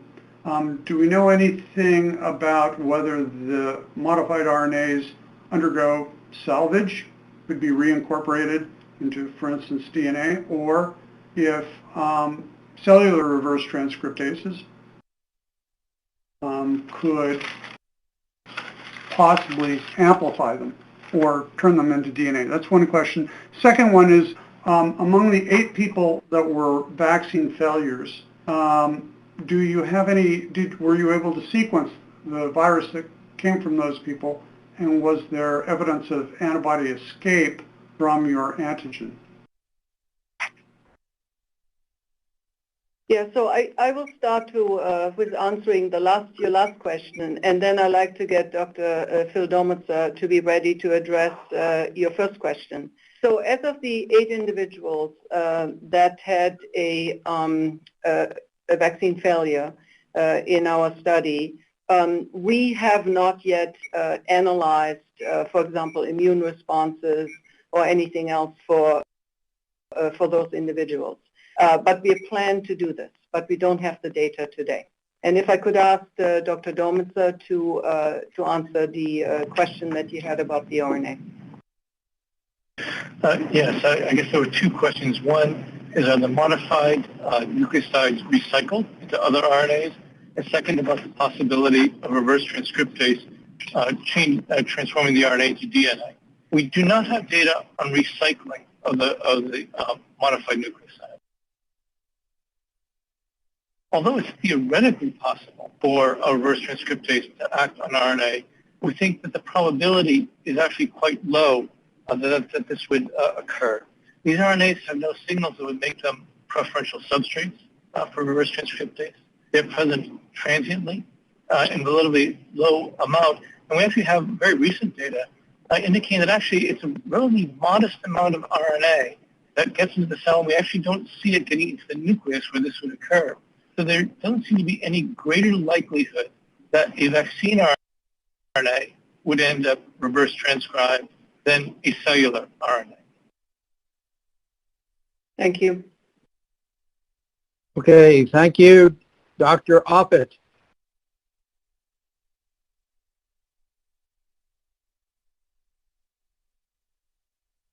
Yes, thank you. So this question is probably for Bill. First of all, thank you for an excellent presentation. The one thing that's been raised is that there roughly were 162 participants who got sick that were in the placebo group, which would mean a disease rate of about 0.74%. It seems like that might be low. But so it would be interesting to know whether or not that was lower than the disease rate in the area where these participants were being recruited, because the concern is that if that is true, if it is lower than typical, that we may have an example of volunteer bias, where people who volunteer for this trial are more likely to physically distance, more likely to wear a mask, and therefore more likely to be exposed to a lower inoculum. So could you comment on that? Was that 0.74% disease rate lower than you were seeing in that area, or was that typical for the areas where you were recruiting? So Bill? Yeah, I think, of course, it's a good question, Dr. Offit. The rate of disease that we were seeing, I think, was relatively typical of not only the area, but thinking ahead to the nature of this population. On the one hand, this is a population that we recruited because they were at increased risk, but they also were voting with their feet to be part of a vaccine trial. And hence we assume that, of course, they were, and we certainly encourage them to take the appropriate sorts of social distancing measures and masking. So I expect it was probably some combination of the two. The other thing to keep in mind is that this trial, although it's been a very, short duration in terms of being able to get to our efficacy endpoint, did span a period of time, particularly in the United States, where rates dropped. And then, of course, we now know the horrific situation we're in now with over 3,000 deaths a today. But it's my sense that part of this is the nature of the span of the trial, both during a time when the rates were high and low, as well as the precautions that individuals in the trial, even though they were high risk, took to further reduce that risk. Thank you. Thank you. Okay, Dr. Pergam.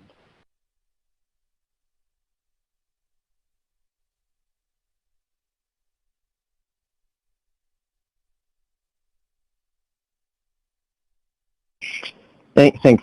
First of all, I just want to thank Pfizer again for, first of all, presenting this data. And I want to really thank them for providing this data to the public as well, because I think the way that they presented this data to the community was really important for many different reasons. I've been curious about enrollment related to risk categories. The large proportion of people in this trial are white, and there's about, I think I characterized 46% had the comorbidity, and a certain number were of older age, et cetera. My curiosity is about timing of enrollment and those high-risk groups. Were they more likely to be enrolled in the latter portion of the trial and therefore have less time accumulated and at risk? Do you have data about how many people have been followed for 2 months versus 4 months, et cetera, in a different time in risk strata? I'd be curious if there's a difference in terms of the outcomes we're seeing. Yeah, so we have all the individuals 18 and older were part of our study right from the get-go, as well as all of the risk groups. The only individuals or participants that were invited later as part of the study were the younger age group, the 12 to 15-year-olds, the 16 to 18-year-olds, and individuals that had stable underlying infectious disease conditions such as stable HIV, hepatitis B, or hepatitis C.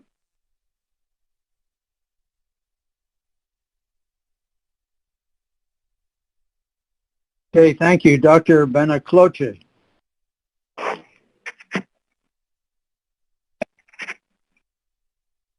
Thank you. My question is, how sure are you that you need the second dose, the booster dose?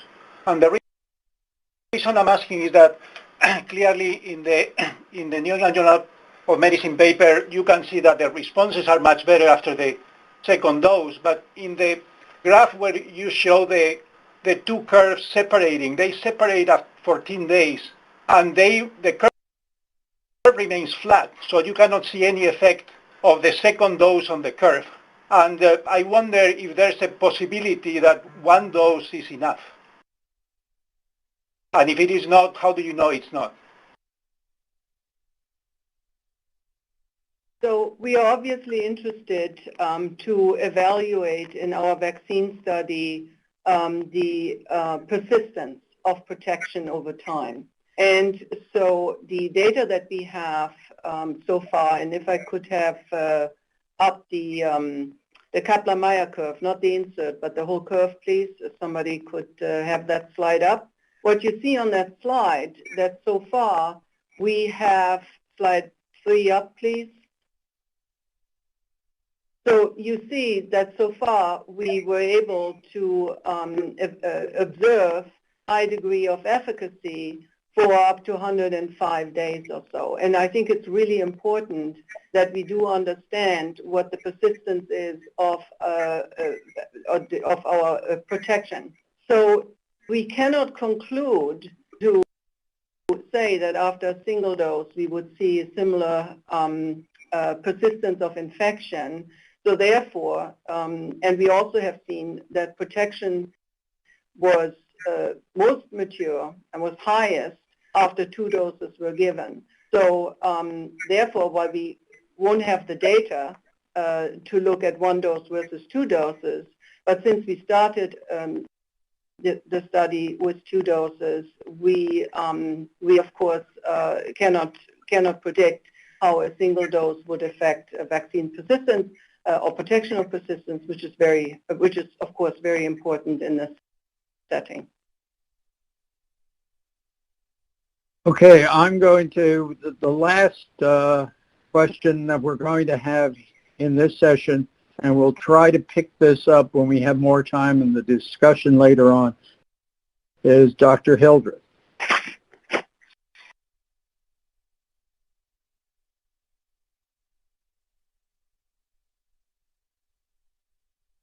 So Dr. Hildreth, the floor is yours.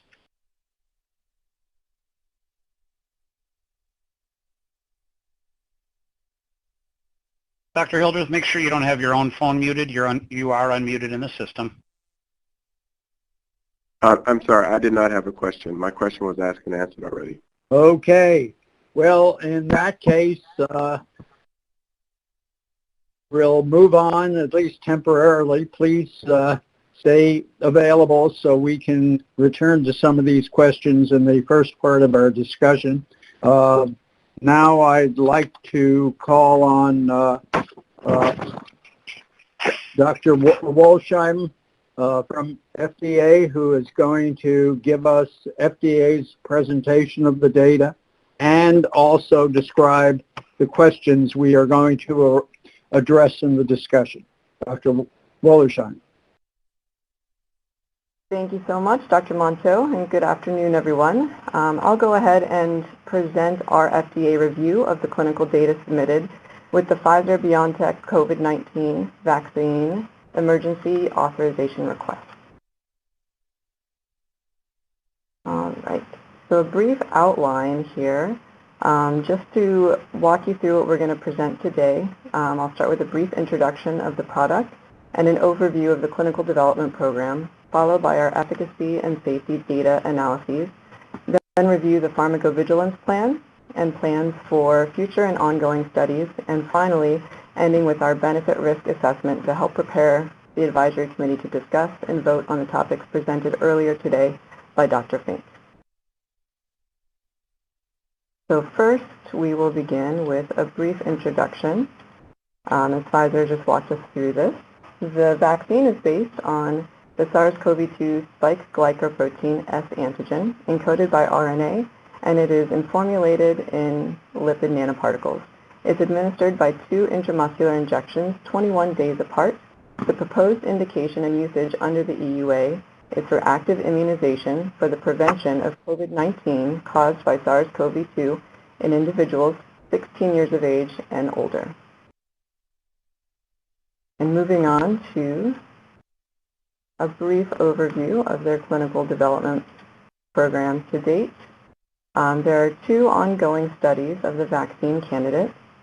Study BNT16201 is an ongoing phase 1 dose-finding safety and immunogenicity study in adults 18 to 15 years of age. And study C4591001 is an ongoing phase 1-2-3 randomized placebo-controlled observer-blinded study in individuals 12 years of age and older. I'll note now, as Pfizer also pointed out, that their phase 1 studies did begin at approximately the same time earlier this year, BNT16201 in Germany and C4591001 in the U.S. The overlap of vaccine candidates and dose levels in the 2 studies allowed for safety and immunogenicity from each study to provide data and support in real time to change vaccine candidates and dose levels to be evaluated in a larger study that began in the U.S. So looking at study BNT16201, the study evaluated 60 participants who received the vaccine candidate BNT162b2 at the various dose levels listed in the table. There are 12 participants per dosage cohort and no placebo group. The safety results showed a similar safety profile for the vaccine candidate between both phase 1 studies. There are no serious adverse events reported in the safety database for BNT162b2. And moving on to the immunogenicity results. These results were obtained 7 days after dose 2 and show that 2 doses of the vaccine candidate induced SARS-CoV-2 neutralization antibodies with geometric mean titers comparable to or higher than GMTs from a human convalescent serum panel from recovered COVID-19 patients. The GMTs were highest with the 30 microgram dose. 2 doses of BNT162 also induced S1 binding immune globulin G antibodies and a T helper 1 skewed secretion of interferon gamma and/or IL-2. The immunogenicity data demonstrated the prospect of benefit to support enrollment of larger numbers of subjects, and thus the data from study BNT16201 helped support the final vaccine candidate, selected dose, and vaccination schedule that was determined in tandem with the phase 1 data from study C4591001. We'll move on to that study design next. And initially, the study was designed to include approximately 30,000 adults 18 to 85 years of age, and this study population was expanded after the study was already underway to later include participants down to 12 years of age and those with stable chronic medical conditions and infections such as HIV, hepatitis B, or C. All participants were planned to receive 2 doses of the vaccine or placebo 21 days apart. The phase 1 portion of this study was designed for dose finding and vaccine candidate selection based on evaluations of safety and immunogenicity. 90 participants were randomized 4-to-1 to receive vaccine or placebo in cohorts of 15 per dose level, separated into 2 age groups of participants, 18 to 55 years of age and 65 to 85 years of age. The dosing began at the lower dose levels in participants in the younger age group, and the dose was escalated only after safety review, and the older age group was vaccinated with the same vaccine dose and candidate following a satisfactory safety review of the same dose in the younger age group. The numbers of participants who received the various dose levels of the 2 vaccine candidates evaluated are displayed there. These phase 1 results, in combination with those from the study BNT16201, determine the final vaccine candidate to move forward into phase 2 and 3. Let me go one back here. And the study design for phase 2 and 3 included a randomization of 1-to-1 for participants to receive either the vaccine candidate or placebo and to evaluate the safety and the efficacy of the vaccine candidate. The first 360 participants enrolled were specified as an expanded cohort to further evaluate safety and immunogenicity, and any COVID-19 cases from these participants also contributed to the overall phase 3 efficacy population.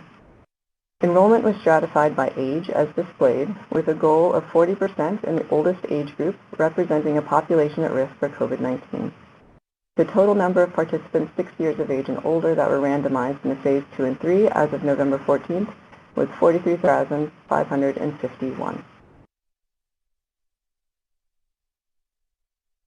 And here is a graphic to show the overall study design as planned, with the point in time for the data cutoff identified in yellow, for which we have the data to present to you today. Participants either received vaccine or placebo 21 days apart, and surveillance for potential COVID-19 symptoms began after the first dose. The presence of any of these symptoms would trigger an illness visit for collection of the details about the symptoms and collection of a nasal swab for PCR testing. Additionally, participants had blood drawn prior to dose 1, as well as nasal swabs prior to each dose for SARS-CoV-2 PCR testing to evaluate for the evidence of baseline infection. Participants were vaccinated and followed immediately after each vaccination for 30 minutes for any acute reactions, and then also followed for unsolicited adverse events for 1 month after their last dose, and for serious adverse events for 6 months after their last dose. A subset of participants were designated as the reactogenicity subset and reported daily solicited adverse reactions for 7 days following each dose. All participants are planned to have 2 years of follow-up for possibly related serious adverse events or deaths as well. Moving on to the case definitions here. On the right-hand side of the slide is the case definition for the primary endpoint, which included at least one of the listed symptoms and a positive SARS-CoV-2 PCR test obtained within 4 days of the symptomatic period. And on the right side of the screen is the case definition for one of the secondary efficacy endpoints, which is severe COVID-19 disease. This case definition was met for confirmed COVID-19 cases as shown on the right, who also had any one of the listed more severe criteria based on vital signs, the need for medical intervention for respiratory failure, shock, intensive care unit admission, or death. And moving on to the primary efficacy endpoint.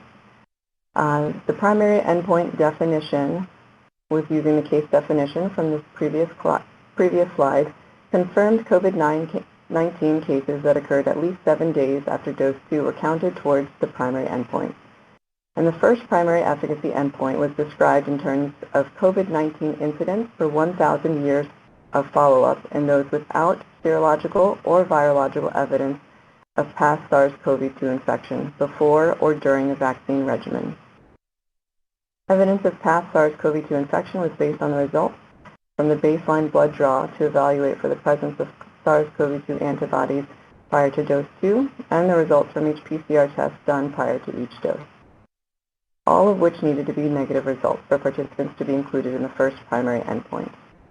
The second primary endpoint, efficacy endpoint, was described in the same terms, but in participants with and without evidence of prior infection. The secondary efficacy endpoints are listed here based on different case definitions and time cutoff for counting those cases. The first endpoint listed is for confirmed COVID-19 cases that occurred at least 14 days after dose 2 in those without and with and without evidence of past infection.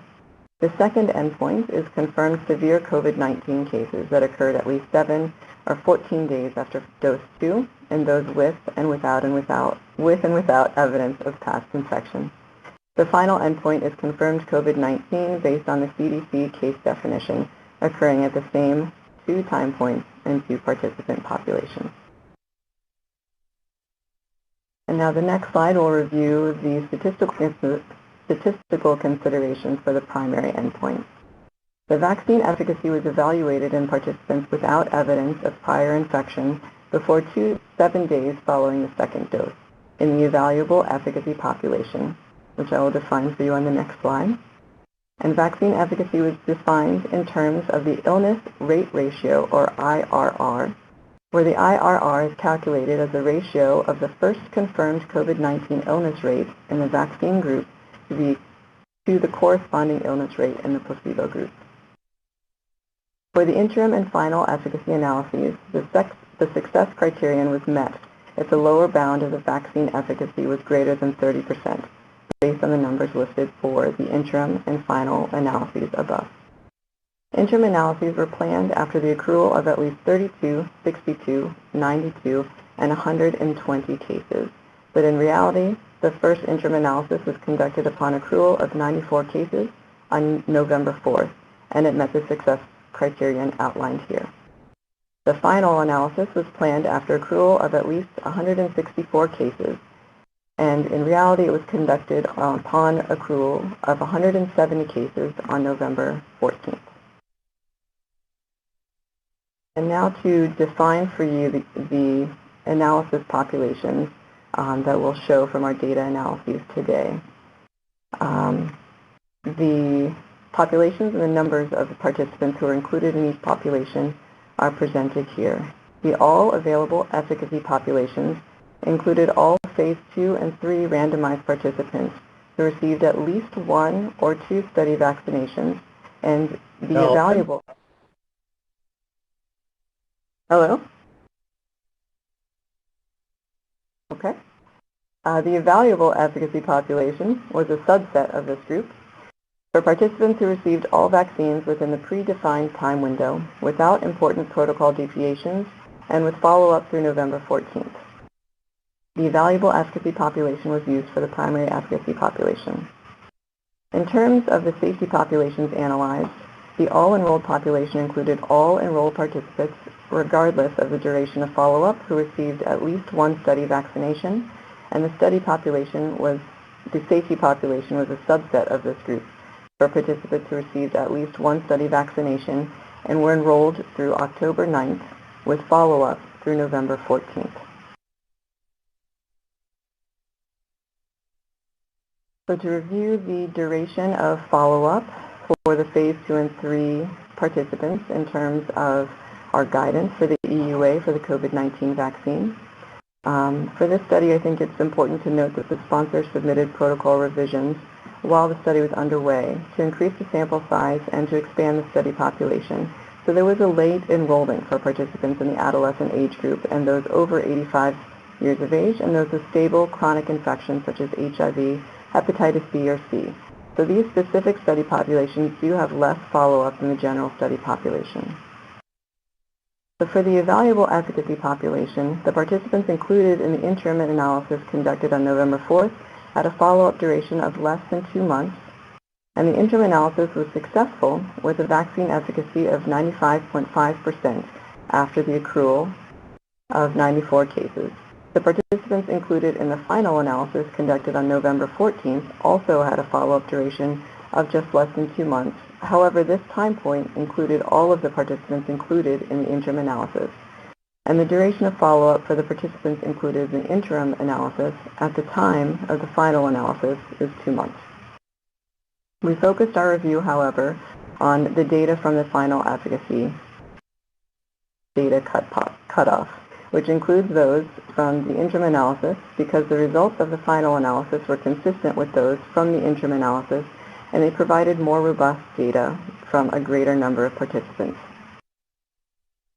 The Phase 2-3 safety population includes only Phase 2-3 participants enrolled by October 9th with a follow-up through November 14th, and the median follow-up duration is 2 months. The all-enrolled population includes all enrolled participants regardless of the duration of follow-up. And the median duration of follow-up for this group is less than 2 months, but additional safety analyses from this larger database of all enrolled participants was also reviewed to evaluate for differences compared with the smaller Phase 2-3 safety population. And this is just a duplicate slide.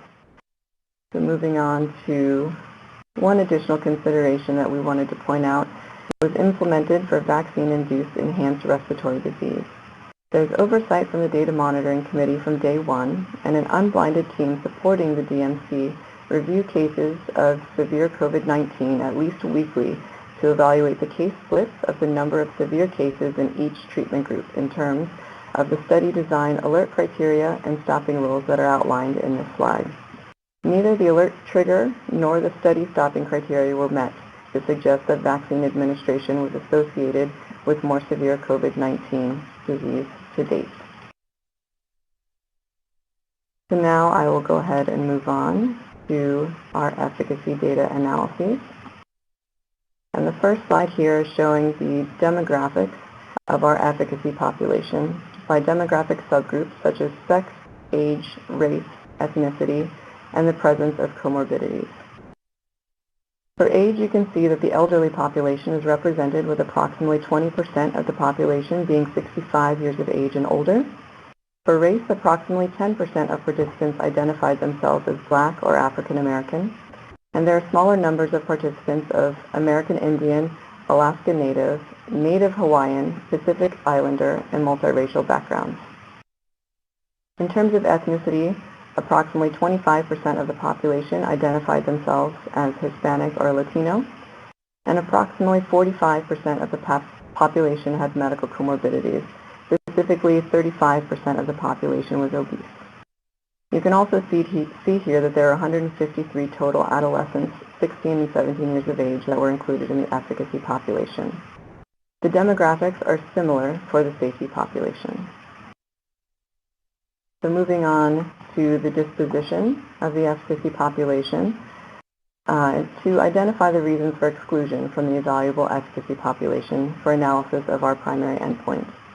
Starting at the top of the slide, from the total number of randomized participants, and moving down the table, you will see how many subjects received each dose and were included because they did not have evidence of prior infection, in addition to how many subjects were excluded with the reasons for exclusion listed towards the bottom of the slide.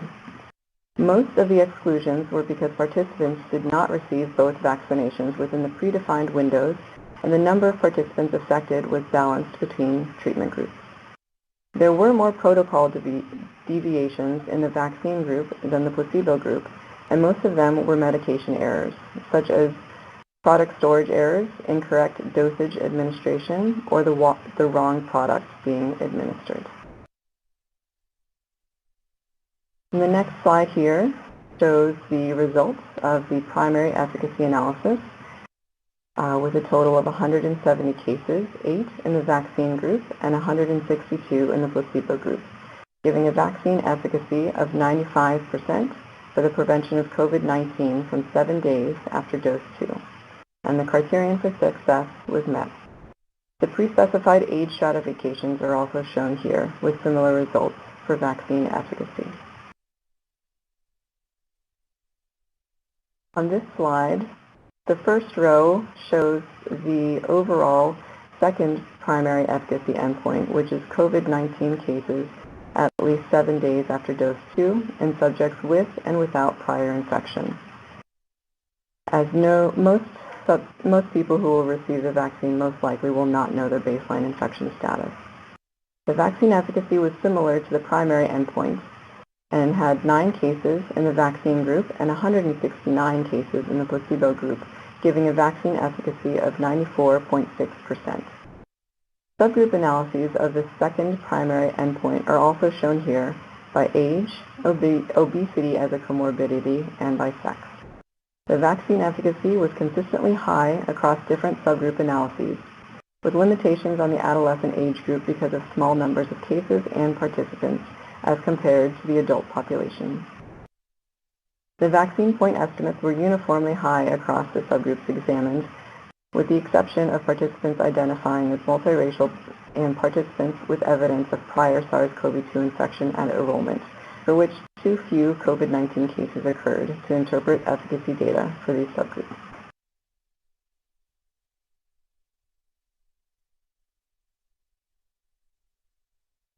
So a continuation of the subgroup analyses for the second primary endpoint are shown here. I think I just described that with the prior slide. So the vaccine efficacy point estimates were uniformly high, so you can see the numbers here on this slide.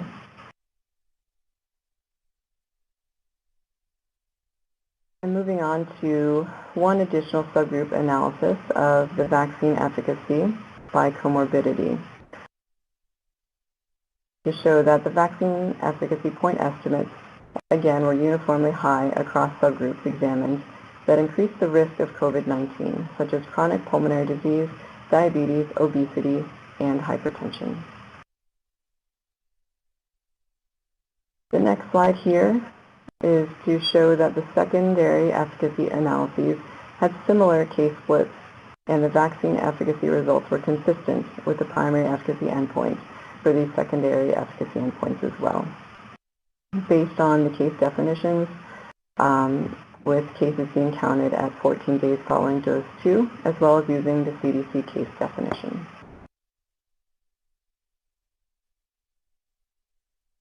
The other secondary efficacy analysis to discuss is severe COVID-19 cases, and this table breaks down the numbers of severe cases that occurred in the all-available efficacy population at each range of time points shown following dose 1. So in the all-available efficacy population, 10 participants had severe COVID-19 disease after dose 1, 1 subject who received the vaccine, and 2 subjects who received placebo. The vaccine efficacy was 88.9%, but with a wide 95% confidence interval that goes down to 20%. Based on review of the case narratives overall, in the all-available efficacy population, 2 placebo recipients met severe criteria based on vital signs and no other criteria. 6 placebo recipients who had severe COVID-19 disease were hospitalized, 3 of which were admitted to an intensive care unit, and 7 placebo recipients had at least 1 risk factor for severe disease. In the bottom row of this table, you see the case split for the primary endpoint evaluation at least 7 days after dose 2, in which 4 placebo recipients and 1 vaccine recipient had severe COVID-19 disease. The vaccine recipient who had severe COVID-19 disease met the severe case definition because of oxygen saturations at the time of the COVID-19 illness visit, being less than 93% on room air. The subject was not hospitalized, did not seek further medical care, and did not have risk factors for severe disease. The 4 placebo recipients who had severe COVID-19 disease met the severe case definition for the following reasons. 1 subject had oxygen saturation of 92% on room air, and 1 had a heart rate of 125 without other severe criteria. 1 subject was hospitalized for non-invasive positive pressure ventilation with bilateral pneumonia. 1 subject had an oxygen saturation of 92% and ICU admission for heart block. 2 of these placebo recipients with severe disease also had obesity as a risk factor, while the other 2 participants did not have any risk factors for severe disease. The total number of severe cases is small, which does limit the overall conclusions that can be drawn. However, the case split does suggest protection from severe COVID-19 disease. We'll move on to one post-hoc analysis that we ran on the timing of COVID-19 cases following dose 1 in the all-available efficacy population.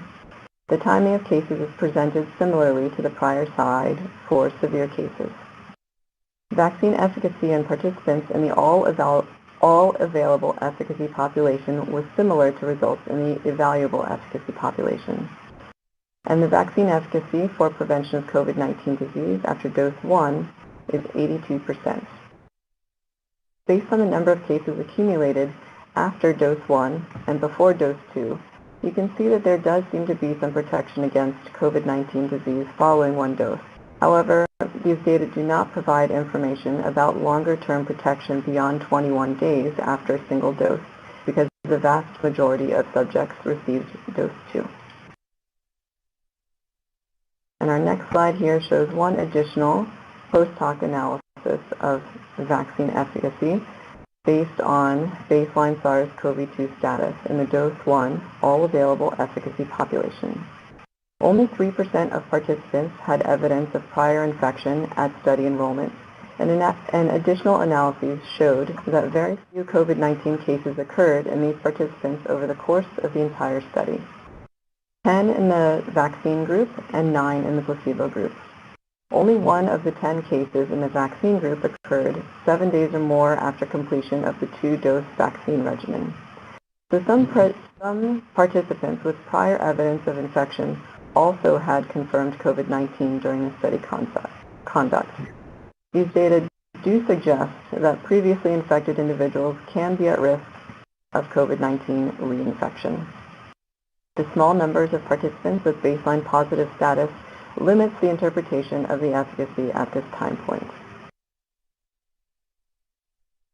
Moving on, we will now focus our attention on the safety data. And here's a quick reminder from the graphic about the general study design. And first we'll review the reactogenicity results collected daily for the first 7 days following each dose in the reactogenicity subset. Dose 1 reactogenicity is shown here on this first slide, and they're separated by the predefined age stratification. For both age groups, injection site pain was the most frequent solicited local adverse reaction. After dose 2, the younger age group reported any pain more frequently than the older group, and pain was characterized as moderate, with a similar pattern observed after dose 1. Injection site redness and swelling after each dose were generally similar for both age groups. For each age group in the reactogenicity subset, the younger subjects, and overall, the median onset of local reactions in the vaccine group was from the day of vaccination to 2 days after the dose, and lasted for a median duration between 1 and 2 doses, 1 and 2 days. Local reactogenicity following dose 2 is shown here, with consistent reports of pain, redness, and swelling. And analyses by various demographic subgroups showed consistent results. The next slide here shows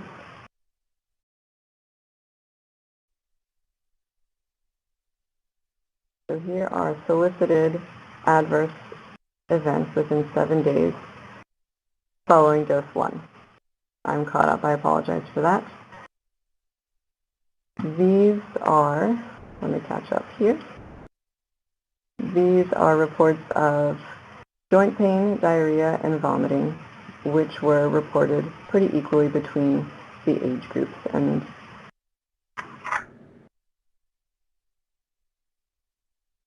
following dose 2, the systemic reactogenicity is shown here.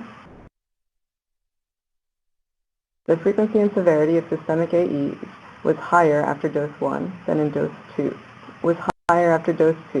than dose 1, except for vomiting and diarrhea, which is generally similar regardless of dose. And again, analyses by various demographic subgroups showed consistent results. This slide is a continuation of the dose 2 solicited systemic adverse reactions within 7 days, showing the numbers for joint pain, diarrhea, and vomiting. Here are the numbers for our adolescents, 16 and 17 years of age. It's important to note that for the majority of adolescents, 16 and 17 years of age, enrolled by October 9th, local reactions and systemic AE data were collected as unsolicited AEs with the preferred terms shown here, rather than from pre-specified prompts for reactions, which were solicited daily for 7 days for each vaccination, as was done for the adult population just shown. So the same details are not available for reactogenicity in 16 and 17-year-olds as compared to the adults in the study at this time point. But based on the unsolicited AEs shown here, in general, the 16 and 17-year-olds had similar symptoms reported, but to a lesser degree than the adult population.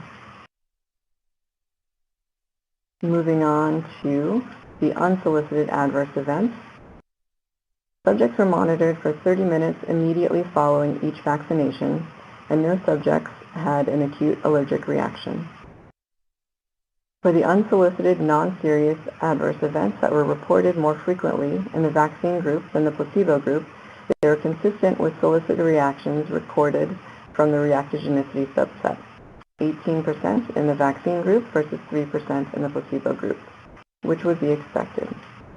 Additionally, lymphadenopathy occurred more in the vaccine group than the placebo group, with a plausible relationship to vaccination. And finally, Bell's palsy occurred in 4 vaccine recipients and no placebo recipients, 2 within 1 month of vaccination and 2 after 1 month. More details here include that 3 cases occurred at 3, 9, and 37 days after vaccination in participants with no prior history of Bell's palsy. The case with the onset at 3 days post-vaccination was reported as resolved without sequelae within 3 days of onset. The other 3 cases were reported as continuing or resolving as of the November 14th data cutoff, with ongoing durations of 15, 10, 15, and 21 days respectively. The 4th case had an onset at 48 days after vaccination in a participant with prior history of Bell's palsy, and it was reported as ongoing with a duration of 21 days at the time of the data cutoff.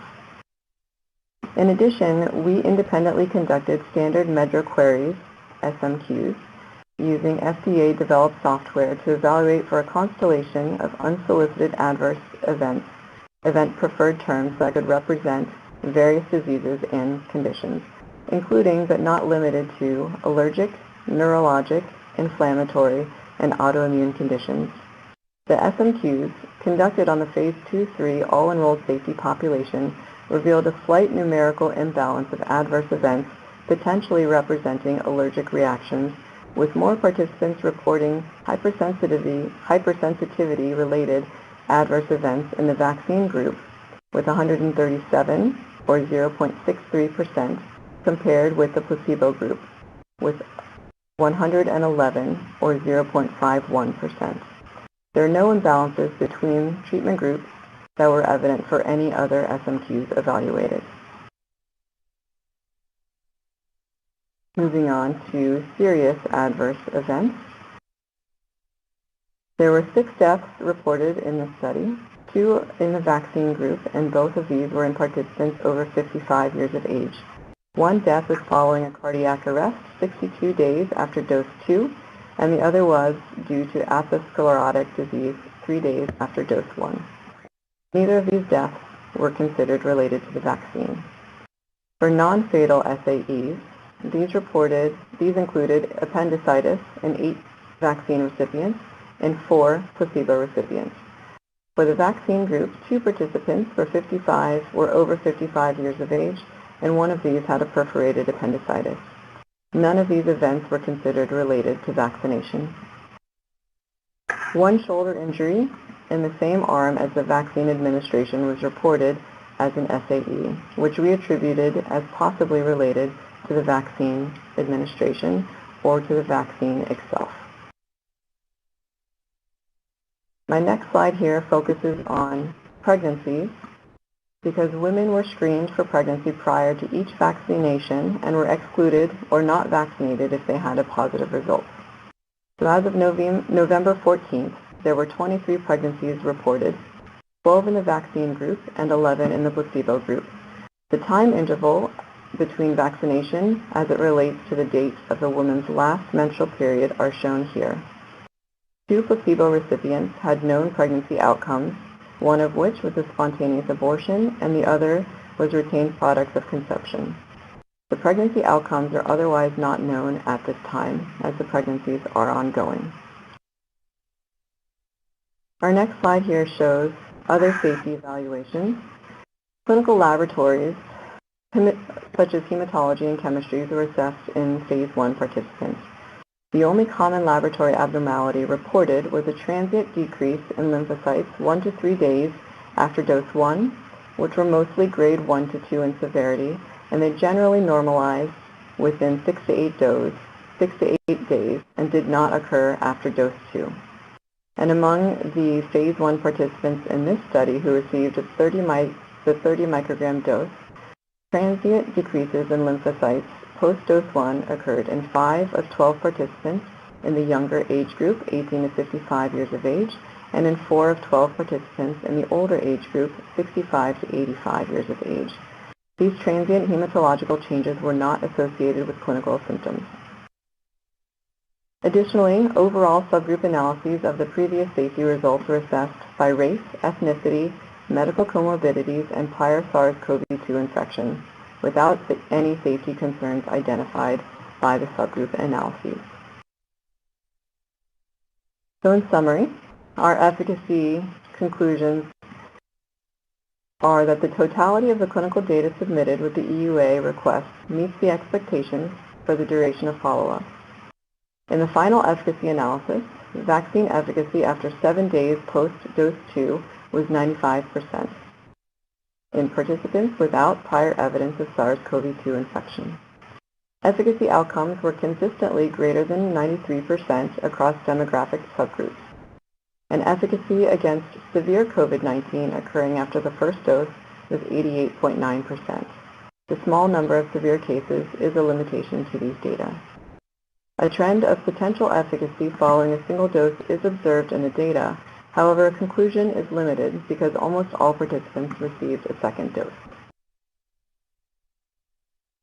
And our summary for safety here is that the totality of the clinical data submitted with the EUA request meets the expectations for follow-up for duration of follow-up and evaluation of the all-enrolled population.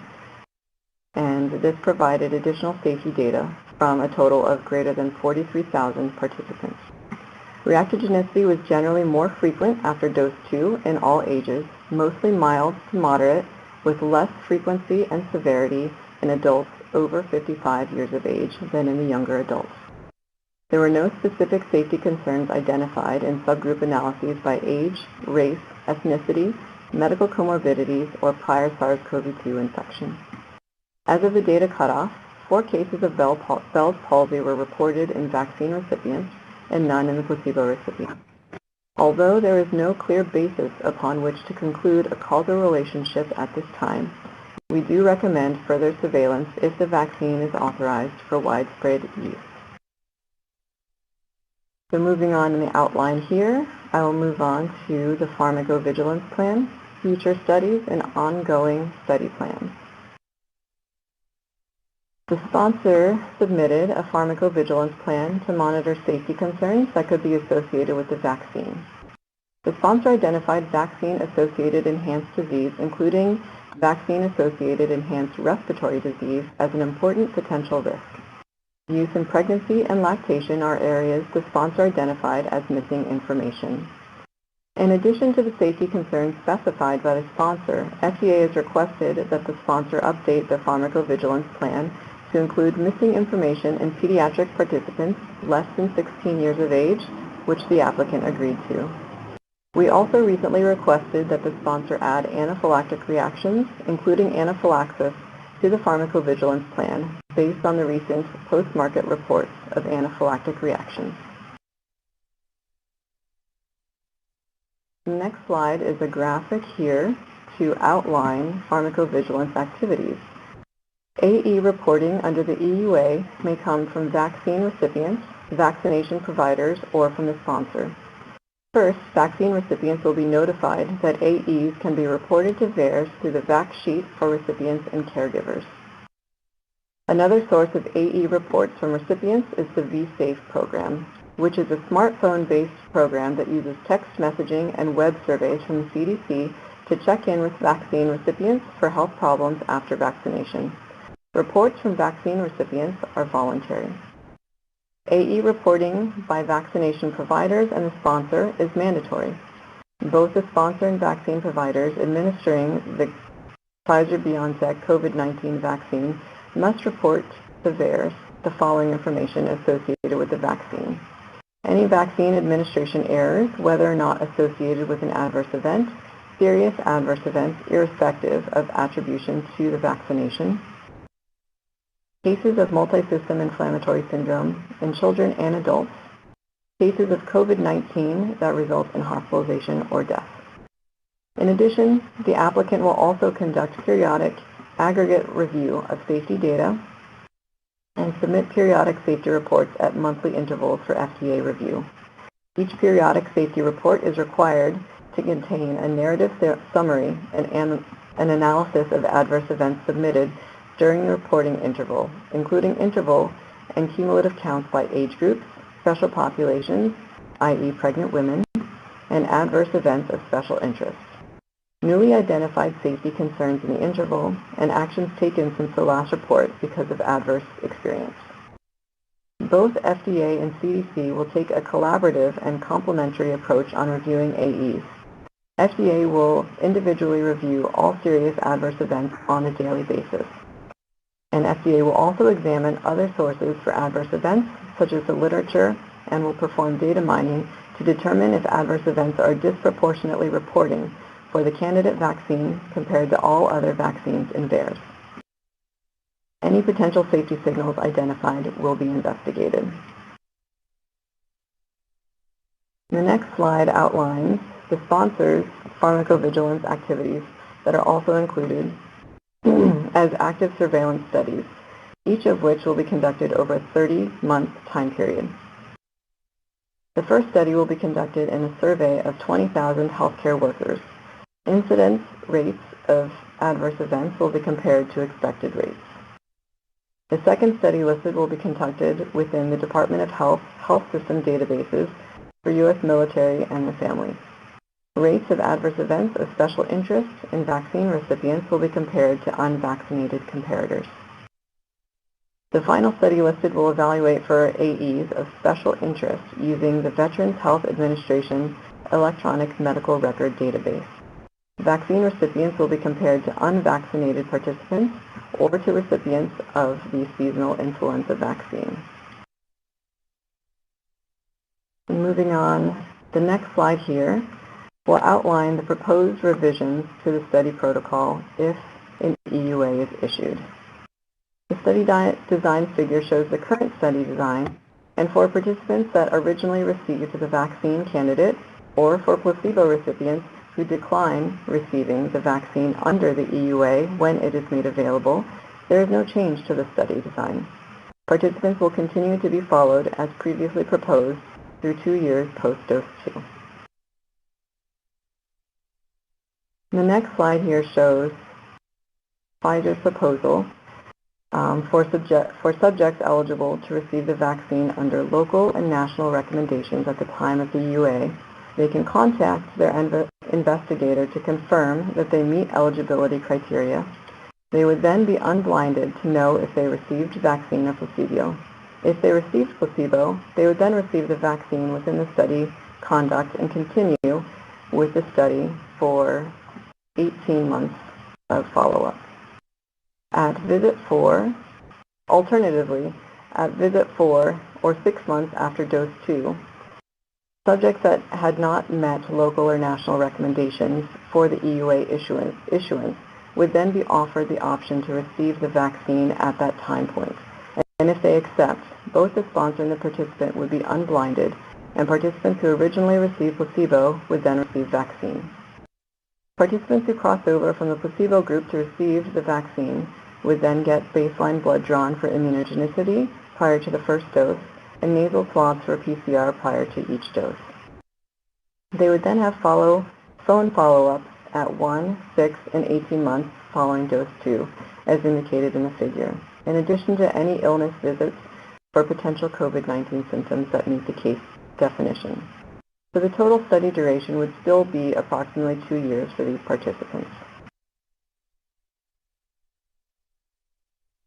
So moving on, I will wrap up now with our benefit and risk assessment in the context of the proposed EUA. The known benefits of the vaccine at this time include a reduced risk of confirmed COVID-19 at least 7 days after completing a 2-dose vaccination regimen in individuals without prior history of SARS-CoV-2 infection. Efficacy findings are consistent across subgroups, including racial and ethnic minorities, adults 65 years of age and older, and individuals with one or more of the following conditions: obesity, diabetes, hypertension, and chronic cardiopulmonary disease. Efficacy data in adolescents 16 and 17 years of age are limited, but could be extrapolated from the efficacy observed in adults 18 to 55 years of age. In addition, here is a slide for our risks. The known risks of the vaccine include local and systemic adverse reactions. In all age groups, these were generally mild to moderate and more frequent following dose 2 than following dose 1. In adults over 55 years of age, they were less frequent and less severe compared to the younger adult age group. Severe adverse events that were possibly related to the vaccination included the shoulder injury that we attributed to vaccine administration or to the vaccine itself, and lymphadenopathy that was thought to be temporally associated and biologically plausible. There are no specific safety concerns identified in analyses of subgroups described or by prior SARS-CoV-2 infection. The data are limited from adolescents 16 and 17 years of age, but could be extrapolated from the safety profile in adults 18 to 55 years of age. The risk assessment is also limited by the duration of follow-up at this snapshot in time and the fact that pregnant and breastfeeding women were excluded from the study. In addition, we are aware of the reports of anaphylactic reactions, and we are continuing to collect information to monitor the situation closely. I will now move on to my final slides here to remind the advisory committee of the items that we would like for them to discuss without a vote. The first of which is that Pfizer has proposed a plan for continuation of blinded placebo-controlled follow-up in ongoing trials if the vaccine were made available under the EUA. Please discuss Pfizer's plan, including how loss of blinded placebo-controlled follow-up in ongoing trials should be addressed. The second item to discuss is to discuss any gaps in plans described today and in the briefing documents for further evaluation of vaccine safety and effectiveness in populations who receive the Pfizer-BioNTech vaccine under EUA. And the final slide here is our question for the advisory committee to vote on. Based on the totality of the scientific evidence available, do the benefits of the Pfizer-BioNTech COVID-19 vaccine outweigh its risks for use in individuals 16 years of age and older? With that, I will conclude my presentation and welcome questions. Thank you. Thank you very much. Let's have questions for about 10 minutes or so. We're running late, but I think it's critical for us to entertain some questions now. And if anybody, I shut off questions to the sponsor, so we might want to follow up with questions to the sponsor as well, and we can sort it out the direction of the questions, whether it goes to FDA or to the sponsor. Let's start out with Mr. Taubman. Thank you. So I've raised this before, and that is that the data is now 26 days old. That was the closing date. And I asked a question about, do we have more recent data? And Dr. Fink said it hadn't been requested. However, the sponsor is here, and based on my experience, they will have updated data.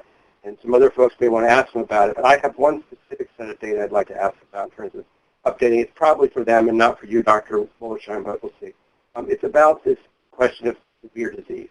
And the takeaway, there's a lot, Pfizer suggested it's been demonstrated that their vaccine is effective with severe disease, but that's really not the case. And your conclusion just now was that the case split does suggest protection from severe COVID-19 disease, but as stated in your briefing document, you just don't have enough data to know that.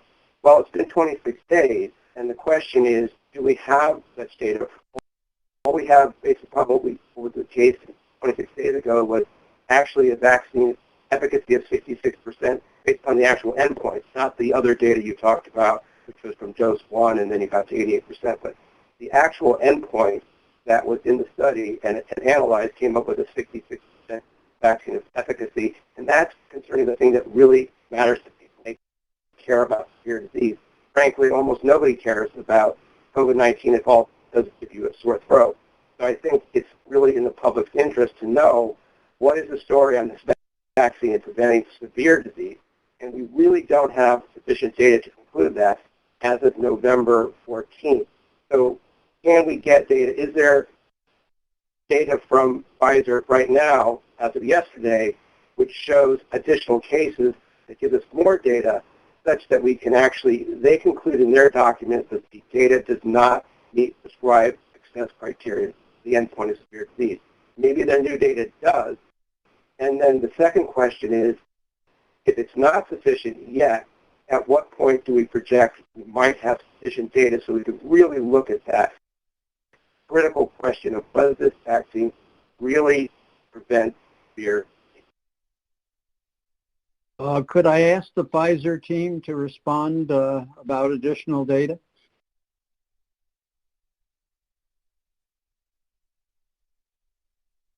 When it comes to the relevance, I like Dr. Gruber to respond to the first question in terms of additional data. And then also when it comes to severe disease, I would like to invite Dr. Stephen Thomas to give his perspective of the medical importance of preventing. We really need to keep this. We need to keep it brief. All right, we so don't. Bill that. Okay, just. Yeah, I can be fairly brief here. Okay. The answer to the question, as we heard earlier, it takes quite a bit of work to essentially prepare a data package for comprehensive review by the FDA. So since November the 14th, we obviously have not done the additional unblinded analysis. We will do that, obviously, at the direction of the FDA, and there is obviously the potential over time, at an appropriate time, in collaboration with the FDA, to look at that again. I can tell you that we don't have enough additional cases post the second dose to greatly enlarge that data, but I would emphasize that the data where we see the 1 to 9 split using the FDA guidance after the first dose and the 1 to 14 split, I think in my view, and it seems to be in the FDA's view, is compelling for evidence of protection. I think it's just a matter of getting enough cases, and we have the potential to have more cases over time, but we've not analyzed them yet. Everything now. Dr. Wollersheim, anything to add? No, I agree. At some point, I guess we'll have those discussions in terms of when additional data will be requested, but that's not the topic for today's EUA discussion. Okay, let's go on to Dr. Kurilla, please. No follow-up. We're pressed for time. I got 10 people who want to ask questions. Dr. Kurilla. Yeah, I'd like on with the clinical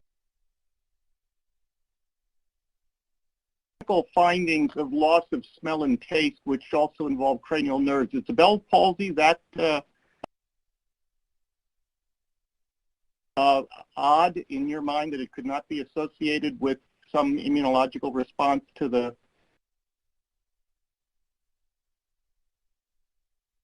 antigen? And the second is, in looking at the data package, we don't as yet have a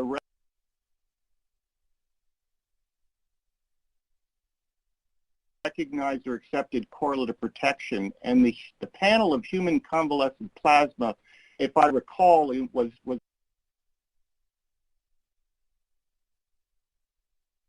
derived from 38 individuals, 35 of which had mild disease. Only one was hospitalized. I'm assuming the other two were asymptomatic. But we know that the antibody titers do scale with the severity of infection. So it seems like a little bit of a low bar to be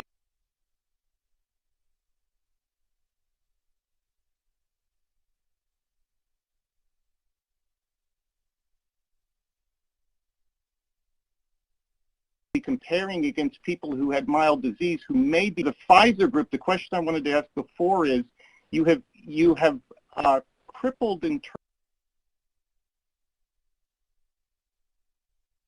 terms of innate immune responses of the vaccine, but is that in general in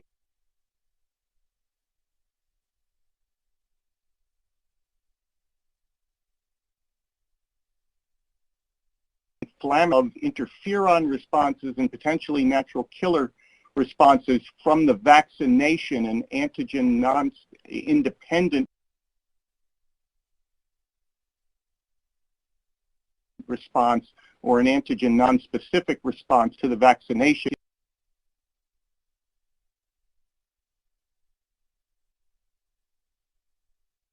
Measuring the true efficacy of your adaptive immune response that you are clearly generating.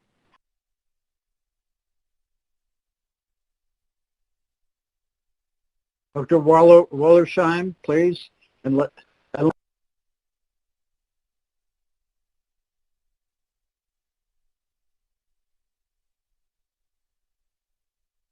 Palsy. And just given the small numbers of cases that we have, it would be difficult to attribute causation at this time. I do see your point with the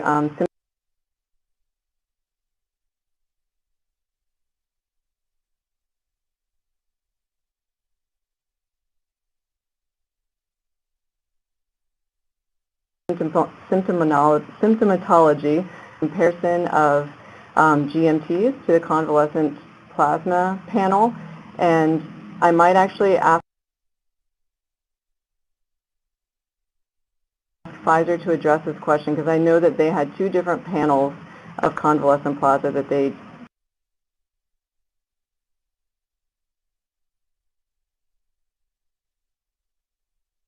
to those panels were. So I will actually let Pfizer address that question, please.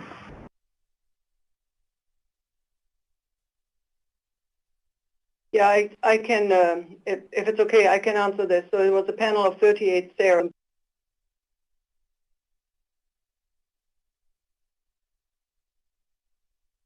asymptomatic, and that 3 asymptomatic infection, 1 individual was hospitalized. And I just want to stress that we used that panel initially to give us guidance of how a vaccine-induced immune response compares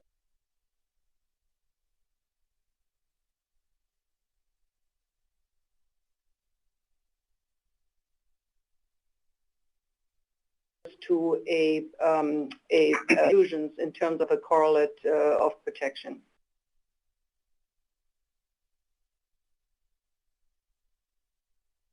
Okay, we're going to not worry about adaptive and innate immune responses right now.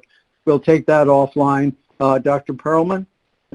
Dr. Perlman, your question? Yeah. Okay. Yeah, so I just had a question about pregnant women, because if an EUA is granted, I don't think there'll be pregnant women immunized. So the question is, when do you think we will? I will defer that question here to Dr. Fink, who is here. Hi, thanks for asking that question. I'm trying to activate my video, but the platform... We know what you look like, Joran. All right. So in the interest of time, right. So in the interest of time, you're correct that we have very limited data on use in pregnancy. We are expecting results of a developmental and reproductive toxicity study in animals to be submitted to us later this month. That type of data typically precedes licensure of a vaccine. In terms of inclusion of pregnant women in the EUA, we recognize that among the groups first prioritized for vaccine use under EUA, there will be many women of childbearing potential, including women who are pregnant either knowingly or unknowingly. And we have really no data to speak to risks specific to the pregnant woman or the fetus, but also no data that would warrant a contraindication to use in pregnancy at this time. And so in the interest of allowing women of childbearing potential who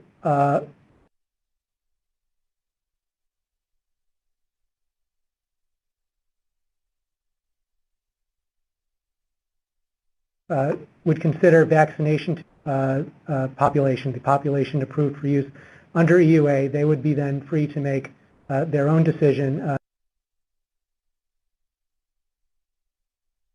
in conjunction with their healthcare provider. Thank you. Thank all the presenters and all the many, many people who contributed the work to the presentations. My question is for FDA, and it is about the 16 to 17-year-old group. I am concerned about the adolescent years.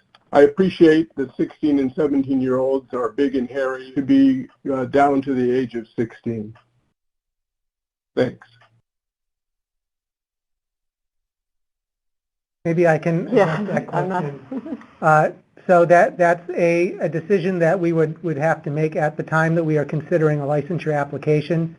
Our regulations and laws do allow us to extrapolate effectiveness and safety from adult populations into pediatric populations. As you mentioned, the ages of 16 and 17 are those adolescents that are closest in age to adults, and so the extrapolation becomes biologically all that more reasonable.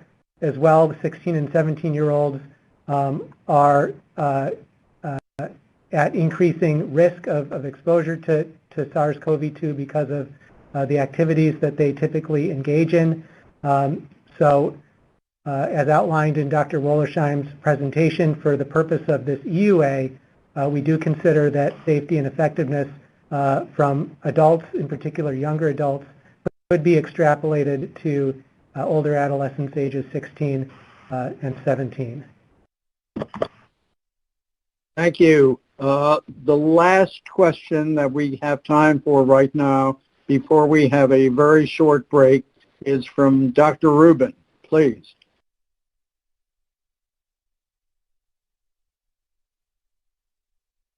Thank you for your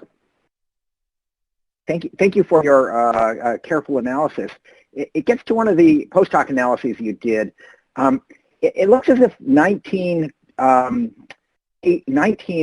participants, regardless of their whether they were placebo or vaccine recipients, developed disease within the first 28 days. If you calculate that rate, you play with the numbers as much as we have them, that's a pretty high rate of infection. It's actually a little higher than the rate in the group that was allegedly not immune. And I wonder if that brings into question whether or not the anti-nucleocapsid antibody is actually a very good test, because there's a lot of independent evidence suggesting that people with anti-spike protein antibody are relatively protected. Since the entire evaluation of asymptomatic disease is going to depend on that, I wonder if the test is any good. That's a good question, and at this point, those antibody tests have been qualified for that stage of development. It's not part of their final analysis at this point, so they've not been validated to a certain extent. So that would be something that we will be discussing further. Right, and there's also the issue of seasonal coronaviruses. Yeah, when you get into that. I would give Pfizer the opportunity to address the assays as well if they wish.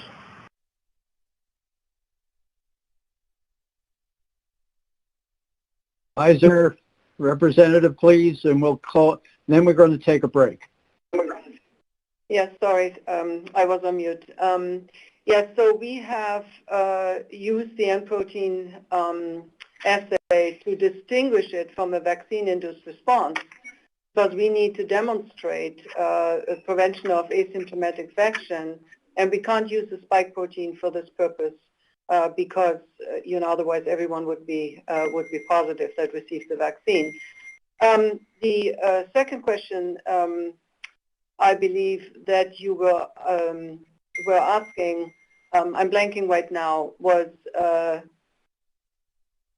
the second part of your question. Well, it was whether it was really whether it was a good correlate of prior infection, the N protein. Yes, so it is our understanding that N protein positivity does indeed develop within probably 2 weeks after becoming infected. There's of course another way to determining infection, which is by more frequent sampling using PCR. Both are I think valid approaches from our perspective. In terms of cross-reactivity with other seasonal coronavirus, that was very important for us to demonstrate it. So we have carefully looked at the N protein assay that we're using. It's a commercial test, and have evaluated a relatively large number of sera that were collected prior to the appearance of SARS-CoV-2. And we have not seen any evidence of cross-reactivity to seasonal coronaviruses. Okay, well, let us now take looking at the clock, a break until 10 minutes to 4, hard start, 10 minutes to 4. The meeting on October 22nd went on till 6:45 Eastern, and I don't think we want to go on that late tonight. All right. With that, we're going to take a break.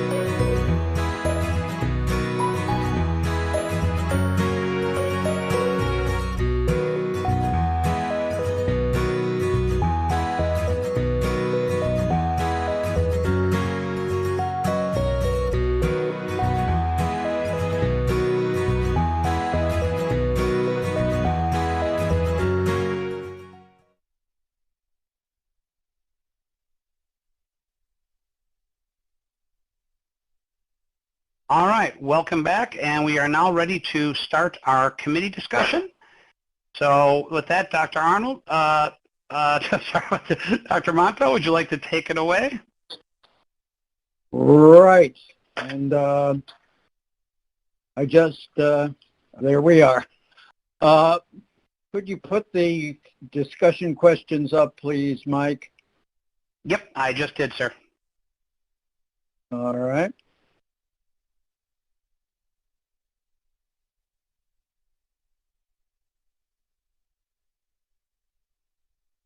Don't see him yet.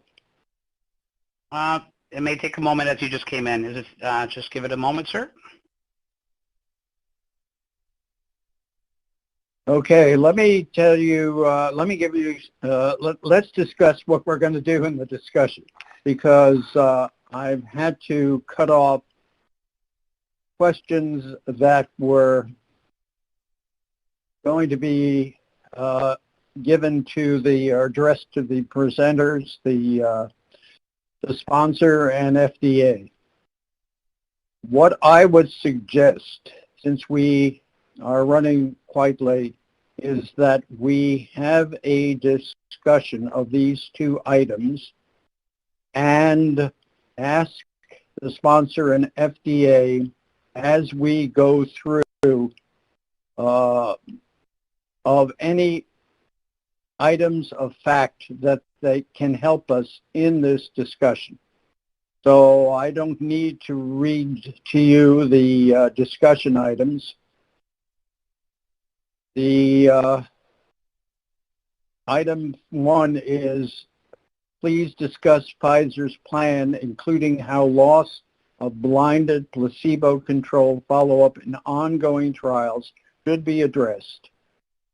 So we're talking here about plans for giving dose 3 and dose 4 as was shown in the last presentation, and also gaps in plans described today for further evaluation of vaccine safety and effectiveness. So I think they're related, and I think we need to continue our discussion around both of these points, plus any other specific questions you have of the sponsors or FDA. I think we want to stay away from more discussions about immune response and other things that could be taken offline. So with that introduction, Dr. Gans.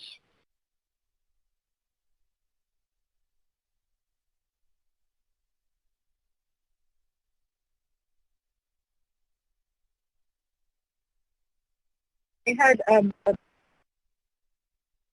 a question regarding the unblinding. So, you know, if we go through with the EUA as number 1, the actual unblinding in any manner, so if we did the crossover, how is that actually going to affect the BLA? Because all of the data that was presented today on how they would move forward on the BLA is assuming that there isn't an unblinding, and so the data that they think would support that. I think that would be important for us to understand the impact of having an EUA. And my second question, because I think we have still a lot of conversation. You're breaking up. Is oh, sorry. Are other people able to hear? Now she is breaking up a little bit, Dr. Gans. Sorry about that. Is this better? Hello? Go ahead, continue. Okay. The second question is, we have a lot of questions about the use of the vaccine, and as we've heard, asymptomatic, continued ability to, asymptomatic carriage and therefore being contagious to those around us. And it would be very important to understand, even if they had any data from household contacts, in terms of how, of people who are already vaccinated, what the rates of disease were in those situations. Let's keep the second part of your question, which we had problems hearing anyway, to the discussion before we get to the voting question, because we're going to want to have a second round of discussions before we get to the voting question. So is there anybody from FDA who wants to address the issue of how the unblinding issue could affect the BLA?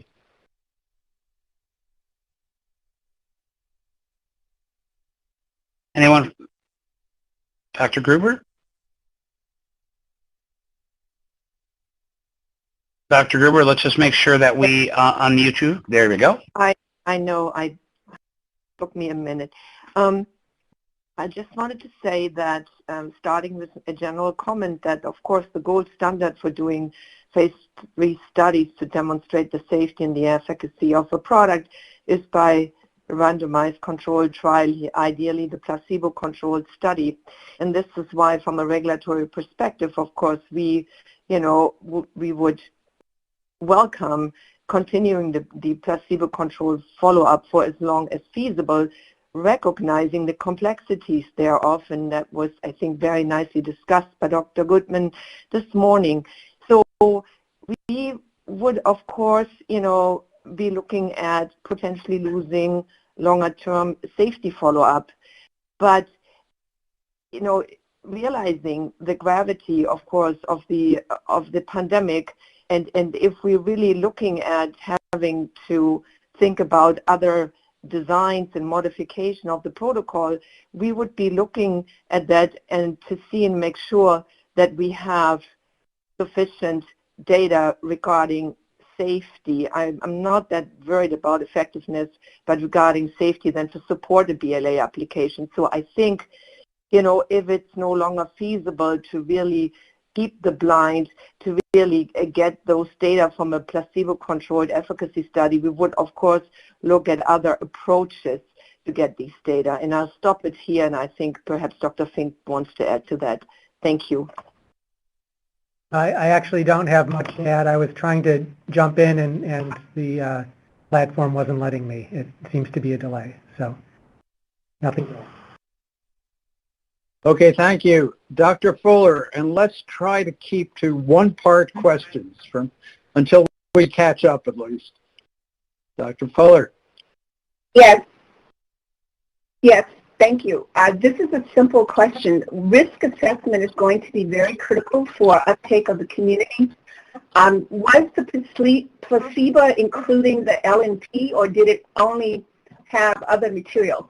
So in other words, are the side effects that we've seen in the limited amount of risk assessment that's been done in 2 months due to only the spike protein because the placebo has the lipid material, or is that due to both the lipid and the spike protein expression, and we don't know what the lipid does alone?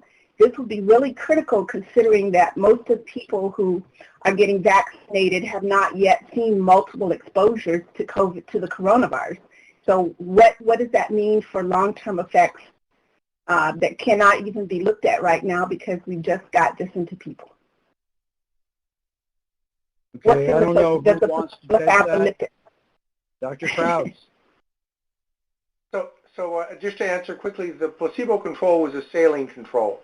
So the vaccine is being compared against a complete placebo, not against the lipid. So the side effects that were observed are due to the combination of the lipid and the mRNA. Okay. So we have no idea what putting a messenger RNA lipid vaccine into people does long term. It's not been done before.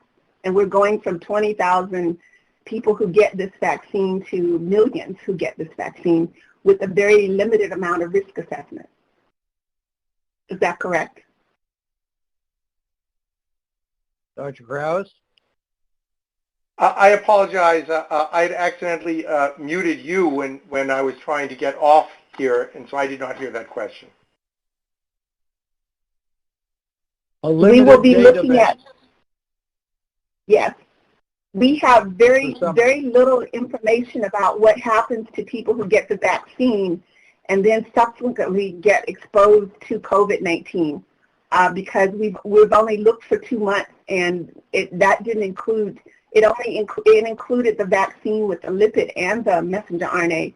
So we don't even know what's going to happen long term to people who get these lipid particles plus the vaccine. There's such a limited risk assessment that I think the uptake in the community is going to be fairly poor unless something better is done. Pfizer may comment, but there has been a number of other vaccines that have been mRNA vaccines that have been studied where people have gotten these lipids and have been followed for considerably longer periods of time, although not the very large numbers of people that you might be looking for here. But perhaps we can give Pfizer an opportunity to comment on that. And also, we know that COVID-19 is a multi-organ disease, so it's not like some of the previous lipid vaccines. This is something we don't know very much about, the pathology of this coronavirus. Dr. Johnson? And then we'll move on, please. I think you're muted. We actually have evaluated what happens after when individuals are being exposed by COVID-19 in our studies. So while we have relatively few cases of individuals that had breakthrough infections with COVID-19, nevertheless, those individuals showed, as we saw, a much lower profile of severity compared to the many of the 162 individuals that received placebo. The other point I would make is that we have stated multiple times that we will follow our trial participants up to the end of the study, which is planned to last for the full duration of 24 months. Thank you. Thank you. Dr. Offit. Okay, thanks. So my question is for Bill Gruber from Pfizer. I'm worried about the severe anaphylactic reactions for this reason. We don't know the details of those 2 cases. We don't know specifically what it was they were allergic to or what their history with severe allergies was. We just know that they carried EpiPens. The public health people in the UK said if you have a history of severe allergies, you can't get this vaccine. Similarly, Monsef Slaoui here, head of Warp Speed, said the same thing. If you have a history of severe allergies, you can't get this vaccine. There are tens of millions of people in this country who carry EpiPens with them because they have peanut allergies, because they have egg allergies, who are going to believe now that they can't get this vaccine. That's a lot of people. So what I would suggest is, first we need to drill down on those 2 people that in the UK, but I think more importantly, Dr. Gruber, you had said that that there were no cases of severe allergy in your trial. Did you exclude people with a history of severe allergy? That's question 1. Let me address question 1, and then I think maybe what I'll do, Dr. Offit, is defer to our head of safety at Pfizer, who can describe more about what we know about the cases that occurred in the UK and then the nature of our plans for moving forward, and perhaps we can even include the regulatory view. So the nature of what was actually excluded from the trial was really restricted to those individuals who had had a severe allergic reaction to a vaccine, any vaccine previously, or if obviously during the course of the trial they'd gotten the first dose and they had a significant type 1 hypersensitivity response, then that would preclude giving a second dose. And we did not encounter that circumstance in the trial. The first circumstance, I don't know how many people we actually screened out who had had a prior issue with having had an anaphylactic reaction to a vaccine, but we didn't have to exclude anybody from getting the second dose. So as I said, at least during the course of the trial, we had not seen anything that alerted us to a safety signal associated with the vaccine or the potential for anaphylaxis. But maybe what I can do is, yeah, go ahead. Yeah. So Bill, what I'm asking is this, do you know whether there were people in the trial who were in the vaccine group who had a history of severe anaphylaxis, period, not necessarily to a vaccine, or if they had a history of carrying an EpiPen? Do you have those data? Yeah, let me ask Dr. Cabell to share with you what we do know in terms of the nature of pre-existing allergic conditions and the outcomes in the trial. To my knowledge, we didn't have anybody that had a prior history of anaphylaxis, but let me ask Dr. Cabell to actually share with you the information that we do have. Yeah, good afternoon.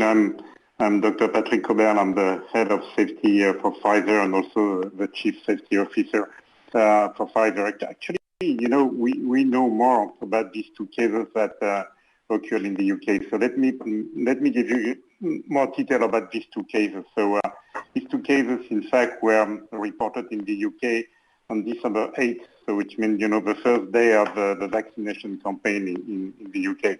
So the same day, 6,000 people were vaccinated in the US, and all these vaccinations were performed, as you know, in hospital settings, because the primary target for the vaccination in the UK are healthcare provider. In fact, it happened that these two subjects were not only, they were, as I said, care workers that were 49 and 40-year-old. The first subject, in fact, had a medical history of severe allergic reaction. So he had a severe allergic reaction with anaphylaxis, but not following drugs. She had, in fact, a food allergy. She was allergic to eggs and to cheesecake and lemon and lice. But in fact, the last episode of the cheesecake led her to the emergency room, where she needed to have resuscitation and administration of epinephrine. So in fact, for this first patient, the case of anaphylaxis occurred only a few minutes after the vaccination. She required intravenous administration of epinephrine, corticosteroids, and finally the patient fully recovered. The second patient, in fact, was a little bit milder, but it was a patient which also had a medical history of allergy to drugs. We don't know which drugs yet, but she was under the care of an immunologist before receiving the vaccination. So it was mostly, in this case, shortness of breath, tachycardia, and finally she required also the administration of epinephrine. Again, these two cases occurred the first day of vaccination. Actually, we had also a third case that was reported the second day of vaccination, but which was not really a case of anaphylaxis. It was just a patient who developed supraventricular tachycardia. She had some skin redness. She was given hydrocortisone and antihistamines, and finally, and then she went back into a sinusal mode, and finally also fully recovered. At this stage, we don't think that this third case is case of immunoallergy. So, in fact, okay. Yes. Can I ask Dr. Gruber how FDA is going to respond to these reports?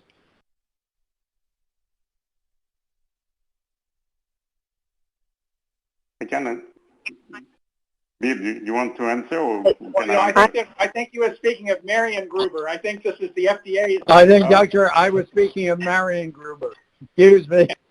Yeah. Okay. And I just also wanted to say, I am not aware that we are related still. So we had that discussion before. So, yeah.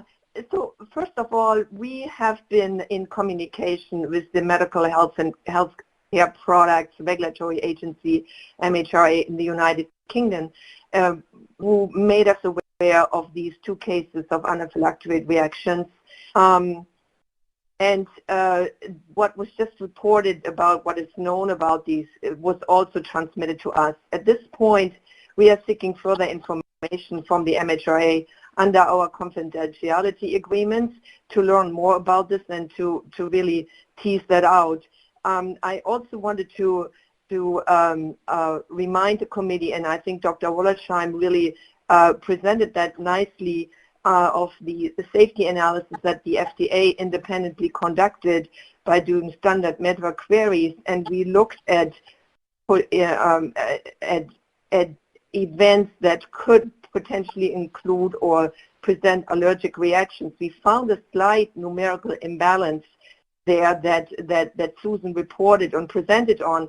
I want to stress that none of these were considered to be serious, none of them received epinephrine injections, and none of these events occurred in the immediate post-vaccination period. That being said, over the last couple of weeks, we have been working with Pfizer on generating fact sheets and prescribing information, and we, FDA and the sponsor, we agreed for the fact sheets and the prescribing information for this vaccine to include information under contraindication and under warning. So the fact sheets and the prescribing information will state that this vaccine should not be administered to individuals with known history of severe allergic reactions to any components of the Pfizer's COVID-19 vaccine, and the warning statement will say appropriate medical treatment used to manage immediate allergic reactions must be immediately available in the event an acute anaphylactic reaction occurs following administration of the Pfizer COVID-19 vaccine. So that has made it already in these fact sheets and prescribing information weeks ago. We, however, will consider any additional information that we're going to be receiving over the next couple of days and factoring this into our decision-making to decide whether the fact sheets and the prescribing information may need to be further revised to include additional precautionary statements. And I'll leave it here. Thank you. Mary, can I just offer one thing and then I'll stop? If you look at the components of that vaccine, which has probably the longest chemical name of any vaccine I've ever seen in terms of that lipid moiety, nobody's going to look at that name and think, you know, I'm allergic to that. So here's what I would suggest moving forward, just as a practical solution. I think a study should be done by Pfizer, whomever, where you take people who have a known history of severe egg allergy, a known history of severe peanut allergy, and give them these vaccines under careful observation to prove that this is not going to be a problem for them, because you're talking about tens of millions of people who are going to not get this vaccine because of the comments that were made both by the UK and both by Moncef Slaoui here. I just think it's a practical solution because this is not going to die. This issue is not going to die until we have better data. Okay, Okay. Marianne, do you have any ads? Yeah. And then we'll go to Dr. Meisner. It's just a short response to that. I mean, I hear your suggestion, Paul, and I think so did Pfizer. We, however, need to decide on the issuance of an EUA the next couple of weeks or days, more than weeks. And we are looking at the question whether the benefits outweigh the risks. You know, I agree. The benefits, I'm fine with it. I'm just determine if this product is safe and effective for the purpose of licensing it. I just wanted to remind you. Thank you. Okay, let's move on to Dr. Meisner.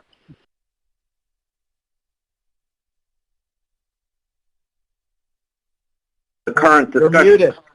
Okay.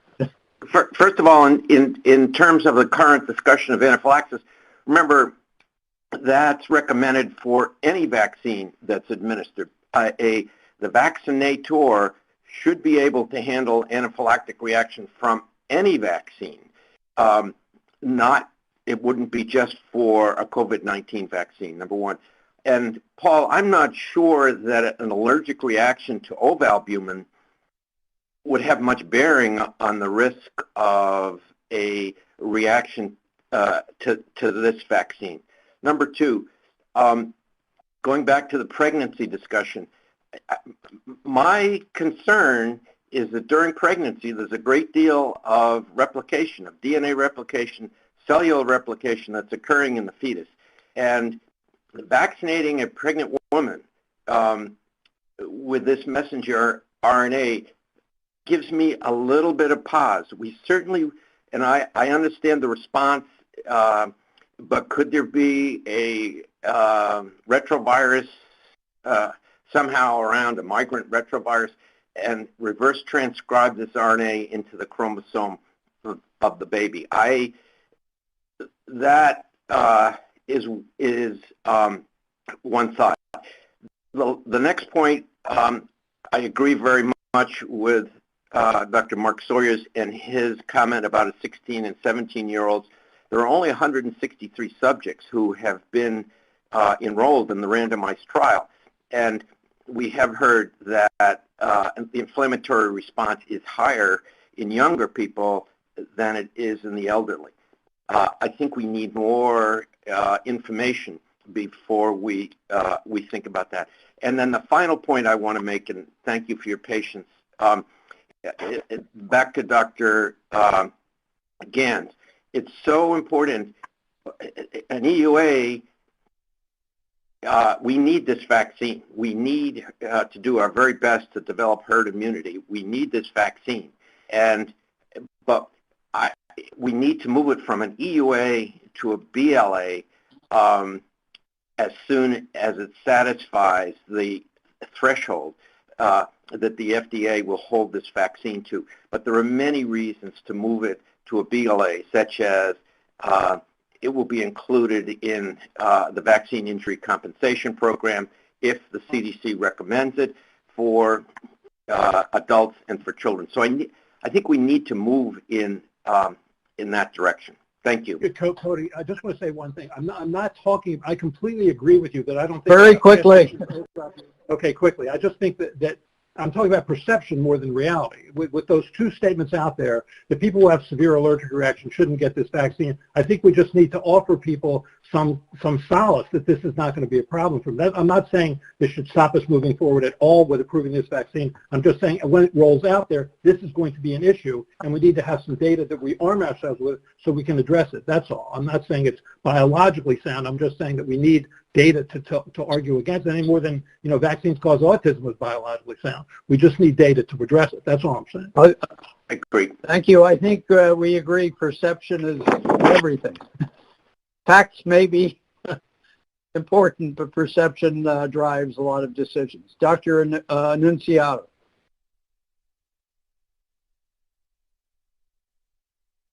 Thank you. I have a question for Dr. Bill Gruber.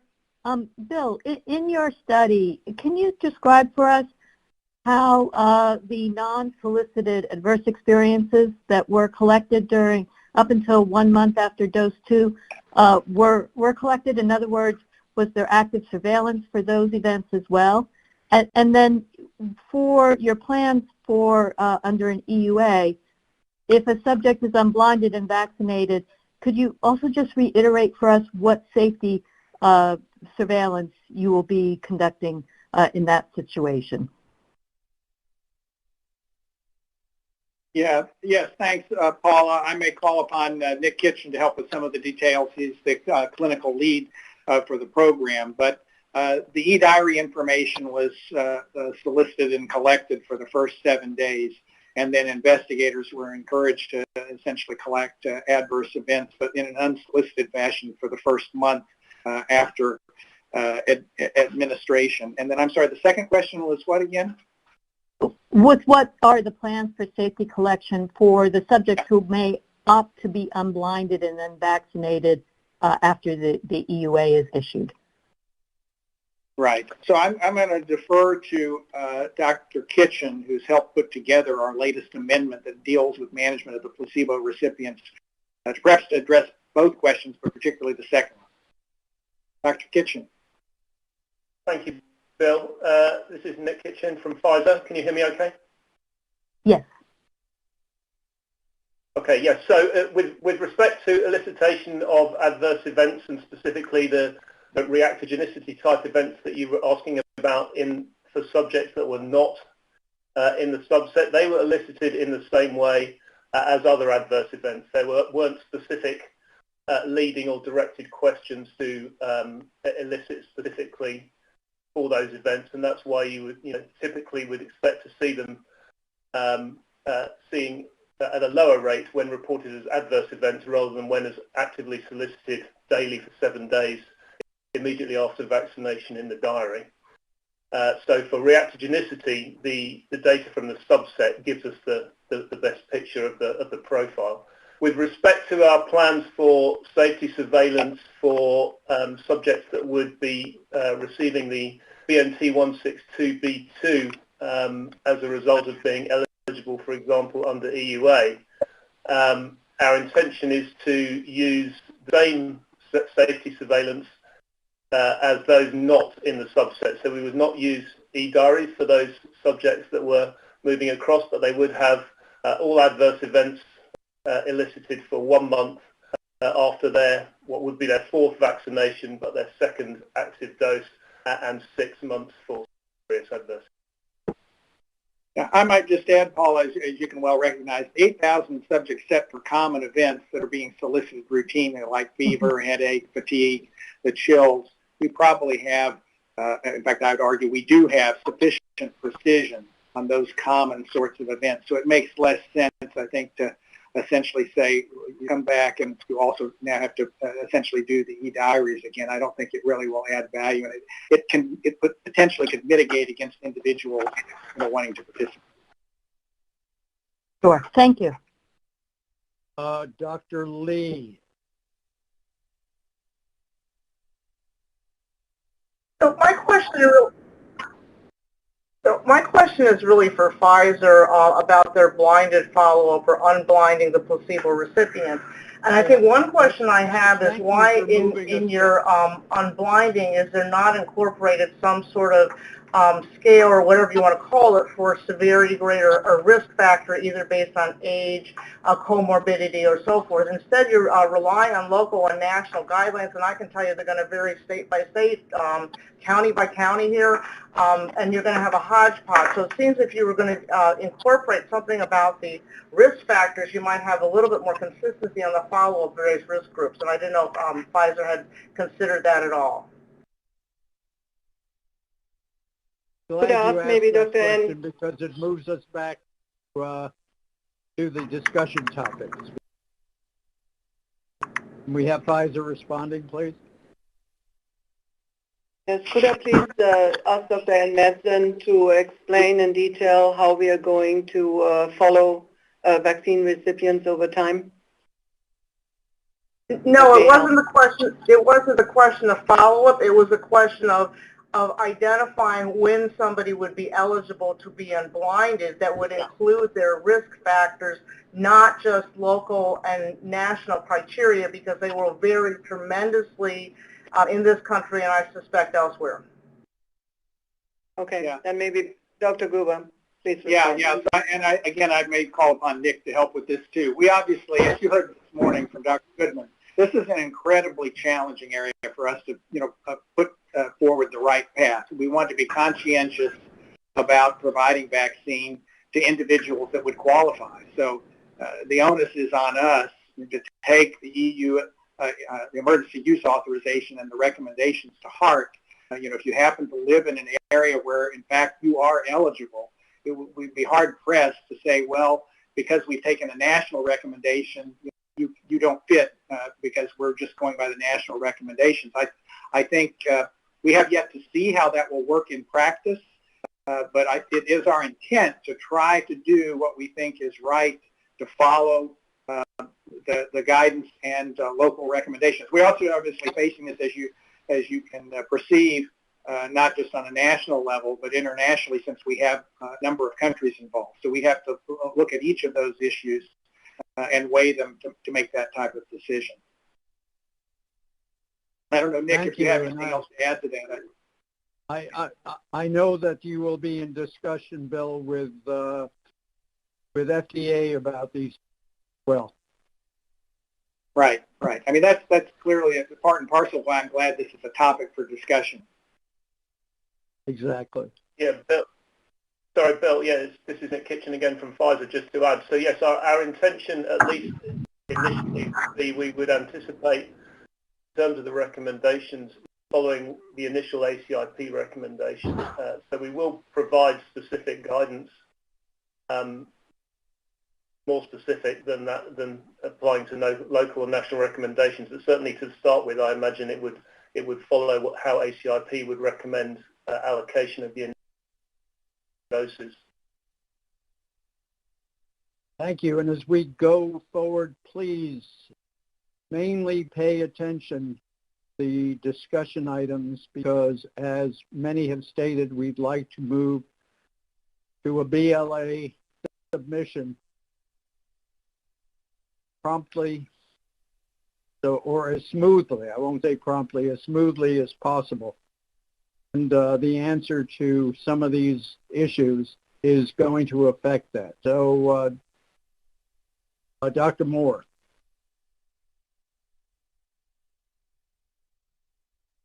Hi, yes. One question that addresses these two discussion items that I find is really, really central and important is that FDA did not ask in its guidance, and Pfizer has presented no evidence in its data today that the vaccine has any effect on virus carriage or shedding, which is the fundamental basis for herd immunity. And so even though the individual efficacy of this vaccine is very, very, very high, we really, as of right now, do not have any evidence that it will have an impact on social-wide on the epidemic.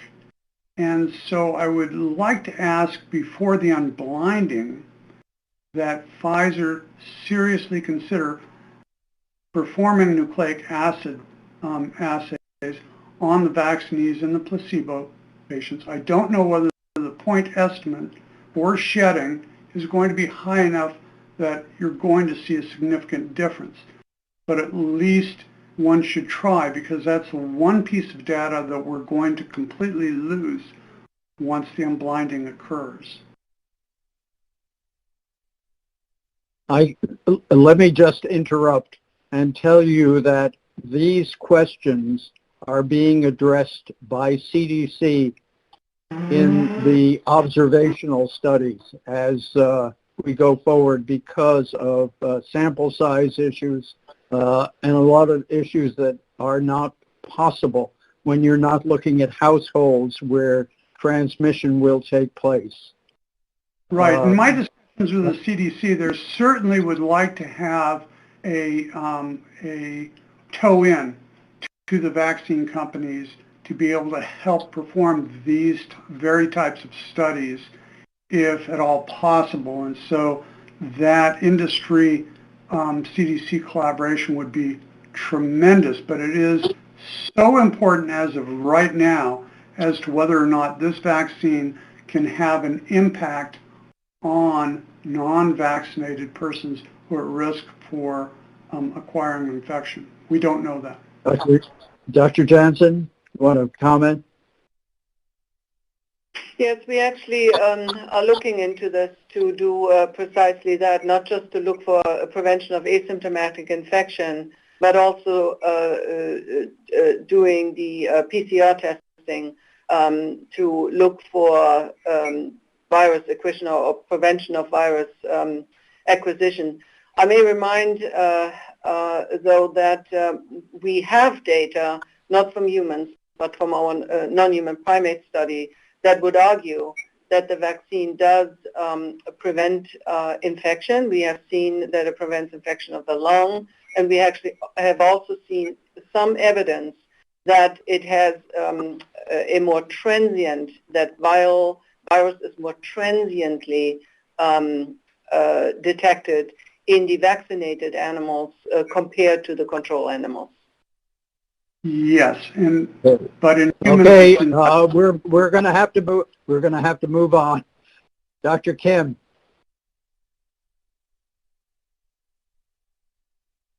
I think this relates to discussion item number 2. Vaccine efficacy data might not be evident for the for HIV-positive study participants given their small number, but presumably preliminary vaccine safety data are available. After all, trial participants were enrolled in October, and EUA application was made on November 20th. Would Pfizer please comment? Are there any updated information since people with HIV infection or other conditions that are stable and meet the criteria for vaccination will be standing in line for the vaccine in short time. Bill, could you please Janssen? comment? Yes. So obviously, we included individuals, as I mentioned and Dr. Jansen mentioned, with HIV, HCV, and HBV if they had stable infection. And we've obviously included additional evaluations that group beyond the core group that we're looking for solicited, unsolicited adverse events.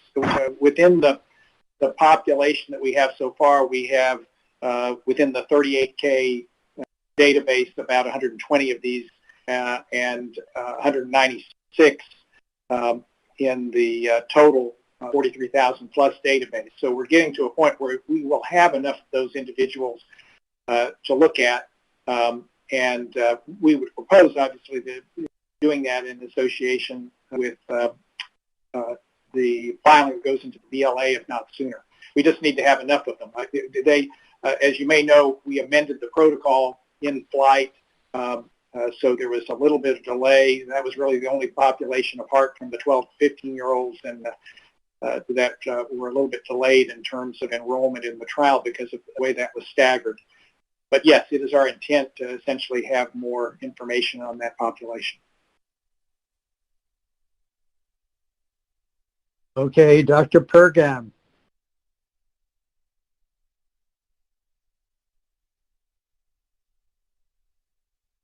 Thanks. So I had a question about, since this vaccine is going to be rolled out through the EUA, there's going to be a fair number of people who might have access to the vaccine who've had previous COVID exposure, may not know they've been positive, or have known history of positivity.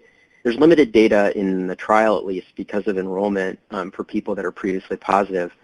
So the two questions kind of relating to both of these questions is,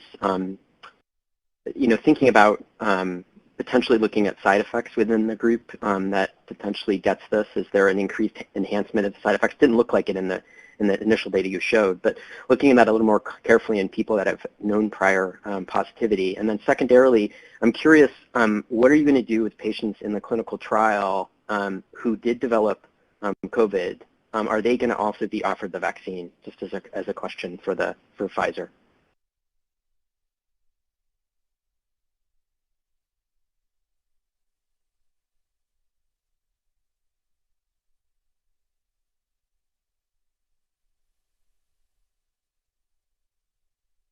Janssen, I think you're muted.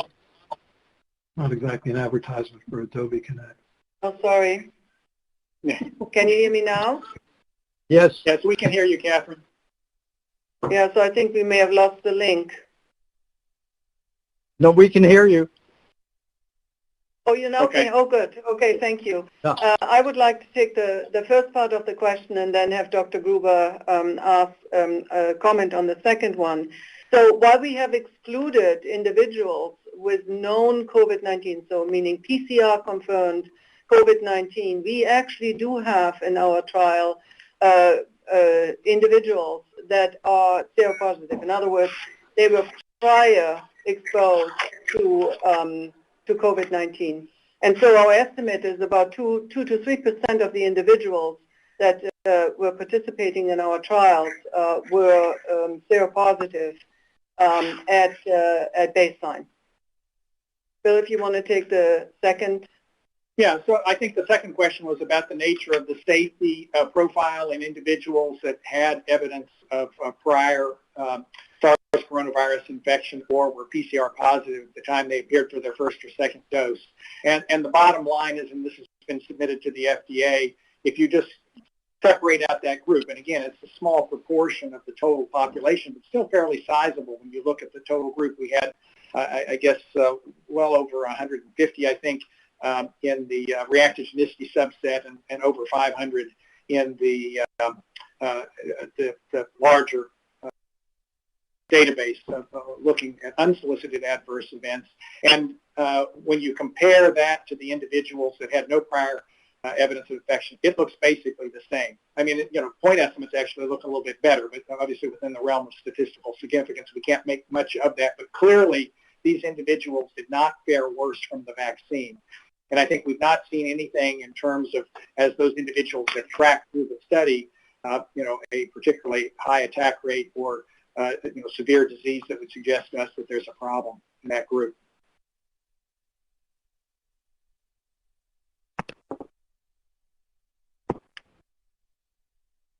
Okay, Dr. Carrillo.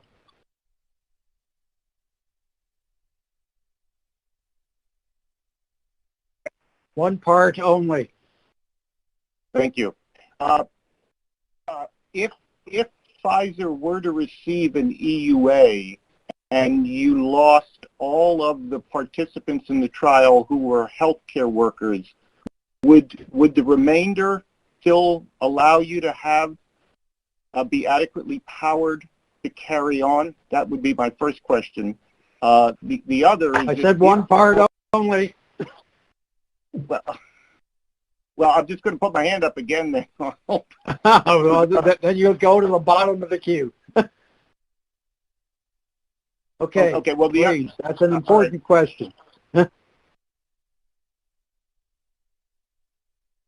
So I would like to have Bill address this, and then we may also need help from Dr. Ken Curry. Yeah. So thanks, Catherine. So I think it's our current estimate, as best we can determine, that about maybe 20% or something north of that may fit into the health provider category. However, that still leaves, of course, 80%.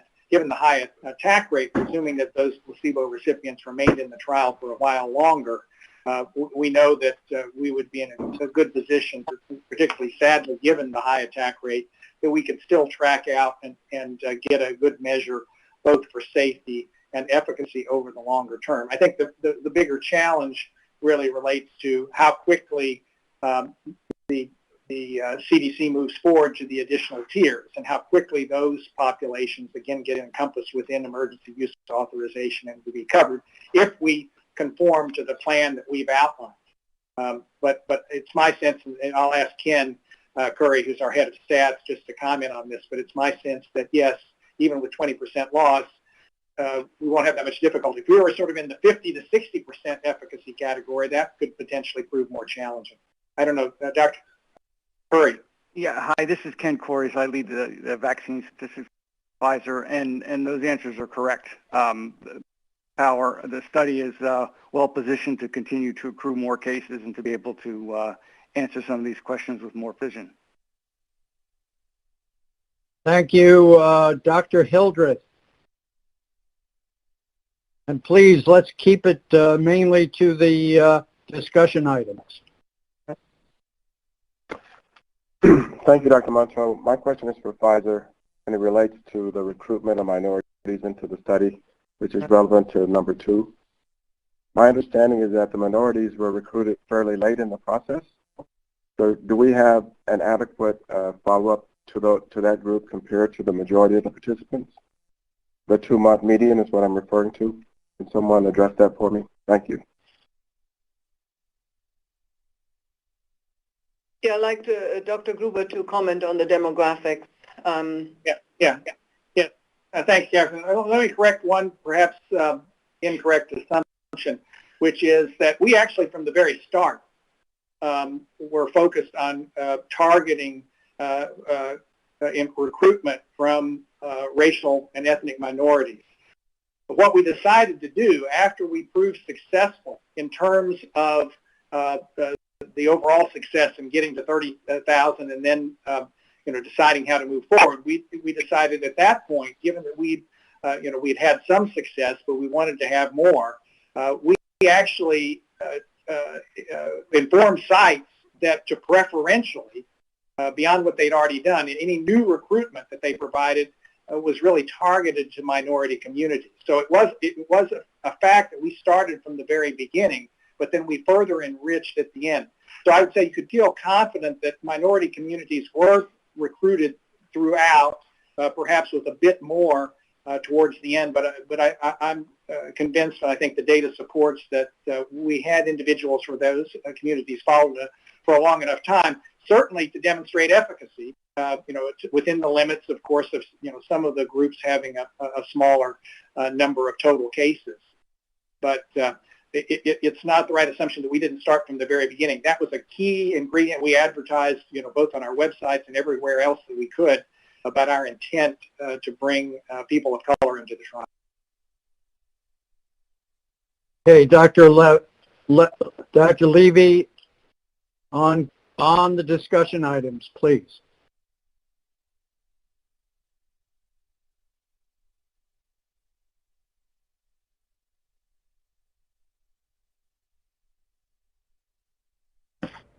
Hi. My webcam isn't working. Can you hear me? We can hear you. We don't need to see you. Yeah, okay, fair enough. So my question is in terms of gaps. This is a very big picture question. If we want to have a safe and effective vaccine deployed and make a huge dent in this pandemic, eventually what will be needed is high vaccine penetrance, right? 60, 70, 80% of the vulnerable population immunized.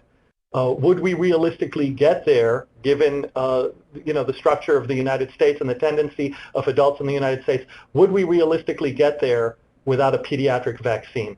And I realize there are all sorts of challenges and hurdles and counter arguments, but I'd be interested to hear from FDA and Pfizer if they've given long-term thought to the ultimate end game here, because if there were a safe and effective pediatric vaccine, obviously the infrastructure for vaccine delivery and penetration of vaccine is very favorable in that regard.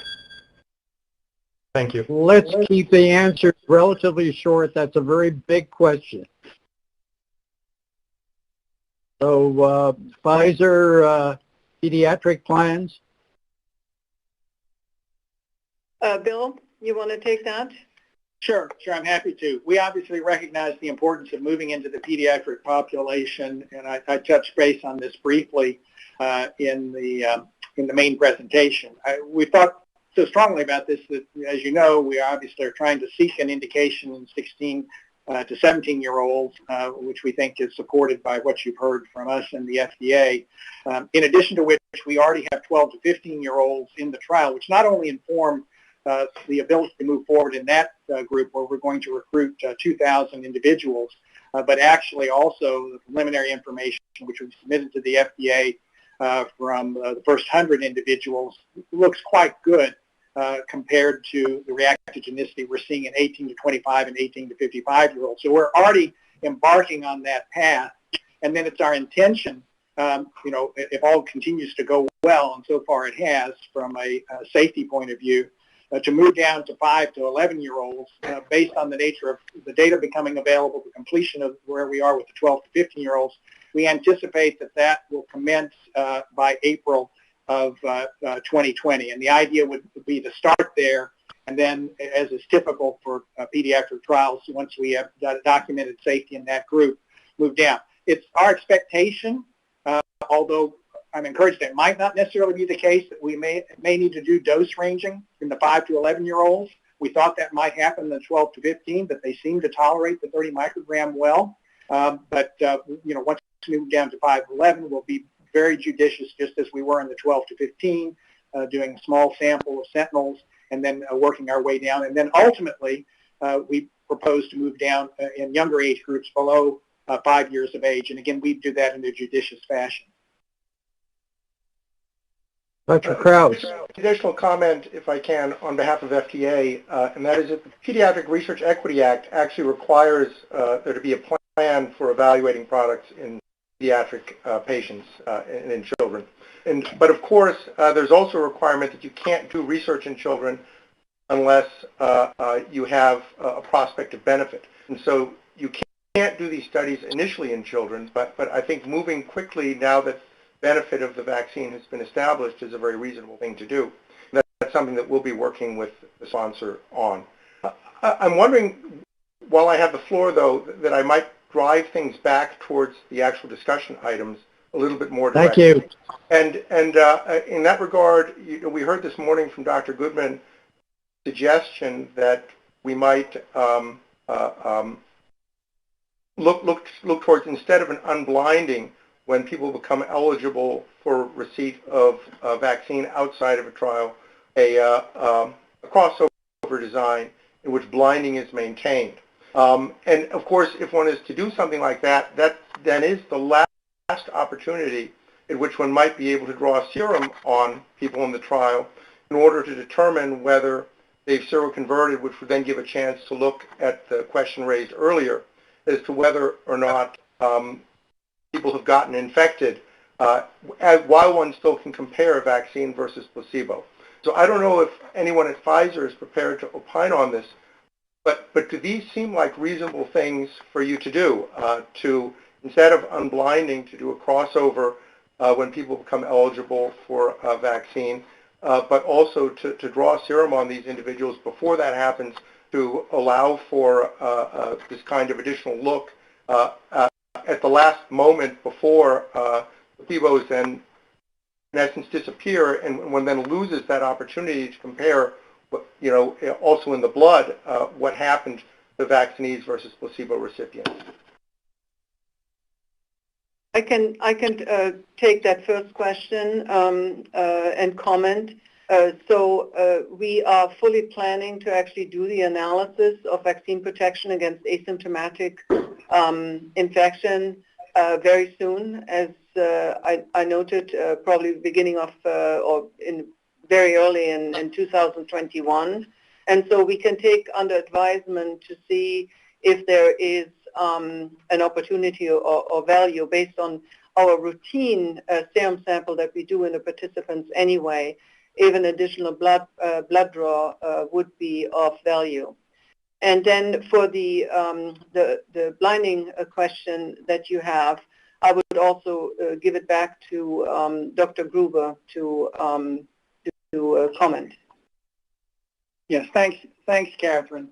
Obviously, the considerations that were discussed by Dr. Goodman have been front and center for us in thinking about how we would move forward. We have looked at the issue of a potential crossover, and although there is some potential advantage, I think some things that are being advertised may be sort of a false premise. Once, for instance, individuals know that they've received vaccine in both groups, you sort of, have essentially, equalize them in terms of their perception about whether they need to come in for illness visits or not.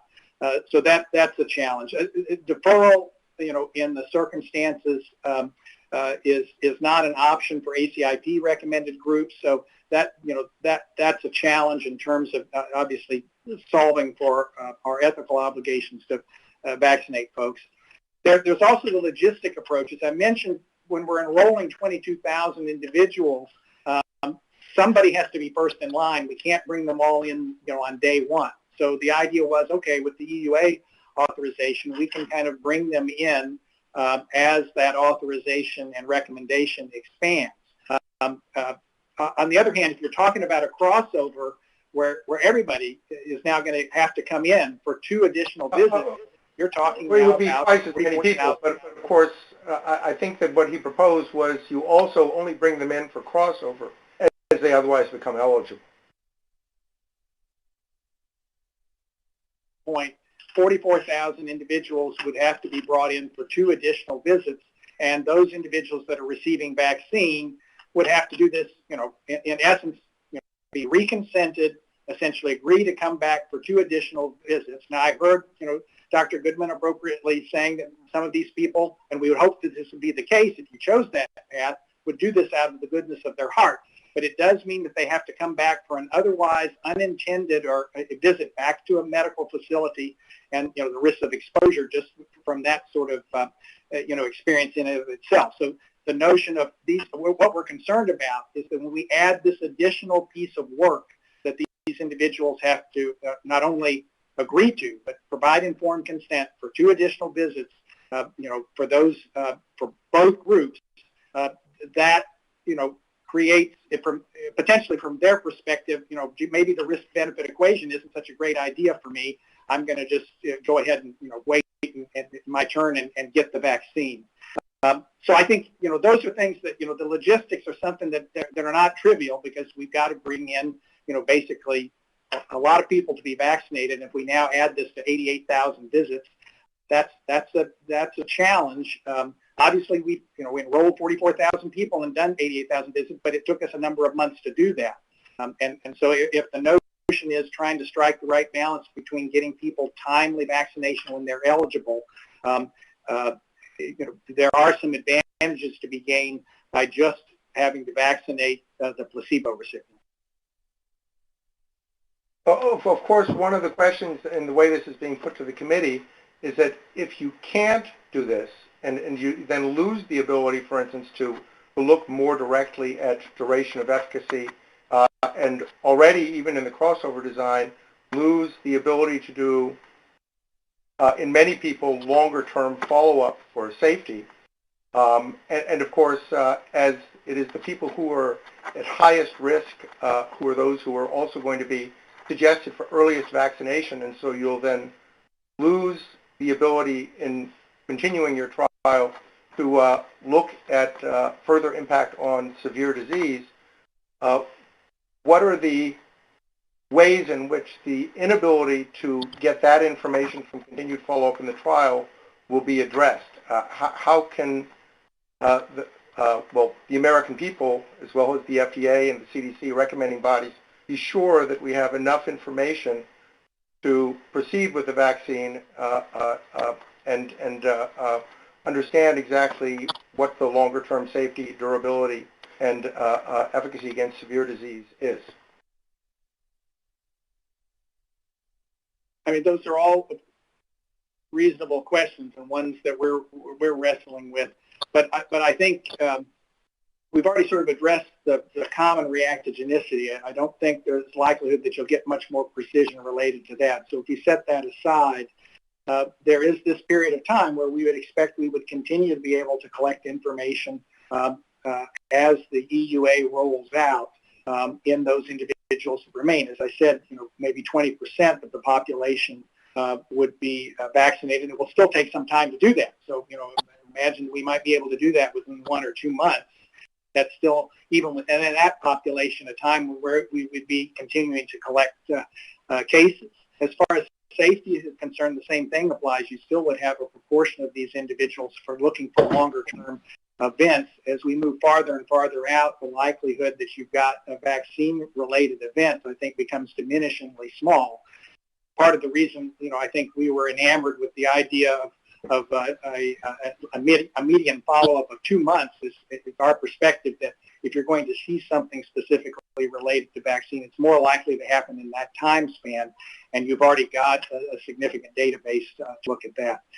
So, it's my sense, and of course you don't lose the ability to look at efficacy over the long period of time. Let's suppose that all the placebo recipients ended up moving over to the trial relatively quickly. One of the key features is looking at durability of response, and you can look comparatively at the newly vaccinated. I think we heard this from Dr. Goodman this morning. You can look comparatively at the newly vaccinated compared to the previously vaccinated and determine whether or not you're beginning to see those individuals that previous vaccinees, that their curve, basically starts sloping up, and it becomes, suggesting that you're losing protection. So, based on... Although that analysis was based on a premise of blinded follow-up.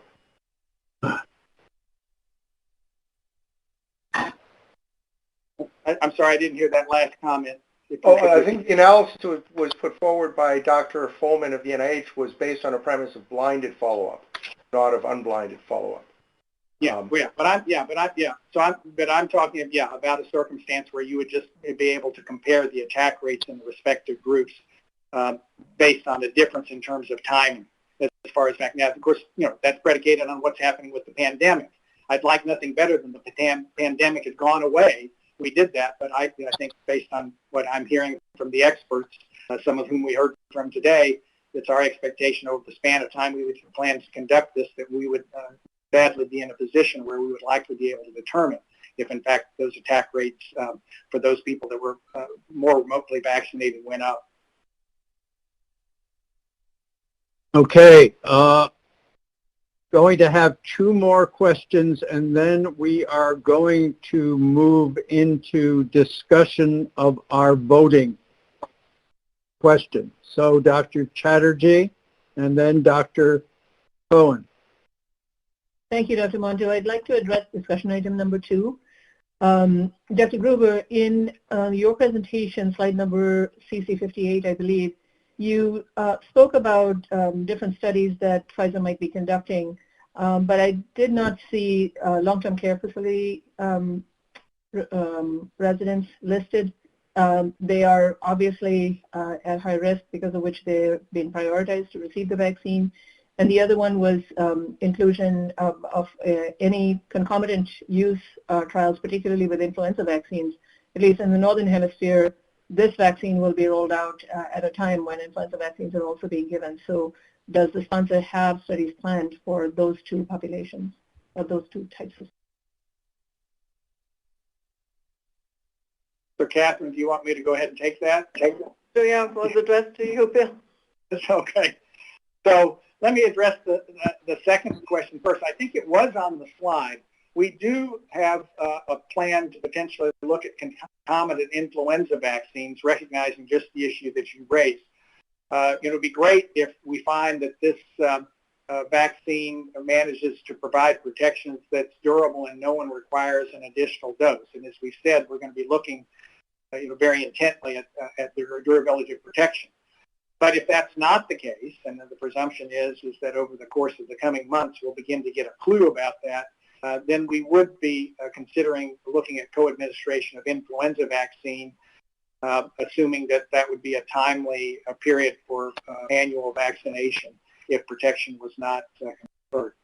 I think that the challenge that we encountered, and we thought seriously about the long-term care facilities for a prospective trial, given the nature of the closed nature of that, getting the informed consent, a lot of logistic issues. And I think this isn't unique to us. I think it's common to a number of the other sponsors, except maybe the monoclonal antibody trials. That didn't prove to be fertile ground for us to be able to move forward to get a good answer. I think we can take some comfort. In fact, I'd say a great deal of comfort when we look at the older populations that are engaged in our trial, where we're showing efficacy, particularly not only in people that are older, but people older with comorbid conditions like obesity and the Charlson comorbidity conditions that I think would translate well into a high likelihood of protecting against individuals in long-term care facilities. I might defer to Dr. Louis Jodar, who I know he and his team have thought about more long-term follow-up in terms of the nature of surveillance and I'm sure the CDC and others will be looking at those populations as well. Yes, thank you very much, Dr. Gruber. I'm very brief, please. Chief Medical Officer for vaccines.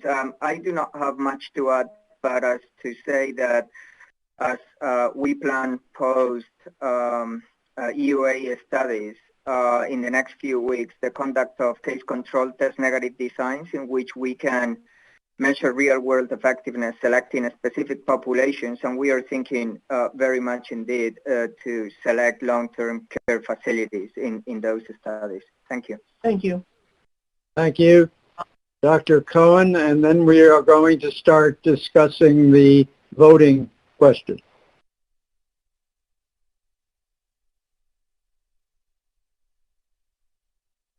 You're muted.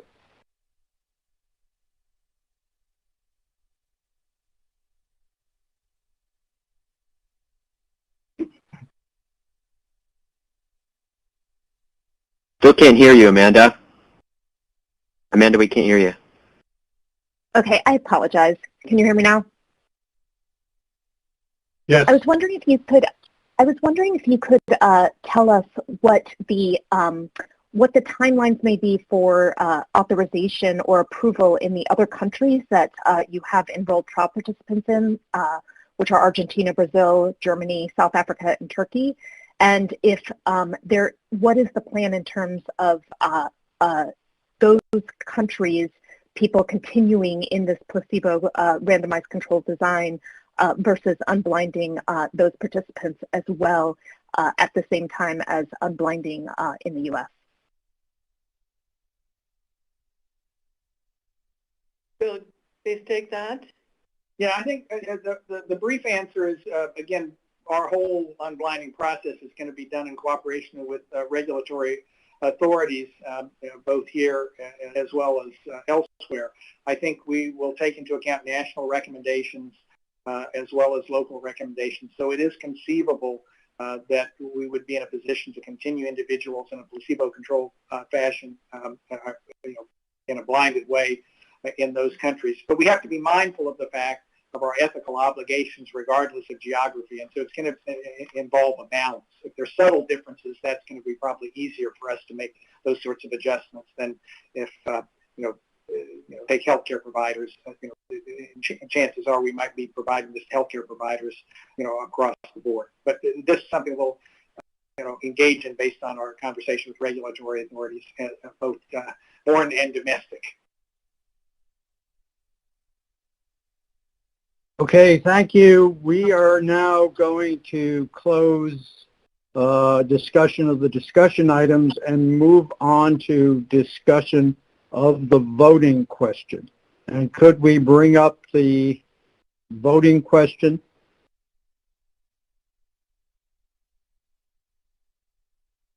So anybody who has their hands raised now should lower them, because the next discussion is going to be about the voting question. And Mike, can you bring that up?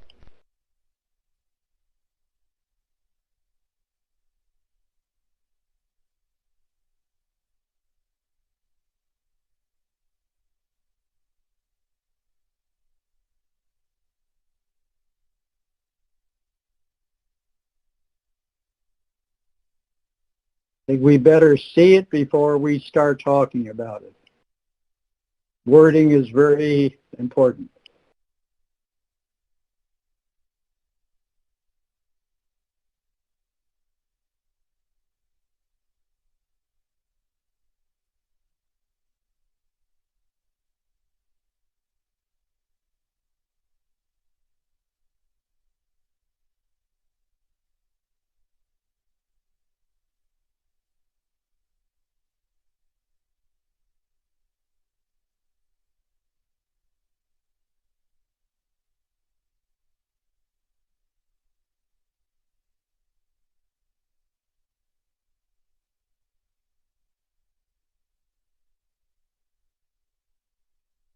And I will even read it, even though you can all read it. Based on the totality of scientific evidence available, do the benefits of the Pfizer-BioNTech COVID-19 vaccine outweigh its risks for use in individuals 16 years of age and older? Okay. Amanda, are you asking to be recognized again? Or is yes, this the old one? Nope, this is a new one. I got my hand up quickly this time. Okay, let's start with you. I just wanted to comment that I do believe that the benefits outweigh the risks. I think that some language that I would prefer be added to this language is based on the totality of scientific evidence available at this time. And I do want to ask FDA to comment on potential other contraindications besides history of anaphylaxis to a vaccine, or warnings such as persons with a history of Bell's palsy or other things that they are including in the considerations of use. FDA, Marion, Bill, Doron. Hi. So this voting question is what we would like the committee to consider at this time, which is an all-inclusive authorization for ages 16 and above. If the committee has concerns that the benefit-risk balance is not able to be assessed or unfavorable, such that it would preclude inclusion of a specific subgroup, then clearly we would want to hear about that and would consider those recommendations in contraindications. or in the parameters of the population authorized for use. The question is about groups within this 16 years of age and older, such as with some kind of underlying condition. Is that usually handled by FDA with information, warnings, labels, or something like that?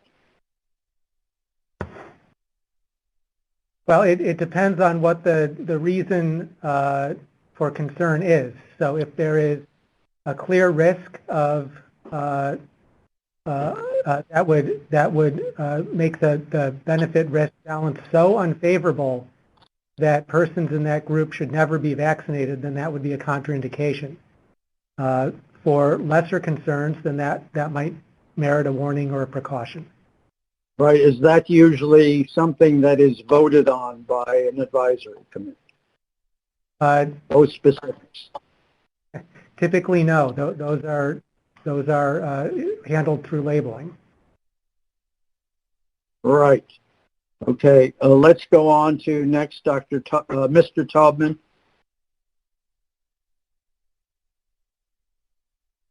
Yes, thank you. So I'm going to ask the committee, or the other members to listen to this. I'm a civil rep, so maybe I'm a good indicator of how things are perceived by the public, but I have spent a lot of time reviewing material, trying to understand the data, and in light of concerns with the data expressed by my colleagues, many commentators, and in the literature, I do have a compromise proposal that's not the whole thing that was just suggested or is in the question, but rather it would be that EUA be limited to the groups that the CDC ACIP committee has already identified as priority.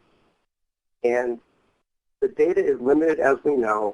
It's limited in so many ways. The severe disease thing that I was talking about before, it's not compelling at all. I mean, FDA says all we can do is suggest protection from severe COVID-19 disease. We need to know that it does that, so that's one bit of data we need to get. The safety issues are only 2 months of data, and I know it's been said many times that 6 weeks is usually the amount of time before we have a problem, but this is a completely untested technology with this vaccine in humans.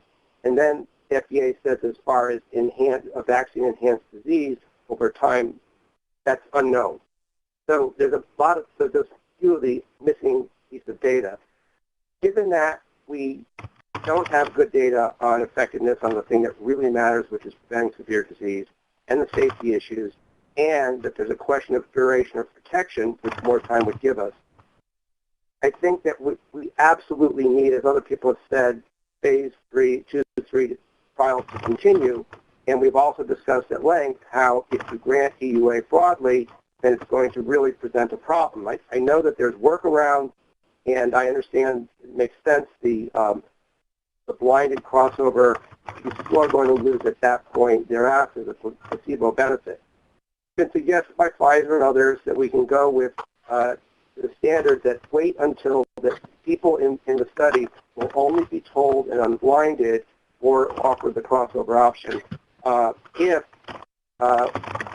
it is authorized for their particular demographic to get the vaccine at that point. But what's been talked about is state and local standards. And as Dr. Lee pointed out, that is really problematic and variable. And I can tell you as an advocate on the state level, we can lobby successfully to get things changed on the state level. And maybe that's not so good.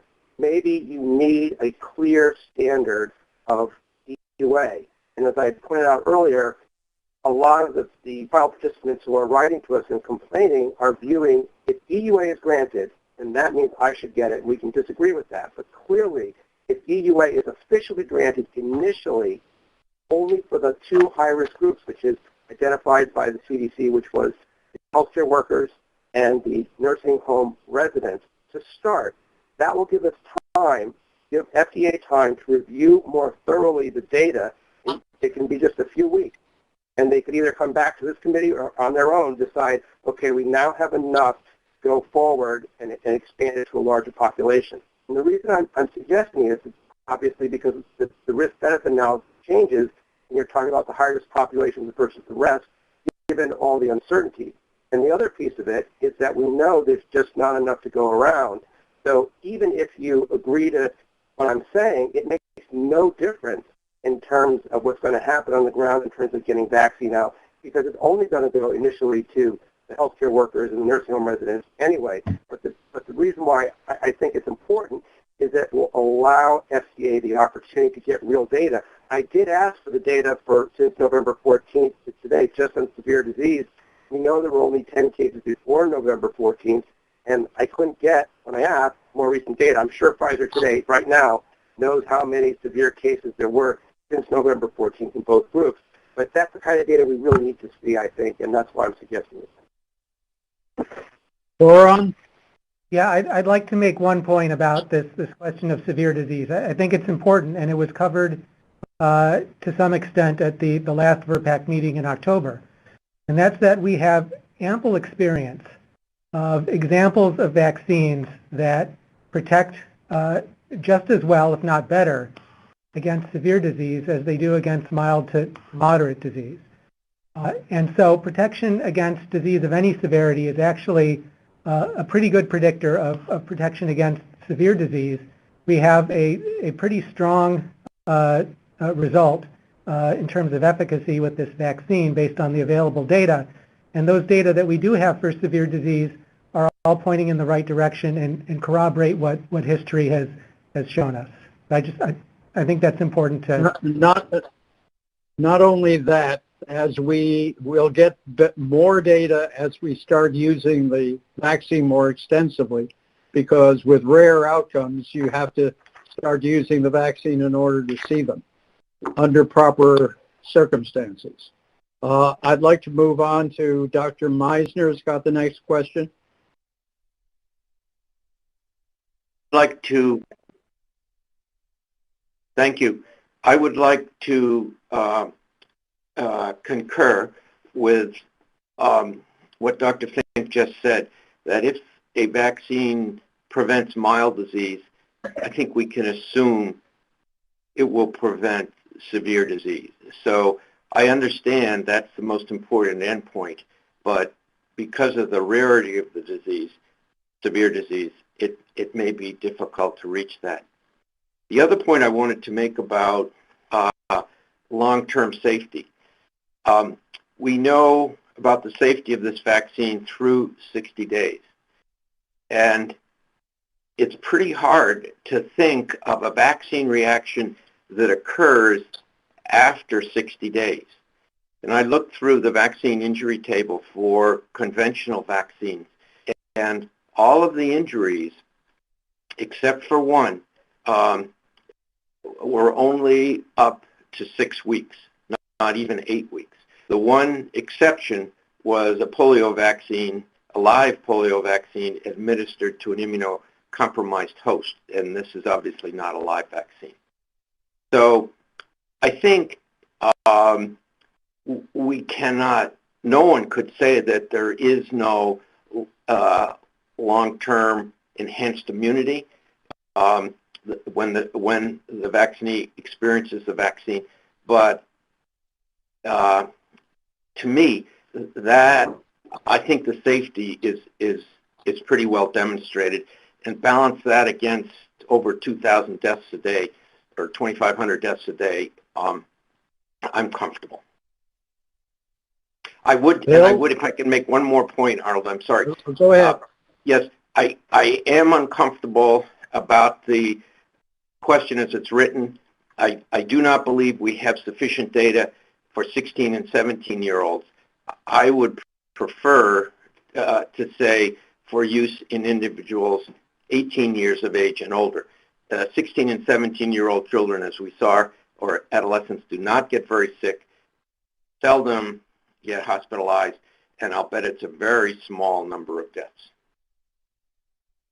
Bill, would you like to make a comment? And then I think we should talk about the 16 and 17-year-olds specifically. Bill? Yeah, I just wanted to make a specific comment about vaccine safety and duration of follow-up.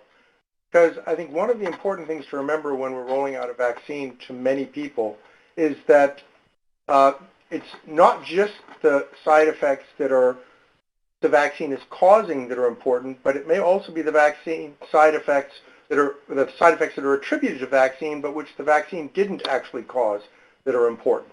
And that's one of the reasons why we typically do follow people in clinical trials for 6 months or more, and where that placebo-controlled follow-up can be very important in showing that whatever happened in the vaccine group also happened in the placebo group, because that's our best way of knowing.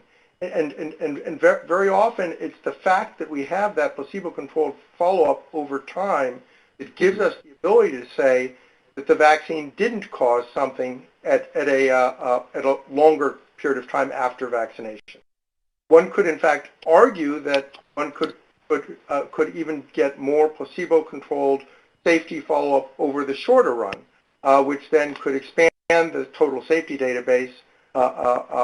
This was proposed at a WHO meeting a few weeks ago, where as long as vaccine supplies are limited, there shouldn't be a prohibition against getting additional placebo-controlled follow-up in people who don't have immediate eligibility for vaccine, and that then could expand the safety database to a much larger number than even what one is capable of doing in these trials.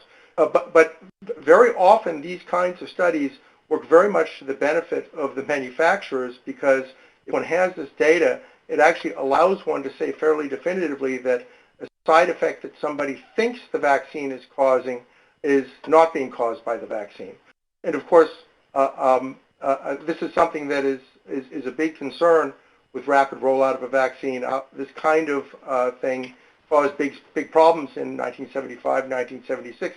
The swine flu vaccine, where there were rapid cases of Guillain-Barré syndrome, where if there were more placebo-controlled data, one might even have been able to address that at a different level, although that would have required very many patients. But I'm just pointing out that it's not just the 2 months follow-up in these phase 3 trials, which are important, but really placebo-controlled safety follow-up can play a big role in helping us determine what the vaccine doesn't cause, which is often at least as important as our ability to determine what it does cause. Thank you, Dr. Cross. Thank you. Does anybody in particular want to talk about the 16 and 17-year-old issue? I think that's an important one to get settled, because it may be affecting how people would like to vote on this. Yes, this is Ofer Levy. I want to speak to that issue. Is that okay? Yeah, please. Okay. And then Dr. Gantz. Yeah, so a complicated topic, and it can be argued either way. Cody correctly pointed out that the incidence of severe COVID at 16, 17 years of age is not high. On the other hand, we've already heard from Pfizer, and this is quite typical, that if they do eventually want to get a pediatric indication, and the end game could look, we don't know, we don't have a crystal ball, but it's possible if you demonstrate safety in pediatrics that eventually you get this as a pediatric vaccine and it's incorporated into the pediatric immunization schedule. That is a very practical model, because that's how most vaccines are distributed around the world, through the infrastructure of vaccinology. So in terms of achieving population penetration. So the loss, if we take away the 16 and 17-year-olds here, we lose what is the effort to climb down in age eventually, and we might lose one of our tools to eventually really conquer this pandemic. So I'm not so sanguine about removing that group. Dr. Gantz. Can I respond? Dr. Meister, go ahead. Yeah, yes, go ahead. Thank you, Ofer. It's a very interesting point. So I think you're suggesting that if the 16 and 17-year-old subjects are not included, then that will delay a approval or authorization for young children? I don't think that's the case. You're muted. Phone is muted. Okay, hi.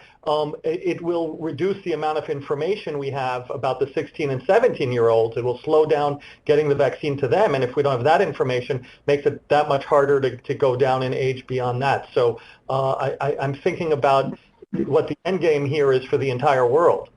Yes. What's realistic here, as we know, these viruses don't know national borders. What's realistic is getting vaccines eventually that are safe and effective through the typical vaccine infrastructure in the world. Most vaccines are delivered in early life. But but we don't know if the benefit outweighs the risk in that 2-year age group over. Yeah, Okay. but there were, let me interrupt. There were data in our briefing documents about studies going down to, I think, 12 years of age. If anything, there were larger numbers there than in some of the in the 16 and 17-year-olds. Anybody? I'm sorry, Dr. Levy, I don't know why are you saying that a vaccine would have to have an emergency use authorization in 16-year-olds when where they're not going to be in the group that's going to get the vaccine. They're not going to be prioritized, but they'll continue to be studied in the trial. So I don't see how this interferes with the eventual full licensure for that age group. I think that's the important point here is like when they come into the phase. I think it's very important to study this group, and I think that we will have ongoing data on them. The question is, does the risk-benefit actually outweigh it at this point? And being a pediatrician, and Ofer knows this very well, I'm obviously a big proponent of any kind of studies that we can get into children, and we certainly need it for herd immunity. But they're not going to be first in line, and I do think we should allow the studies to continue that have been proposed and probably allow the people who have already been vaccinated to actually have full safety data. So I would support not including them in this round. Other pediatricians? Dr. Sawyer? Did you have something you were? Yes. Dr. Chatterjee? Thank you. I've been trying to get in for a while to put in a word in it. Yeah, well, it's hard. I agree completely with what Dr. Gans and Dr. Meissner said. I have the same concern, which is among all the scientific data presented, I thought that the thinnest was for the 16 and 17-year-olds who, if they were eligible under this EUA, would not be granting permission themselves. Their parents are responsible, so they're not making the decision themselves, decision themselves to get vaccinated or not. The other group I had concerns with was the people who are 75 and older, but because of the very high risk for that group, I think it's reasonable to not put an upper limit on the age, but I too would vote for putting that age limit up to 18 and older. This is Mark. I would like to just join that lineup of people advocating for that. I think the data is very thin and that it's inadequate to really say we have safety given the low incidence of disease. I know the argument was they're going to be going off to college, but I'm not sure how many are going to receive vaccine between now and then given the staging of release of vaccines. So I would favor delay. Dr. Rubin, and then I'm going to ask FDA to respond. I think you're muted. I'm not a pediatrician, so I say this with some trepidation, but we're looking at lots of subgroups here. And I think we don't want to lose sight of, we're very focused on safety, as we should be, because these are healthy people, but the efficacy is overwhelming for this vaccine. It's very, very strong. And remember that we're going to be voting, if we vote for this, to approve this for Native Americans, and there were very few of those, for nursing home residents, which weren't in the study at all, and we think that it's likely to work as compared, and it's likely to be safe because what we know, there are more 16 and 17-year-olds in the study than there are Native Americans, I suspect, and I'm not sure why we wouldn't want to provide clinicians the option of using those. Some of these kids are working in supermarkets and are going to be AMTs and going to be essential workers. So I hate to take that tool away from clinicians. Can I comment, Arnold? Yes, please, and then we want to hear from FDA what they would suggest at this point. Thank you very much for your comment, Dr. Fink. I think the difference, for example, between American Indians and children is American Indians have a high rate of disease. 16 and 17-year-old children do not have high rates of disease. So it becomes a risk-benefit balance that worries me.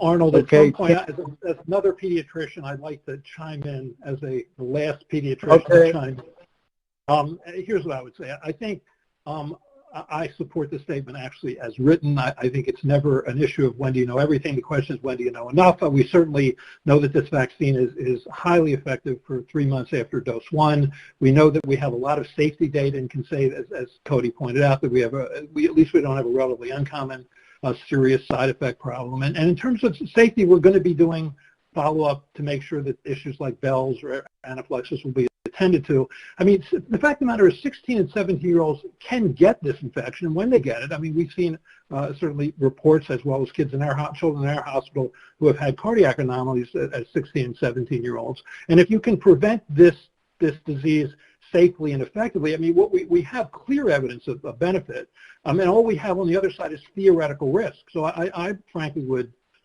support this as written, and I agree with Dr. Rubin. Can I respond to Paul? Arnold, I think... Yes, go ahead. Go ahead. Yes, Paul, the rates of MIS-C, at least as far as we know, and as was published in the New England Journal, regarding New York State, the rates of MIS-C were 2 cases per 100,000 people under 20 years of age.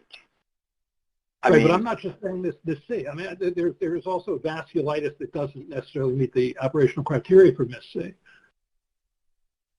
Well, and that is certainly true, but I'm just saying that the rate of disease is so small and we know so little in this age group. It's real. Believe me, we've had them too. But I have a little more trouble justifying it in children who are so unlikely to get disease.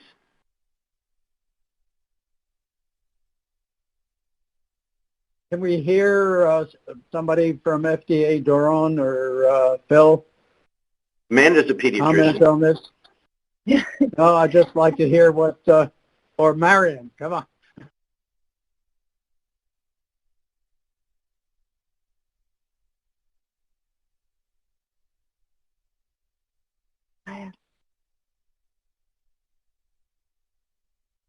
Okay, this is Marion.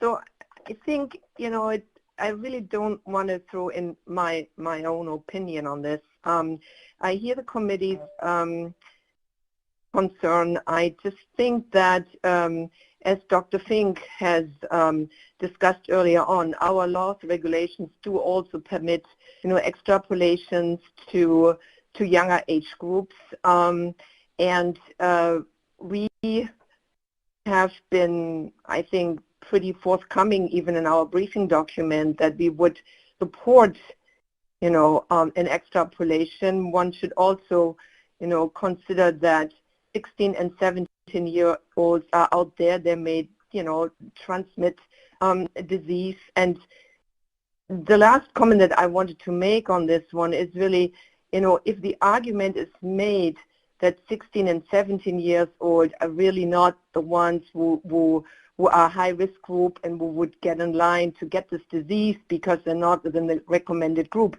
I think you can make the same argument for an 18 to 25-year-old. So to me, I don't find that compelling. I wonder, however, looking at it is 5:30, and Arnold, we have a strategy. I would like provided that other committee members do no longer want to weigh in, I would like for the committee to really vote on this question as is, to really hear, because we have 23 members, and I would like to see the results, and then we go to next. Arnold, that's my recommendation. Okay, that is, thank you very much. I was hoping for some direction because we are moving around in circles right now. So we are going to move to the vote. And again, the process is going to be this. We will vote on our computers. The votes will be announced, and then we will have an explanation of vote from those who wish to give an explanation of their vote. Okay? Kathleen, am I correct in the process? Yes. Thank you, Dr. Montel. So our members and temporary voting members that you'll be able to see on this slide, excluding the industry representative, will be voting in this meeting. And in regards to the voting process, Dr. Monto, as you mentioned, you'll read the question for the record, and then afterwards, all members and temporary voting members will cast their vote by selecting one of the voting options, which will include yes, no, or abstain. You'll have 2 minutes to cast your vote after the question is read, and once all of the votes have been placed, we will broadcast the results and read the individual votes aloud for the record. So just please note that you have 2 minutes, the time frame, and you can change your vote within that period of time, but after the vote has closed, all votes will be considered final. So are there any questions related to voting? Kathleen, can I ask a question? Cody Meissner? Yes. Please. I want to vote for this vaccine. I just would like to remove the 16. I don't want to vote against the EUA just because I'm uncomfortable with 16. Can we modify the wording if this doesn't pass? I think that's what Dr. Gruber was saying. Mariam, would you confirm that?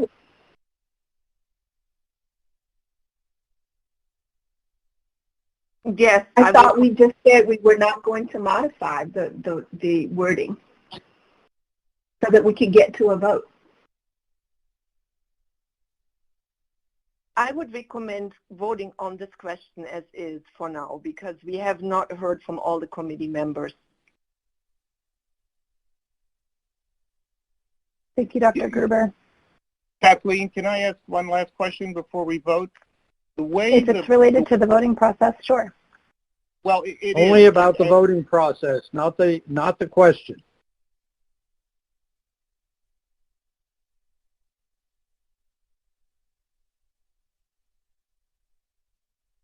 Okay, I think we are going to vote. So great.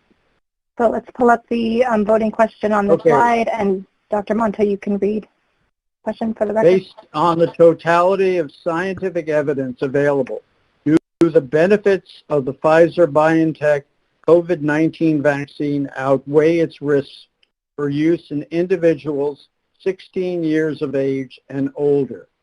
Your vote possibilities are yes or no, and if you want to abstain, you just don't vote. Is that it? Because I thought there was an abstention possibility. There's an abstain selection. The no vote just shows your name if you haven't made a selection. Okay, so we have 2 minutes to vote. Yes, go ahead and please cast your vote.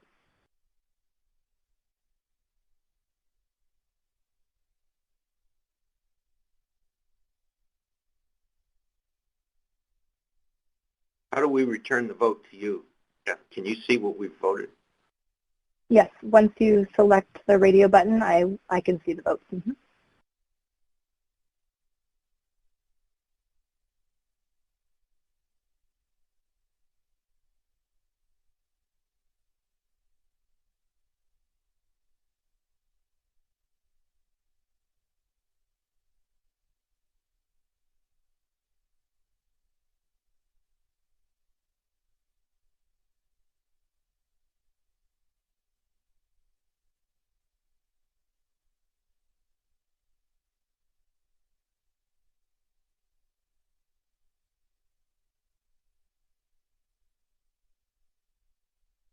We have 1 minute remaining.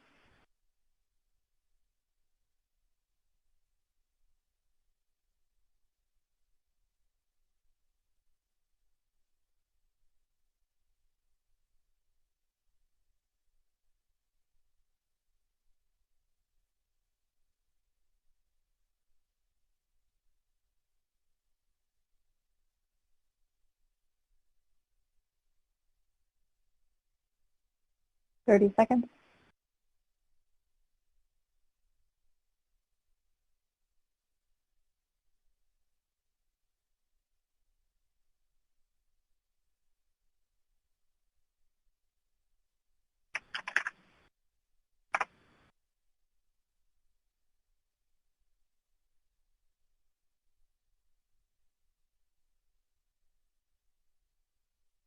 Okay, at this time, the 2 minutes is up, so if we could please close the vote and broadcast the results. And I will read the votes aloud for the record. Dr. Moore voted yes. Dr. Cohn voted yes. Dr. Gans voted yes. Dr. Perlman voted yes. Dr. Kurilla voted no. Dr. Rubin voted yes. Dr. Levy voted yes. Dr. Pergam voted yes. Dr. Chatterjee voted no. Dr. Fuller voted no. Dr. Miser abstained. Dr. Sawyer voted yes. Dr. Hildreth voted yes. Dr. Kim voted no. Dr. Monto voted yes. Dr. Tripp voted yes. Dr. Wharton voted yes. Dr. Benacoloke voted yes. Dr. Offit voted yes. Dr. McInnes voted yes. Dr. Lee voted yes. Mr. Taubman voted yes. And that concludes the vote. So we do have a favorable vote, and that concludes this portion of the meeting. So I will now hand the meeting back over to Dr. Monto. Thank you, everybody.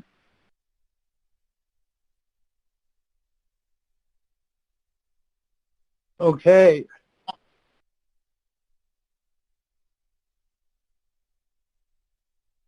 Marion, do you have anything you want to add at this point?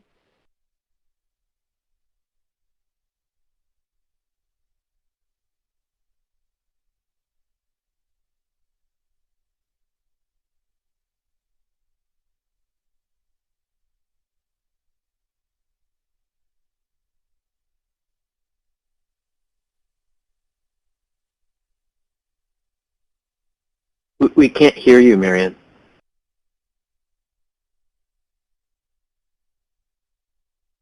I apologize, double muted. I just wanted to thank the committee for voting on this very complex topic. I wanted to thank the committee for their discussion and their suggestions. We very much appreciate their input on this very important topic, and we will take what we've heard today into consideration when deciding on not only the EUA issuance here, but also, how to move on in the development of and licensure of this product. Thank you so much. And therefore, our work for the day is done. I wanted to thank the committee, and I want especially to thank the FDA because they have been laboring long and hard in doing the analysis, dealing with some of the issues such as the recent anaphylaxis episodes. And I will therefore close the meeting, and I believe most of us are going to be revisiting some of these issues in about a week. So thank you very much. Good night, and see you soon.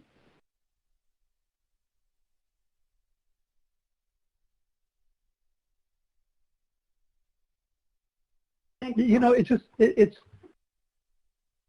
so you have limited data.